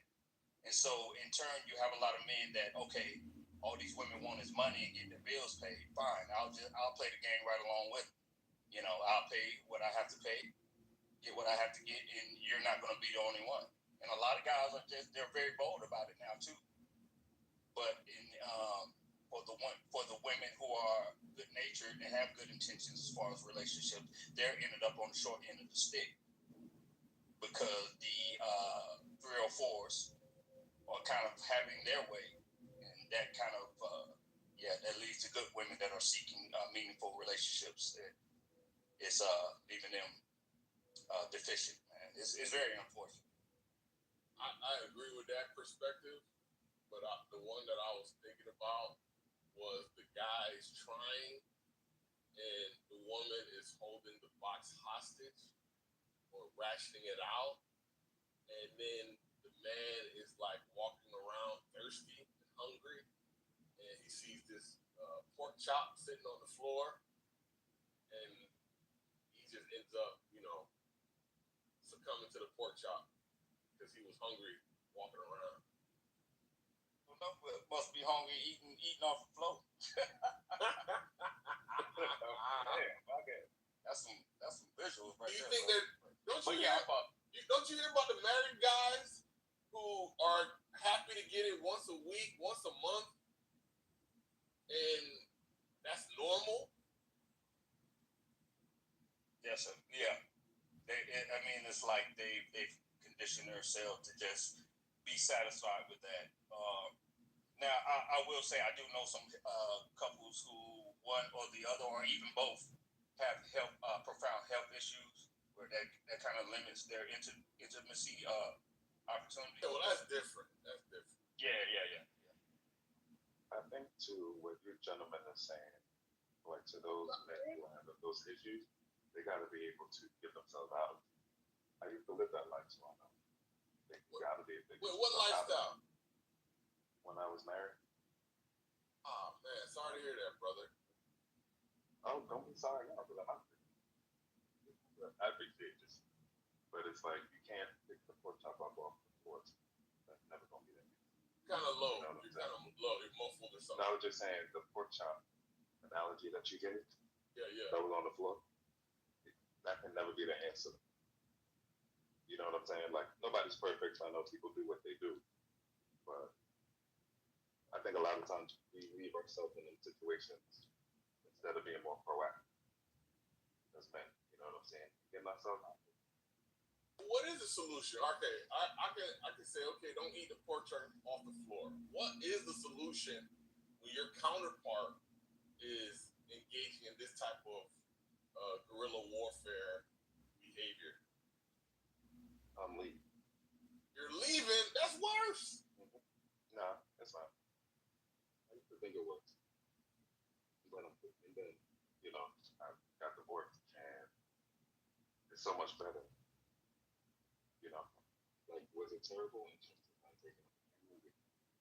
But anybody who's willing to use it as a bargaining chip, like you were just saying before, rationing it out, right? Anybody who's willing to do that isn't somebody you need to be in a partnership with, regardless. You don't need to be married to that one. Yeah, but if you find out when you're married, you can't, you gotta keep the union alive. Nah, we don't. I don't know, I guess. I used to think the exact same way. And again, I'm not encouraging, but a person who is going to use it as a bargaining chip, you are going to be bargaining. You need to leave. And we need to also encourage more brothers to stop dating women. Because typically they get out. Oh, you're breaking up. Yeah, you faded out, bro. Oh, no, I was just saying, like, you were making a friend of mine went through that with his now ex-wife. He said they was having sex before they got married. Then when they got married, she said she didn't like sex. And that caused friction in the marriage. And now they are divorced. Right. And I didn't understand. I was like, so y'all was getting it in before y'all got married. Then after they got married, she flipped the script. He was like, I need sex, but she didn't want to have sex with me. I'm like, wow. That means that date was trash. That's all that translates. But after we used to mess around, so no, the dick wasn't trash. She was just no. It wasn't trash. It wasn't. So I don't know what does that translate to, brothers and sisters? Come on now, y'all. That's my word. They get what they want. They get what they would use a man to get what they want. married. Manipulation. Exactly, manipulation. Oh, okay. I like the fact that she admitted that it wasn't trash. Oh, it wasn't trash at all. That's why I was amazed. I'm like, she didn't want to have sex with him. We fucked around back in the day, so the Wow. Right, we still friends though. You know, some people. But it could be the best type of friends. It could be fire to you and trash to her. Y'all don't got the same pussy. I guess so, but she told him she didn't like sex because of what her ex-husband did to her. Oh, she was But already you already married. had. Yeah, she was previously married, just like he was previously married. Oh shit. So if you really don't like sex, why are you having sex in the first place? That never She don't made like sex with him.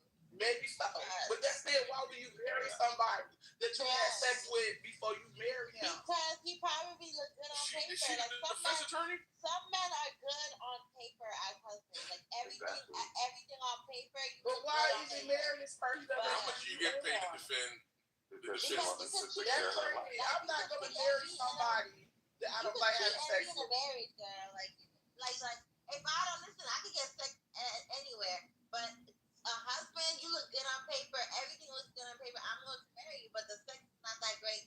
I'll sacrifice that because I'll just dip out here and there. You know what I mean? It's not that. Wow, that is diabolical. I would not want to dip out on my husband. I'm gonna come back home though. I'm gonna come back home.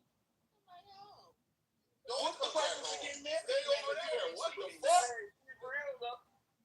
Oh, that's I'm disgusting. gonna keep it real. Like y'all need liars. That's what keeps y'all like complacent. Is when y'all have liars. The truth have y'all, so cool. Queen, are you going to make sure we don't ever because meet a woman like this? I could easily Fellas, lie. what do we have to do to make sure we Because I never could meet a easily woman lie. like this? Like, yeah, I'm a faithful wife. I'm just my husband. I don't dip out. I don't believe in that. Actually, I stay put. Even if his dick is trash, I'm a stick. I could easily lie and make you feel comfortable. Yeah, we know you're being diabolical. Like, how do we stay away from you? That's the question. I mean, you can't tell when someone's like that. So you can't tell when someone's like that. So I don't know what to tell you. What do you do? What do you do? You're the man. I don't know. What do you do? What do you do? Like what you mean? What do I do? What do you do? I'm trying to create a profile of diabolical women and see if it's correlated to occupation. When I give a hypothetical to like the context of what we're talking about, that doesn't necessarily mean that I personally do it. I'm just very intelligent to know that it does happen, and I'm also intelligent to know when somebody puts out a hypothetical, it doesn't mean that that's their life. Well, it doesn't sound like a hypothetical. It sounded like something. You can't talk to me as if I actually do it, but I know people that actually do that. It sounded like something you believe. It wasn't merely a hypothetical. So now that is coming from the horse's mouth, and the horse is saying that it's a hypothetical. Oh, I don't believe you. Remember, you were the one that said that we like liars. Okay, am I in control of how you assume or how you think? An assumption. It's how you presented yourself, man. Well, I'm gonna present. The way you present yourself gives us indications of what you think and how you believe. Okay, so it is possible that people can lie, and I just gave a plethora of examples of how people can lie. Now, if you take that as me doing that personally, that's your problem. Yeah, I think you do it personally. Yes. It has nothing. It has everything to do with what you said. Right, but it's still a perception of what she said. Thank you. Thank you for the intelligent one. So it is. There's no nuance. She presented it as her belief. She didn't present it as a alternate possibility. Well, I never said that I believe she that. Said, y'all niggas need to be lied to. I'm gonna go and dip out. I'm gonna go get me some. That was her. Like, yeah, because now she's trying to walk it back. I don't know how to articulate it even simpler for you guys. Like, I can't go like that, like dumb. I don't know how to do that. But I can say that, hey, I can. She's mad that she told us all about herself. In that predicament. I can easily be like, yeah, I could dip out and this, that, and third. But do I personally believe that? Do I personally do that in my real life? Absolutely not. But I'm intelligent to know that it can occur, and I know how it would look like. I'm intelligent to know that. Usually what people do is say, I wouldn't do this, but, right? They offer that caveat, that humor. You did none of that. You jumped right in. You defended this woman. who stopped having sex with her husband. Yeah, it's called. Then went on to say that it was all. One second, ma'am. You then went on to say it was all his fault because he had trash penis. And then when somebody said no, and just confirmed that, you still said, that's the reason. Then you went on. No, these are your thoughts, ma'am, and you're ashamed of your own thoughts. That's crazy. Yeah, these are my thoughts, and it's also called devil advocate. So I could play devil advocate if I want. It's not a crime to play devil advocate. I think the more important thing is to remember, like, that there are women out there that will marry you. You know what I'm saying? And right, and I'm just giving them game on that. But if you don't want that, then we can have an echo chamber, which is more safe. We can do that too. Yeah, you're windmilling right now. You're trying to throw anything out there that can land and protect you right now. No, these are your words. You don't want to stand by your words. And what do you want to do about that? Crazy. And what would you that shit makes you look crazy. And all I'm saying is, what can we learn about you so we can stay the hell away from you? And now you don't want to talk. Now you don't want to talk. Okay. Do you believe in? Do you go to church? What kind of job do you have? What kind of background? I want to know more about you so I can know what to avoid. So let's go. Okay. I mean, I think the things to avoid is like the character flaws when you're dating somebody. Because a lot of times when you talk to other divorced men, and I got remarried, by the way, but like when you talk to divorced men, a lot of times we be saying it like after time. I just thought shit was going to change, or I thought this was going to happen or that. And it's like, believe yourself. Like, trust your instinct. What kind of character flaws? So what are we talking about? What kind of character flaws do you remember at the earliest point, the most subtlest, earliest character flaw? The emotional manipulation. So if I'm bringing something to you that you have done to me that bothers me, in the span of this conversation, you are now giving me fear or things of that nature to make me feel bad for bringing some shit to you. And now I'm apologizing because you are upset that I brought to you. Now I was, in my 20s, and so it's like, I didn't know about all of that kind of stuff, but that's one basic thing now that fucked me up back in the day. Oh, that's bring nothing to you, and you over here like in tears. And I'll be honest with you, it wasn't until I seen a TikTok. This white lady was like, fellas, this is what women do. And she broke down the whole shit, and I was like, yo, the fuck? Y'all really be doing this shit on purpose? Oh, you're talking about just crying out. Oh, shit. I was like, oh, this is really a play. So I'm not crazy. Okay. Like, you know what I'm saying? So that's one thing that I've seen off rip. That now I tell brothers like, yo, if your girl or your wife is trying to negotiate with you now on some shit, there's no that the negotiations is always gonna be there. It's always gonna be that. How you doing? Good morning. You know what I'm saying? Like the brothers who be getting the sex ration, typically there's signs of that ahead of time. It's not new. So you know what I don't understand? I don't understand why when you're married, like, to me that's crazy because I feel like when you're married, you should just give your husband sex whenever he wants it. Like, fuck him on demand. You would think so, yes, sister, yes. That's your husband. You fuck him on demand. I don't, and because in the bedroom, it's like that is his playground. Like, this is your playground, so you are to do whatever you want. Like, I don't understand. I mean, and I get it, well, kids stuff, but I mean, it's still that I feel like that is important for a man, and your job is to be his freak, however he wanted to be.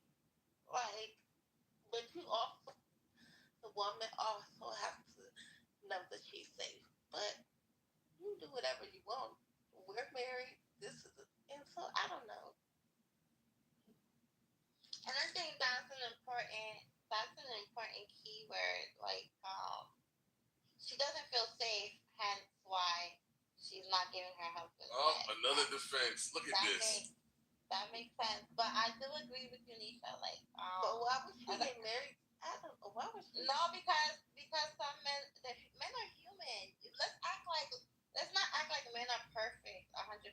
Like, they fuck up. They're human. So and then as a human, you get angry. You know what I mean? You can't sit here and tell me that you don't get angry when you feel hurt.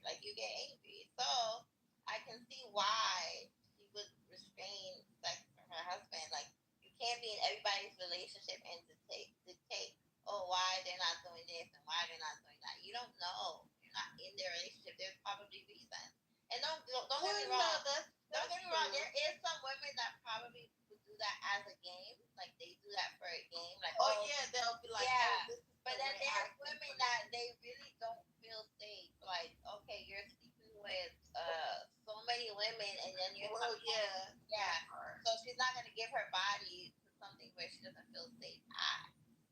So I can see that as to why. But then at that point you leave. Right. Red, why do these sisters have sex with men that are dangerous all the time? It's like I agree with what you're saying, but at the same time, the psychology behind it, like women have sex with men that are dangerous and that they're scared of all the time. No, it's not because they're men. They have a problem. They have something within themselves. I think it's how they were. What can I say? I think it's how they view masculinity. Like I think it's a ghetto hood thing.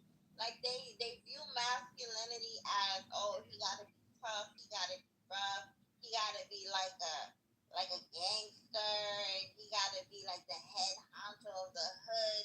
It's like a ghetto fairy tale that they've been reading or introduced since they were small. So when they get older, that's what they think masculinity is. And if you're nothing of that, then you're not masculine. It is a ghetto. It's a cultural thing. Like, if you're not hood, and if you're not gangster, and if you're not hardcore, then you're a pussy. You're lame. So that's what they think. They think masculinity are those men. That's why they go to those men, because they're like, I feel safe here. He could fuck you up. If I'm out, and that's every girl's dream, that if she walks in the street with a guy and he's a macho man and she's protected, she loves that. But if she's with a guy that she feels like, if I walk in the street with him and we get bullied, he's gonna run away, or I'm gonna get beat up because my man can't protect me. So that's probably why I can see why they go to those dangerous guys, because they feel protected and they think it's masculine. That makes perfect sense. Psychologically thinking. Yeah, psychologically thinking, it makes perfect sense. King, who asked that question? Was it Joey? Joey asked that question? Yeah. Trying to kind of dig into the psychology behind it and tie it together, like. Yeah, I think it depends on which box she puts you in. Are you in the long-term box or the fun box? Or the excitement box? And it depends which category you're in, depends on how quickly you get the box. That's what I think. More toxic, the more the quicker it'll happen. I mean, if she's in that mood. Yeah, most of the time, brother. Most of the time. In my personal life and what I've observed, especially in modern day relationships, maybe not so much back in the day, but these new folks, man, I'm so glad I have a queen that's solid, that loves Jesus, and that is just about family and culture, man, because it's dangerous out here right now, the way some of these women think, bro. And these men, too. I don't want to make it like a gender war, like I'm just, but these folk ain't shit, man. They ain't shit, bro. They ain't got no Jesus. They ain't got no conviction. They just fucking off. And then they be trying to make topics to make excuses for their bullshit. Talking about, shit, you let man cheat in peace. And then over here talking about a woman wants a man that's gangster and tough, because, which I understand the psychological breakdown. But what the fuck? Man, hey, shouts out to you, brother, man. I want something like that, and like what my parents got, man. Like, just loyalty and faithfulness towards God and towards each other. But you will not find that in this culture of people, man. These folk, they want to. I mean, it's a lusty, perverted world we living in. I mean, you can find it. It's very rare. That I will not say, because you can find it. I mean, is it rare? Yeah, but you can find it. I agree. Yeah, I agree. You can find it. I'm not saying it's not out here, but the general, like the air, the whiff, the aura out here is just not loyal. There's no loyalty to each other, and nobody wants to do the right thing. It's too hard. I understand understand there's a lot of women out here. There's a lot of women. It is difficult to stay faithful to a certain extent. So, but why are you making bold commitments? Why don't you just stay single and enjoy your life? What the fuck? I know the woman. Look, sometimes just keep it honest with the woman that you're dealing with, and let her know that she's not the only one she's gonna be dealing with. I do it all the time, and yeah, they don't like it at first. They'll call back. They'll call back, and then when you get ready to settle down with one person, man, get all that shit out your system. And I feel like that's the issue too. Like the women that call back, but they call back because they thought about it. They're probably like, okay, I'm not gonna get a relationship out of him. But right now, I don't have any niggas on my roster. I'm not having sex, and I'm bored. So let me just hit him up and play along with his situation, because at the end of the day, I'm just gonna use him for sex anyway. That's how they initially think. When they call you back, that's their initial intention. I'm gonna use him for sex anyways, but I'm not really gonna tell him, but I'm gonna use him for sex because he doesn't want a relationship anyways. And then when you start having this is where it's fucked up now. And then when you start having sex with him constantly, now you start getting emotions. You start catching feelings. And now you're trying to see if you could use their pussy to change his mind and be like, oh, maybe we should be in a relationship now. And that's where you get fucked up, because women don't understand that men, they are set in what they say. They're not gonna change their mind unless they want to. But when a man says something, he fucking means that shit. And it doesn't matter how many times you have sex with him, it's not going to change what the fuck he told you at the very beginning. Because a man's intentions is at the very fucking beginning. Like, I know for a fact, because I've been on one date, and after the date, the man officially tells me, "You're my girlfriend." When they are aggressive with it, like they're aggressive. That's how I know. So when a man is not aggressive and he's just letting you like, let's just see where this goes, or let's go with the flow. He's not that into you. Right? He's not that into you. Because when you say aggressive, what do you mean? Like, let me tell you, when a man goes after, when men want something, they go after it. They don't let it just walk away, and they're hunters. They're hunters. They go after it. You mean aggressive? You mean aggressive in the pursuit? Yes, aggressive in the pursuit. Yes. Oh, okay, I want to be clear because, like, aggressive could translate not like that. Don't let your mind wander. Aggressive. Well, I mean, I think that's why I want to clarify. The context is dating and relationship. So if any words that I put in that context, aggressive, it will be in pursuit. It's in the family. Yeah. Okay, I got you. I apologize. I didn't mean to cut you off. I just to be clear. Yeah. Aggressive. Yeah. Men are aggressive in pursuit when they want something. Like when they want something, it's no ifs, ands, or buts. They're not. They're very clear and logical. They're like, listen, you're my girl. Like, what's the point of me for us to go on a 20 fucking dates? And no, like he knows that there's other men out there. So before those other men reach you, he's claiming you right then and there. That's how you know. But when he's like, oh, I don't care about you too much. Like, I don't care if other niggas talk to you. I just want to talk to you, he's gonna be very like loose with you, like, oh, whatever. That's true. So yeah. Nah, that's true. But you find big problems. But like some of these women, they know what they signing up for. That is, I don't know. It's the part like, oh, I can play his game. That's what gets women. That's the part. Oh, I can play his game. Like, you know you want to be in a relationship. But because you're so fucking bored right now, and you don't want to have patience to wait for the right guy to come around, you want to play the game. And then when you play the game, you fuck up. Because you're no longer in the game. Like, you caught feelings. Oh, what are we? We had sex so many times. We went on so many dates. Like, what are we? That's why you end up with what are we? Because you thought that, oh, you could just fuck him and be okay. Like, no. No, you're getting his feelings. It's like, my thing is, people act like having a man or just having somebody is the be all. It's more things to focus on in life. So, when you're not in a relationship. And when I said that you should give your man sex anytime you want, older, you want to have sex. When I was in my 20s, my ex-husband used to always talk about sex, and I did not care to talk about sex all the time. I did not care to have sex. It was just not like a big deal to me. I didn't need it all the time. But as you change, as a woman changes, like when you get 40, in your 40s, your sex, you will feel like a man in some sense. Just like we say, men, all they think about is sex when they're 20s. That's how it is for a woman. You're just, I don't know why, but that's how it is. But, damn, I was trying to forget.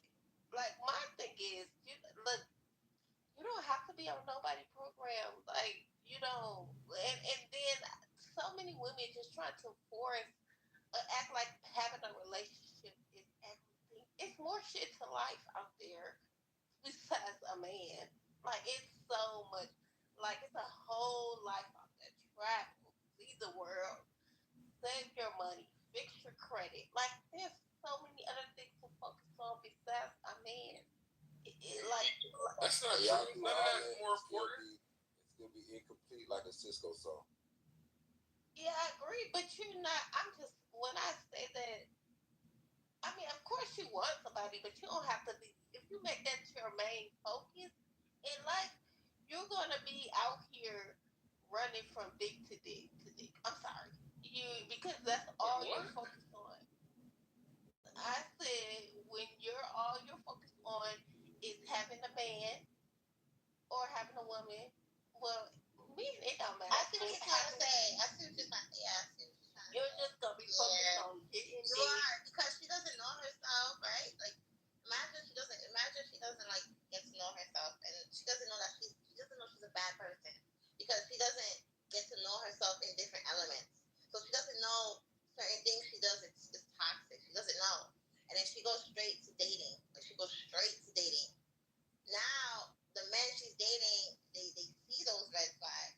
They break up with her because of those red flags, and she goes to the other guy. And majority of the time, men that you're dating, they normally don't tell you about your red flags. They really don't. And then she goes to the other guy. He sees the same thing, break up. So it's true. They go from dick to dick to dick when you don't know yourself as a woman, and you don't know your red flags, and you don't know like bad things. You're gonna go dick from dick to dick until you start to be like, you know what? Let me be single. Let me see what the fuck is wrong with me. Because why the fuck every time I'm going on dates and dating men, it's short-lived. So that means something is wrong. So now I gotta fucking do the work, maybe go to therapy, maybe see what the fuck is wrong, talk to my friends, be like, hey guys, do you see any red flags about me, da-da-da-da-da. If she doesn't do any of those things and she goes straight to dating, her body count is going to be so fucking high, and she's not gonna understand why. She's not gonna understand why. So it's very important for women to know who the fuck they are before they go dating. Because once you know who you are and you know your red flags, and you're like, maybe I gotta change my tone. Maybe I gotta like talk to him with respect. Once you start to learn those things, your relationship, once you start dating, yeah, you might start being in 5-year relationships, 6-year relationship, engaged, married. You might have long-term relationships. But once you don't know yourself, easy bodies, easy.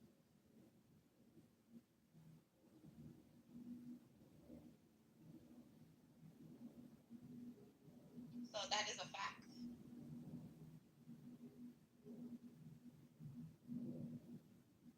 And that's why I tell women, yeah, listen to men, but don't listen to them 100% because they only see from men's eyes. They don't see from a woman's lens. They only see from a man's lens. But from a woman's lens, you have to know yourself before you go on dates. They want dates automatically because they're men. They don't know any better. But women, you have to know who you are before you go on a date, or else you're just gonna end up being like dick down a million times because you don't know your red flags. Nobody's telling you about your red flags. So how can you know about your red flags? It's a lot. It's a lot. Dates. Do men like to go on dates, or is that something we have to go through to get to the other side? I mean, it's up to the men. Some men like to go on dates. Some men, if you don't like to go on dates, so what do you do to get to know the person? like I said, do men like to go on dates, or do we do it to get to the other side? I want this woman to speak on my behalf. It's up to you. They just not mean you gotta spend your money.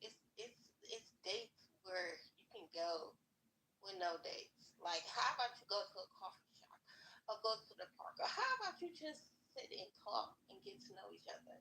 Like, that's a date. Everything doesn't have to be required to spend money.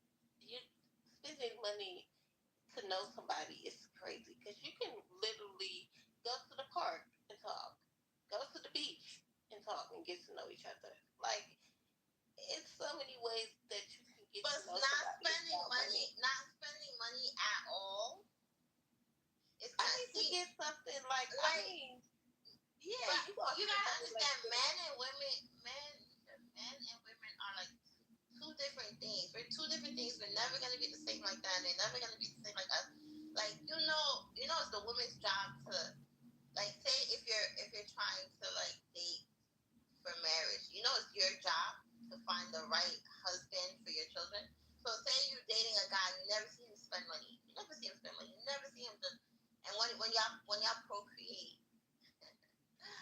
When y'all procreate and he can't afford the family, that's going to be your fault, right? That's going to be 100% the woman's fault. That's why it's like literally. That's why you can't do that. You cannot listen because you gotta understand you're in a pool of It's like a race, like they say survival of the fittest. Look, survival of the fittest. The men that are not fit, they know they're not fit, and they're trying to like get themselves in the race, like by any means necessary. They're trying to, you know what I'm saying? And then if you pick those type of men, you're going to suffer. You're going to suffer. You and your family. You and your family will live under the bridge. I'm confused because I don't know. You have to see if he's able to provide for a family. Right, Nisha? Let her explain it to you, Nisha. But first of all, you can't explain it to me. And then there's guys that's gonna try to distract you. I was married before, and my ex-husband took care of me. Nisha, you're not listening. Let her. Yeah, let me. Right? She don't want to even listen to you. She's not listening. And then you gotta understand. That's what I say. It's a fucking crazy system. Because then there's guys that know that, like, oh, don't date guys with money, and don't date guys that can support you, and don't date guys that can support a family, and they're gonna try to guilt trip you so you could choose them, knowing that, and when you choose them, you chose wrong because now he can't support the family. The family is fucking struggling. You might live under the bridge, and that's gonna be your fault because you let the distracted. Right. That's how it is. That's how it is. That's why I don't listen to like degenerates. Like degenerates, I know I don't fault them because it's survival of the fittest. You know what I'm saying? Exactly. They're trying to survive too. They're trying to survive too. So.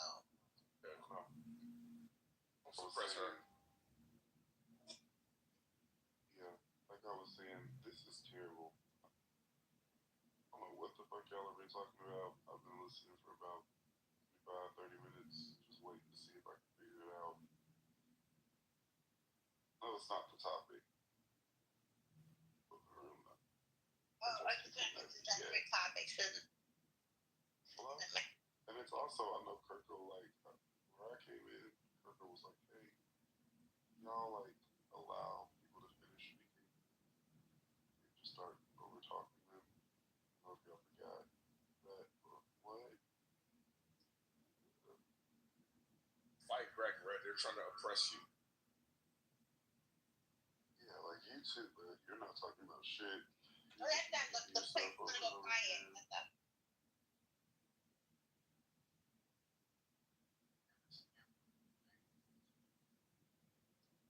Long-winded as you are, like you've definitely been chatting. I just don't think you're chatting about anything. How y'all feel about that Ty Lil situation?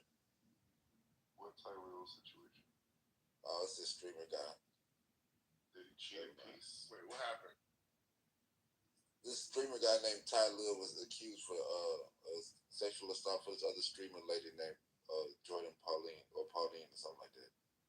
I don't know. I just thought y'all was talking about anything.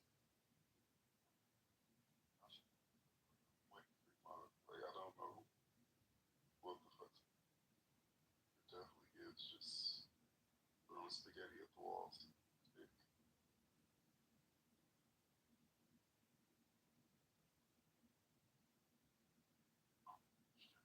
The cheating piece. I just really want to know your perspective on that. I mean, ultimately, like, if they got a bunch of money, then yes. I'm talking about like a lot of it. What's your name? My name is Big Mom. Okay. I said so red. Oh. My bad, bro. I didn't even hear that part. No, Okay. you're good. I have a whole different mindset and a whole different like way of thinking. I don't know. I don't know if you want an echo chamber. I could do that too. But if you want, no, I'm not looking for an echo chamber. I'm looking for your opinion on if men should be able to cheat in peace. If you're not able to answer that, I think Big Mom is ready to go. So no pressure at all. You know. Yeah. So should men cheat in peace? I personally, yeah. Why not? They should cheat in peace. Because at the end of the day, I know for a fact that lust will be their downfall. And it's not my place to correct men. I let the universe correct them. That's what you do. You said, I let the universe correct them. Don't worry. Don't worry, sis. Let him. He gonna see it. No. I'm gonna be like, don't worry, sis. Let him find out. Because eventually it's the same story. It's the same fucking story over and over and over. She done took him for his money. She done did some snaky shit. Like, you can't do snake shit and thinking that you're gonna get reward doing snake shit. Like, there's a universal law. Perfect. So just remember to take the poll red right up here. It's got that yellow bar. It says, should you let men cheat in peace?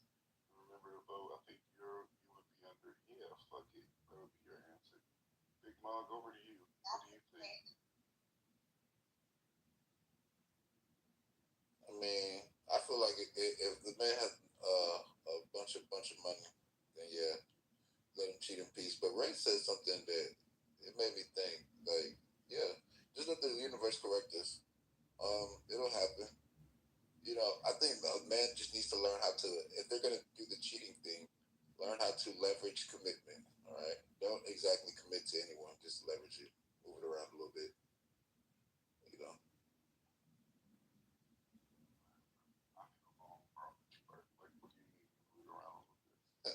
Like, give a little commitment here, a little maybe commitment here, a little preview of commitment. Preview of commitment is good. You know, don't necessarily commit to anyone. So, and keep it as honest as possible. It feels weird at first. Like, it feels like you're finna get slapped or cussed out or like you're gonna get in trouble, right? It feels weird. But once you keep it honest, then they get it first, but they will come back because of your honesty. All right, they'll come back, and probably other things, but they'll come back. So a man should, if you're not gonna do the Jesus thing and have a God-centered relationship, and yeah, cheat and cheat in peace. Let man cheat in peace. Let the universe correct the man. Okay. Or how about you just not? I wanted to hear from you. I saw your comment in the chat, and I'm more aligned with you. Is it Nisha? Yes. Just if you want to cheat, just not. Don't be with me, cause I'll be fine by myself. It's not that serious.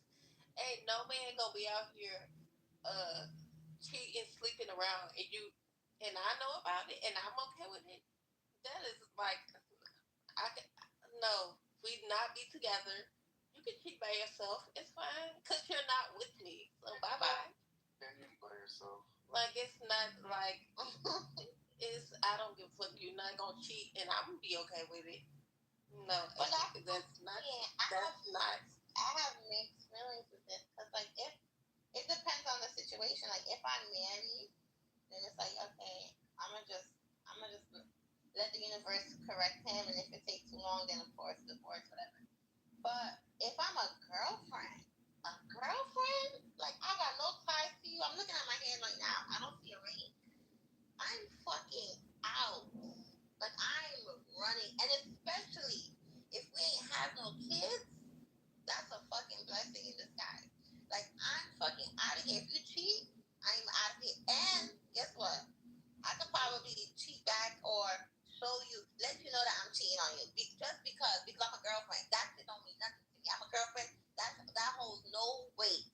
But if I'm a wife, you see, that's fucking different. We done bought assets together. We done got fucking investments together. And I'm like, damn, nigga, like you really want to do this? You know what I'm saying? I probably let.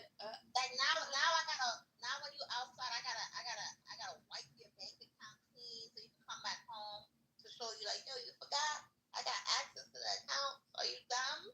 Like it's gonna be, you know what I'm saying? Like it's crazy shit.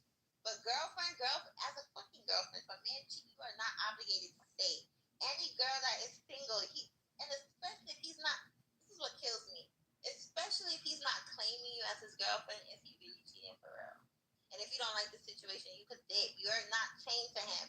But as a wife, you're technically chained to him. You have his last name for God's sake. Okay, and I ain't saying y'all. Okay, when you're married, girlfriend, you could get. I was married. If my husband cheated on me, I don't know. I could say I don't know. If he did, it never was in my face. So you can't get mad about something you don't know. It was other problems. But okay, I can forgive you. We can go to counseling, yada yada yada. But if you keep doing it, I don't give a fuck. I'm married to you. I can leave. It's not. I can know how to be by myself because obviously you don't care. Obviously you don't care. You don't care about the vows we made. So I can forgive you the first time, maybe the second, but by the second we're into counseling. We're getting help. And if you keep wanting to cheat, I'm leaving. It's a no. Like you gotta not make excuses for shit. Like either you want to fix it, or either you don't.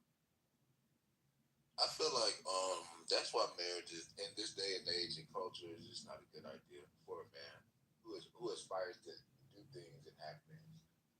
It's to me, it just hit me. It's literally mixing business with pleasure. Like you're literally mixing business with pleasure. Like one false step in your pursuit of pleasure could fuck up all your business. Am I wrong? Mm-hmm. Yeah. So marriage is business mixed with pleasure. So wouldn't it be wise to not do such? I mean, marriage is a business. Like that's a contract. It is a business, and it is it's supposed to be a pleasurable business, or it's pleasure too. It's love and all that commitment, all that loyalty. It's business mixed with pleasure, guys. No, you want to eat and shit in the same place. You can't do that. Right. Maybe I do. But it's still business mixed with pleasure. I just thought about this. Oh my goodness. You need to pick. You need to choose wisely who you have both of those things with. Why, like, or you need to have an understanding before you even go into the marriage. It's a bloodline contract. Aren't you doing it for your bloodline as well? Your children, legitimacy, all that shit. Is pleasure, which is temporary lust, is that worth the business? No, this is not right. This is not right. But it's been like that from the beginning of time. What are we? I know it has. Wait. Big Mark, when Jazz was talking a second, you were like, what? What part of what she said was like your point of contention? Like, what didn't you, I guess, agree with, or you weren't understanding? Yeah, no, she was just really confirming that it indeed is a union of business and pleasure, and it is. I just thought about it. I think I don't know what my exact contention is because my brain is a little scattered. However, I think when it comes to business and marriage in 2025 in America, okay, let's put things in perspective. I don't know, guys. I don't think it's a good thing. I don't think it's a good idea. It's just too risky. Get a prenup. Like, what is risky? Okay, when you could lose your assets, and it doesn't have to be just infidelity. Things could go wrong. Things could go awry. Irreconcilable differences could grow into your everyday arguments. Fuck a cheater. But you gotta have conflict solution. You also can't lose your assets if, again, like you just agreed to, it is a business decision. I mean, so prenuptial agreements and things like that, they exist. I just don't get why niggas don't know, like, y'all not aware about them, or y'all don't know how to do that part. Y'all just think you're supposed to get down on your knee, propose, and then just do the wedding. Y'all don't think that there's any, logistical conversations that are being had prior to that moment. Or y'all just don't want to pay the attorney. Is that what it is? Or is it that? Which in that case, you opted out. And why are you thinking negatively of in a marriage anyway? Going into a marriage with a negative mindset. You want it to fail? Because to Red's point, the universe gonna circle around and give you what you want. Right, like with me, when I get married, I already know my chicken will last regardless. I already told him, you gotta kill me in front of the kids if you want a divorce.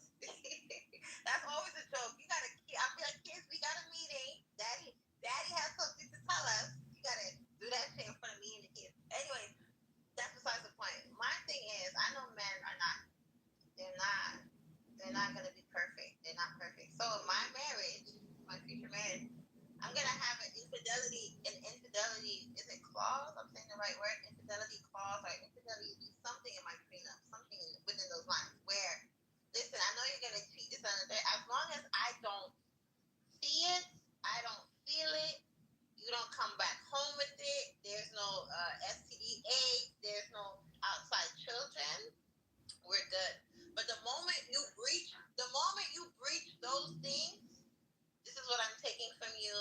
Or or if any of them call my phone, any person calls my phone, this is how much I want. 200K of cheating. Every time you cheat, it's 200K, 200K, 200K. That's what's gonna be in my prenup, and it's gonna be in fine print. Make sure you're aware of it, and it's gonna be stamped, and it's gonna be fucking notified. I'm not playing around.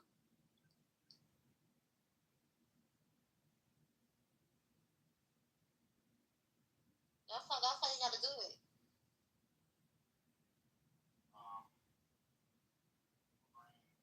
He loves a cheating piece. Yeah, cheating fees, absolutely.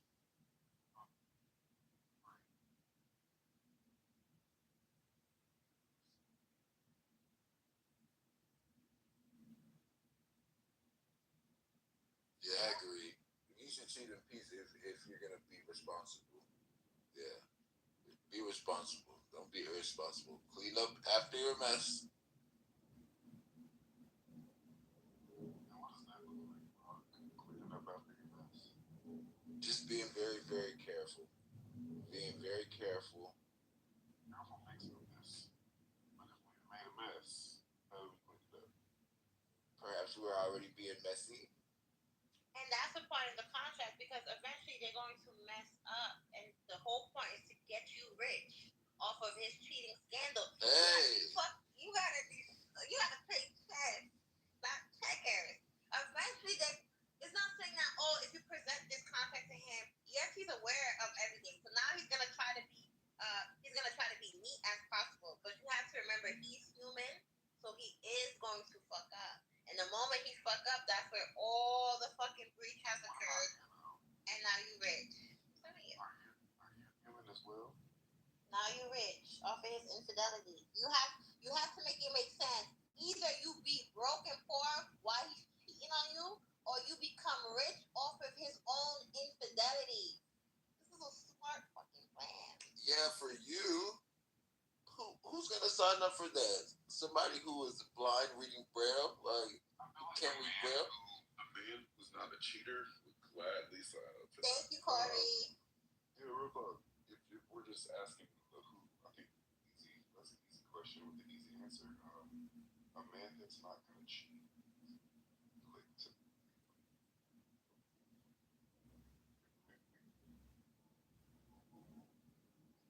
you don't cook every day. You got one time to go for a month without every day. But some crazy shit on papers, boom. Yeah, like Jazz said, y'all don't be wanting to pay.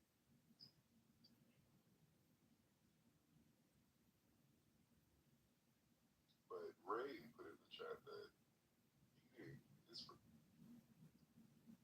think about that. What he said? Eating is what? The cheating. Oh, you in and out, Corey. That's why.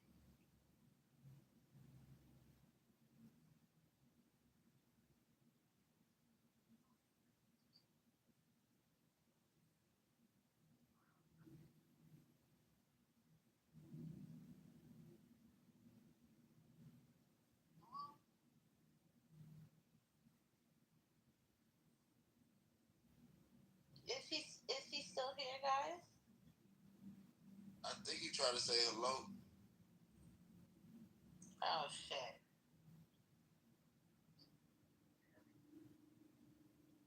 It's like you far as fuck from the phone.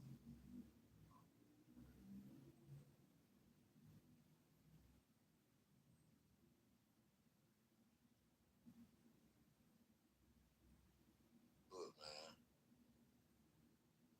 Ray, your idea is very it's terrifying, but it sounds good. It sounds good for you, so I hope it works out for you. I know it will. It sounds terrifying for the cheater. Like, dang, I want to cheat. Dang, I know I'm gonna mess up. I'm not gonna sign up for this contract. Yeah. Exactly. That's the whole point. Because it also releases your intentions. It can save you. It can save a lot of women too. Like, that's how you really know who you're about to marry. Because the moment you present that to him and he starts to hesitate, God doesn't save your marriage. But the moment he doesn't hesitate, you're like, okay, I'm safe. Like, it also shows, it's scary, but it also shows the true demon or the true intention that he has. Or whatever it is that he was hiding, it's good. He can't hide that. So that's the whole purpose of that. All right. Well, then it needs to be. Shit. It needs to apply to the woman too. Then. Of course. Why not? Y'all cheat too, though. Y'all be acting like y'all good. No. Why not? Why not? Yeah. I agree.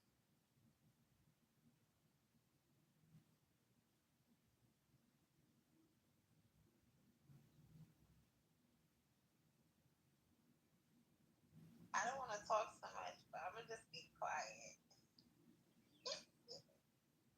Yeah, I know, cause y'all be cheating like fuck. It's too much truth. It's too much truth. Cause I don't want to say it. Say it. You've been doing well. Say it. You've been doing great.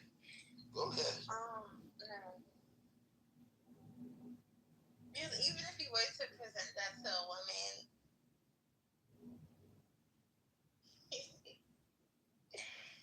who invented cheating, men or women? Women, of course. That's what I'm saying. We're the teachers of that. So it's like, you present that to me. So till we get old, you will never find out. That's how. Till we get old, you will never. The infidelity clause. Well, look how powerful women are. Till we get old, the infidelity clause in that prenup will never be breached. Never. Yeah. Never be breached. The arrogance is astounding. It will surely be breached. I'm telling you, a woman that, let's tell you, any woman that gets caught cheating is because she wants you to catch her. She's so fucking sicky as shit, and she's like, she doesn't know how to break up with your ass, so she's just gonna, let me just keep my phone unlocked, leave it open, throw it in the bed, because I know he's gonna see it. Because when the nigga texts me, it's gonna pop up in my screen. I want my nigga to see it. Like that's what I'm trying to tell you. Women, if a woman get caught cheating, it's because she wants you. She wants you to. She's a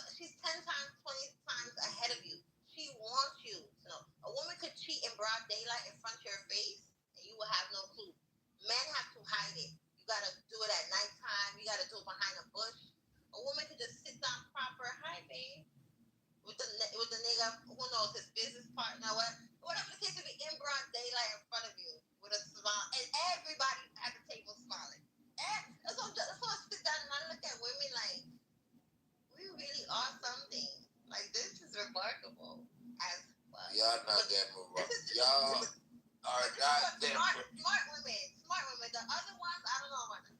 Well, y'all be getting caught up left and right. All the niggas gotta know is that y'all be on that shit. That's it. Like once you know that you're once you know women are But you smart. gotta have evidence, or else you just look like a fool. It doesn't matter. We'll get evidence because once y'all get in that arrogant space, thinking that you're just so smart and nobody will catch you because you're a woman and cheating is inherently in your nature and you can do it very well, which is very true. It's okay.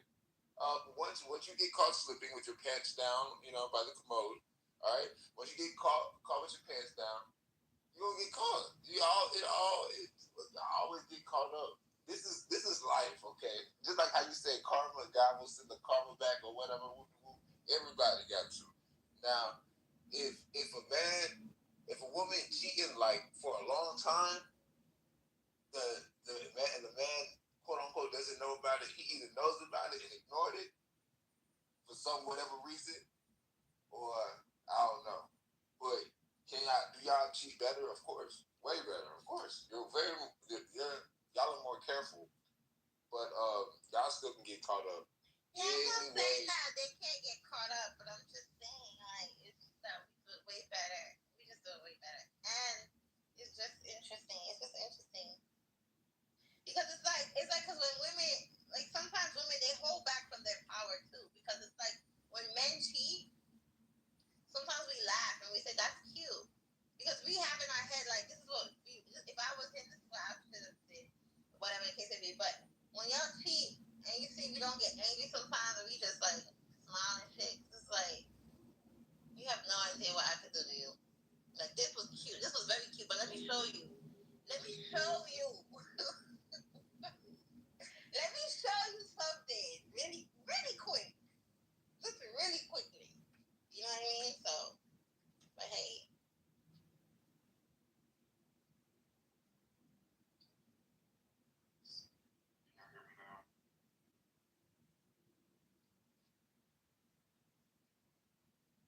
Yeah, I can hear you.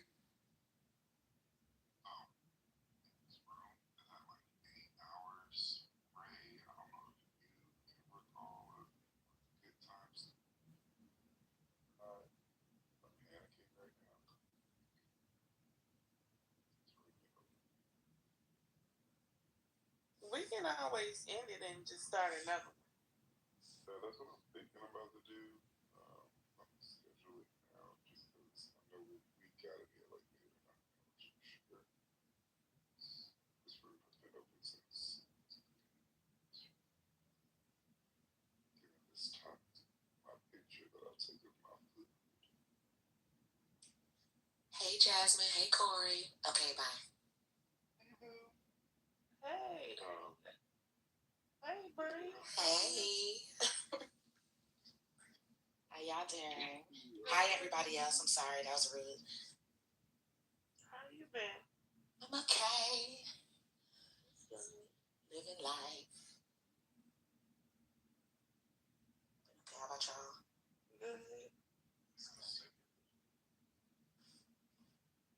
Doing super good, too. Actually. No babies on the way, just to let y'all know. Are you sure? Well, not yet. What y'all been up to, though? I haven't talked to nobody in like 7 months.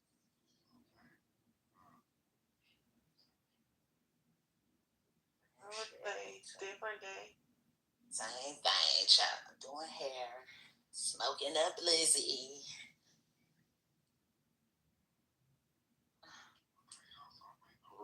Once I disappear, Jazz, can you shut this one down? Yeah. We're looking for full migration, everybody.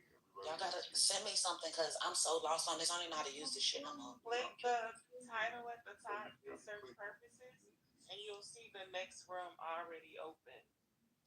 Say it again. Click the title, research purposes, the house. next room will be open. Okay, I just joined it. Okay, see y'all. Okay.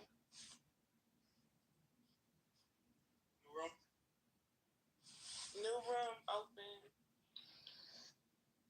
It's called RPO Morning Show. Click the title of the house and click the room. This room will be closing.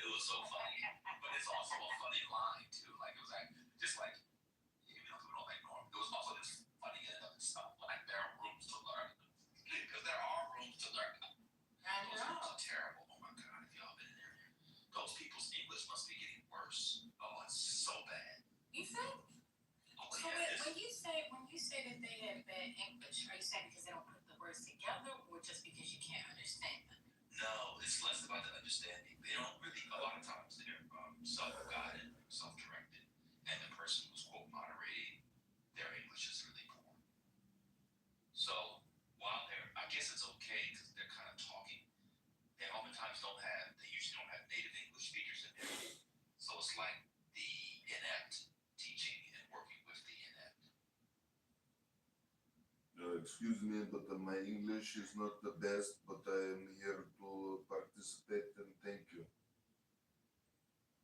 Right. Imagine if you were leading the room. Well, you are a homosexual man, yes? Why are you leading a room for a Friday recap? What makes you so great? Now, he would be in that room to read Sorayed's English. This is pronounced Raed. Raed. Sorry, Raed's English, compared to their English first lady, would make Raed sound like John Quincy Adams, Henry Clay, and Martin Luther King Jr. He played too much. The three of the greatest orators in America. The Ronald Reagan, John Quincy Adams wrote a multi-volume set of books on oratory. I don't know if you know about this, on both its ancient history, classical history, and then its importance in American life. He was a fascinating guy, not the best president. And his representation in film is terrible because of homicide. Well, what about John Jay and Alexander Hamilton and the Federalist Papers? Alexander Hamilton did not write the Federalist Papers, or did he? You don't know who John Jay is and you call yourself an American? He did a tour de aventura through the Pandora's papers.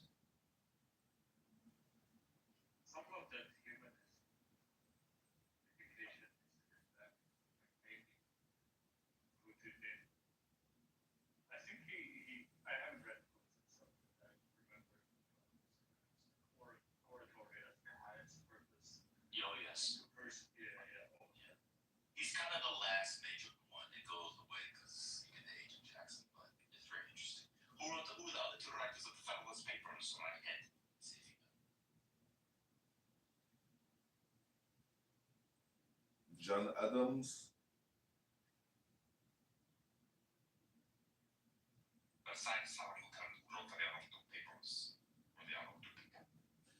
What is the purpose of this room? Are you MAGA? Because I came in here, but I don't think you're a MAGA. I think you're a gay, biracial black man who can sing little songs, drive fancy SUV, come here and waste everybody's time with his elegant homosexuality. That's what you are. I know you. You are the old goat. You are the old goat from Clown House, that gay guy who went around annoying everyone and you did nothing. You are a failure. Your family is ashamed of you because you come here every day and waste your fucking time. That was good. I appreciate you, right? I enjoyed that. Everyone is entitled to a roast every once in a while. Compliment. Calm down. Let me give you a compliment. Now you see, remember early in the week when I was calling for good trolls and insulters of me and everybody else? This is what I'm talking about. This is what I was talking about. Do you see how he set this up? This is what I mean. Let's bring this back. You think you're going to be biting on a case on a homosexual? This is what he set this up perfect. I don't know who he really is with the fake accent, but I respect this brother. And I'm happy to know him. Thank you, Brian. God bless you, brother. You are welcome, F word, N word.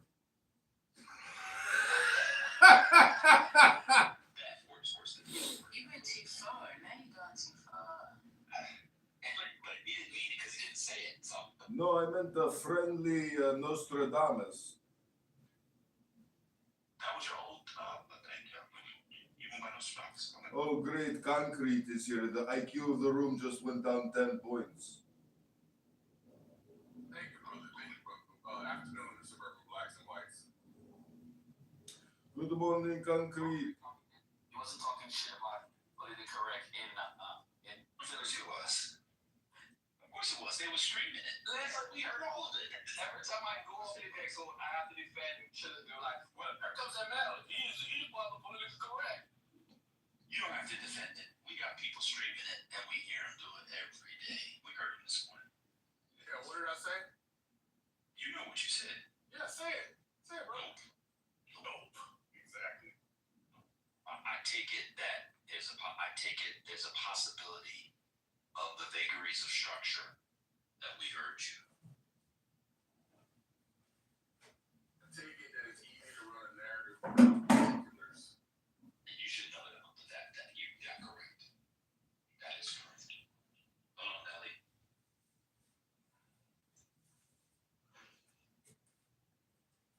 So, you weren't talking about us?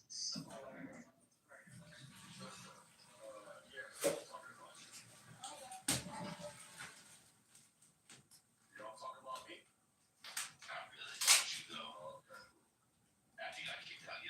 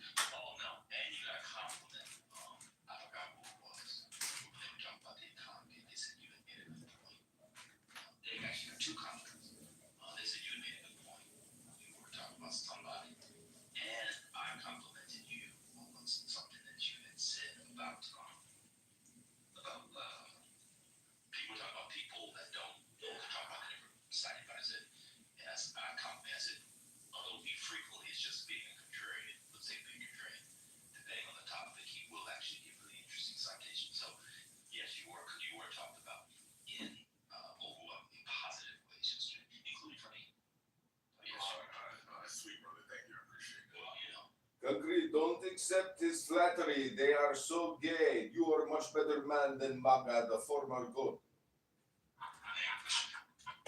Now you're pushing it. You had much fun. Let the troll land, brother.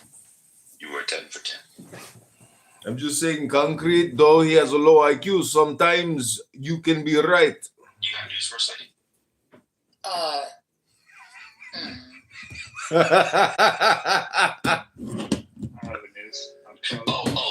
Okay. Before you go, I'll move it up. But neoliberal, what is your favorite of the rags in American politics? Hill, Politico, Media, any of those aggregators? What's your favorite one?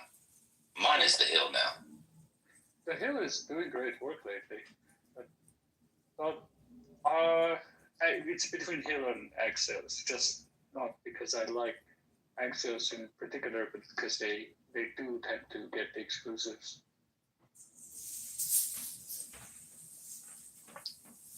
At least in foreign policy.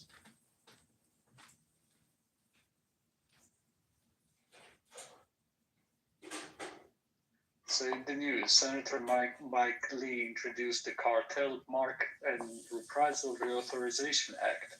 The bill authorizes Trump to commission American operators under letters of marque and reprisal to seize cartel property and persons on land or sea outside of the United States.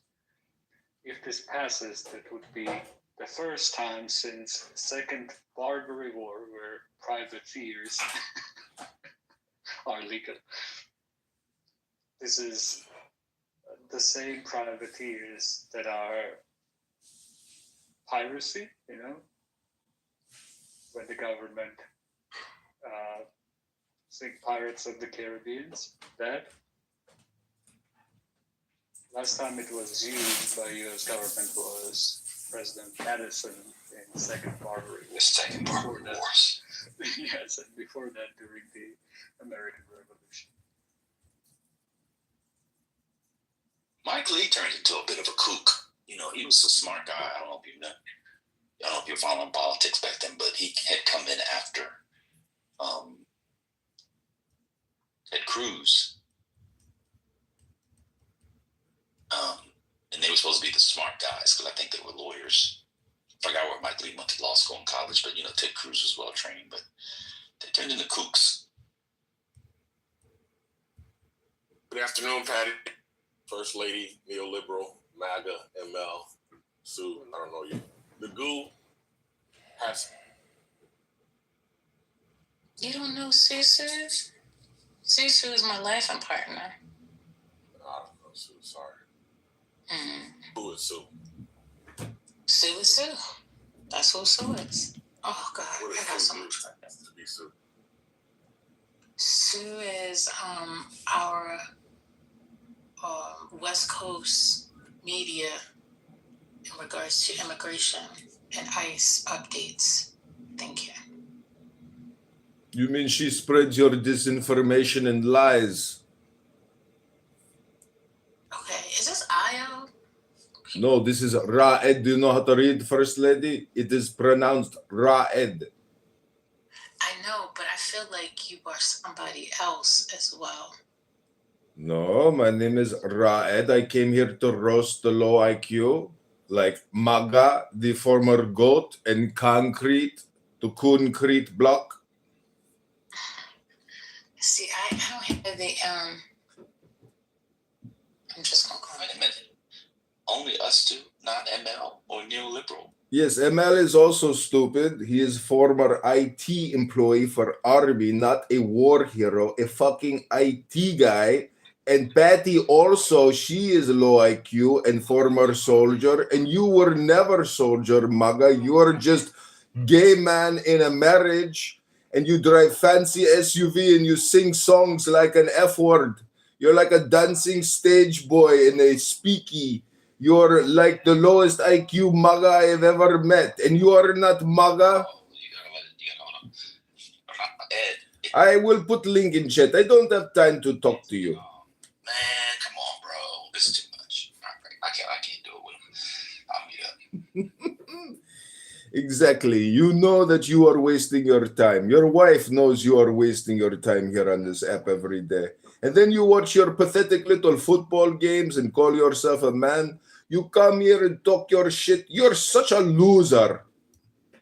That's fair. I can't put the name. I can't put it. It's John Kitover. I just went through his. Who? Who is John Kitover? He sounds like a great American. Wasabi! Have you guys seen we got him. On, We got him. Brown Shooter? The brown guy? It was John Kitover. It was John Kitover! It's seeming clear now that... An IT guy. Yeah, it's seeming clear now that he did both murders. And he was a Portuguese dude who fucking... That shot up used to be and still is the physics class, but they had like moved for a final exam, and then it became like an economics review room, and then he shot it up, and then since he didn't get caught, he went to settle an old score with the nuclear fusion guy, which is... Yeah, he went to school with that guy too. Yeah. Kind of wild that they were connected, you know? Yep. John Seth was right. I think it's kind of wild that the Department of Energy is out here fucking killing people. So Trey was saying they took out the female Charlie Kirk. Who's that? Oh, the student Republican. Yeah. Well, it's weird because it seems politically motivated when you realize she was the first person shot. But then the other person killed was a random dude from Uzbekistan.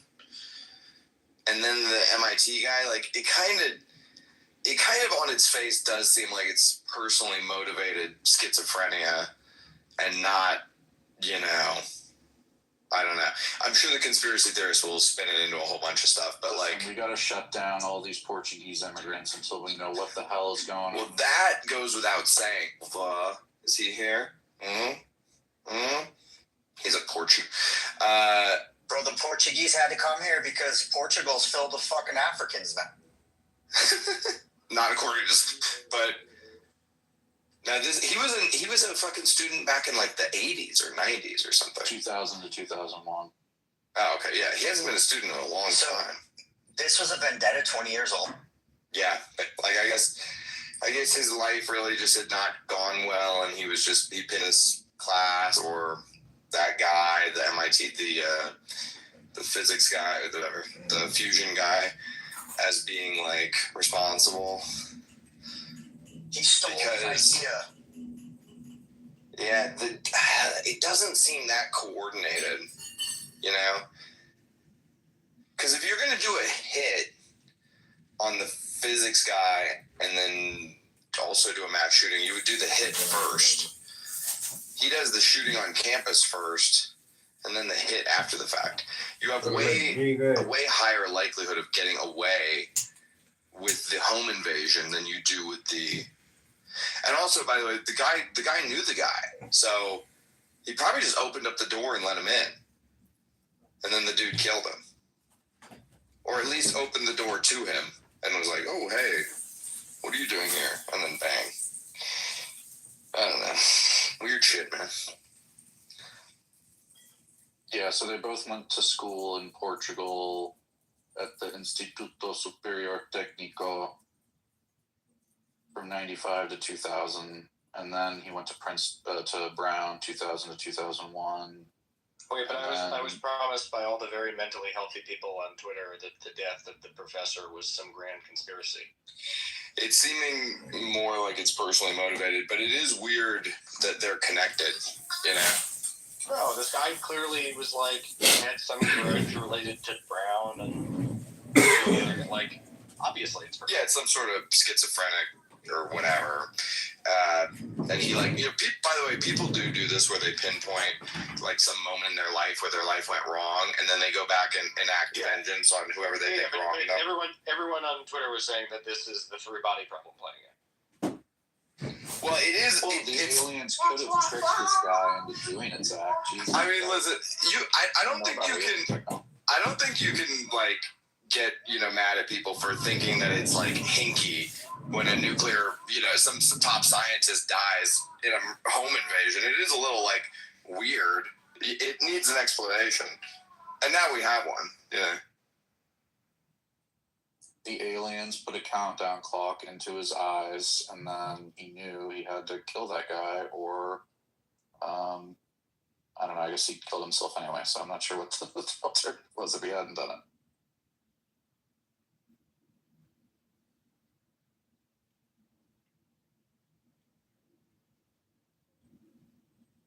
I'm also grumpy about the people who are dunking on Nick Carter for having invested in a quantum cryptography startup when he believes in quantum. Whether or not you believe in quantum, like, if you just assume bad faith because he puts his money where his mouth is, you're probably a socialist. I think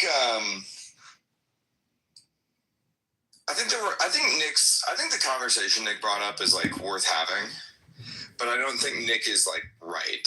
That's fine. You know what I mean? Yeah. No one needs to think that he's right. Yeah. I mean, I think he's right that there is a dislocation between how capital allocators. I think that's the best point. That's the best point. And I was making this point, Zach. I don't know if you were in the room, but I was like, we really should, treat ourselves more. Maybe BPI can do this. Like, we really should treat ourselves more like adults and have a sort of state of quantum like conference. Oh, no, that's the BPI will definitely be doing more and more of this over time. Yeah. But like, you need to make it explicit and be like, this is the state. Not that we talked about it at a random bit devs, but like, no, this is the state of quantum conference. We got here to discuss the specifics of this one problem in Bitcoin, or this one potential problem in Bitcoin, and we're keeping track of it, and this is the state of it, and then you can bring that to capital allocators and regulators and whoever else and be like, hey, this is what's going on. We're being proactively a big briefing for the government. We're going to eventually do a public version of this, but like we talk about what we think are real existential threats to Bitcoin and what are not. And like the three we think real existential threats are quantum, like fee market / 51% attack, and catastrophic bug in the code. Whereas like government bans and crypto and CBDCs are not real existential threat. Yeah, which is true. It's just we need to get better at out-group signaling. Well, also in Bitcoin, the part about that I like the least is how defensive people get. Like, you can think that quantum's not a problem, but if you start screeching defensively every time someone uses the Q word, you're not helping.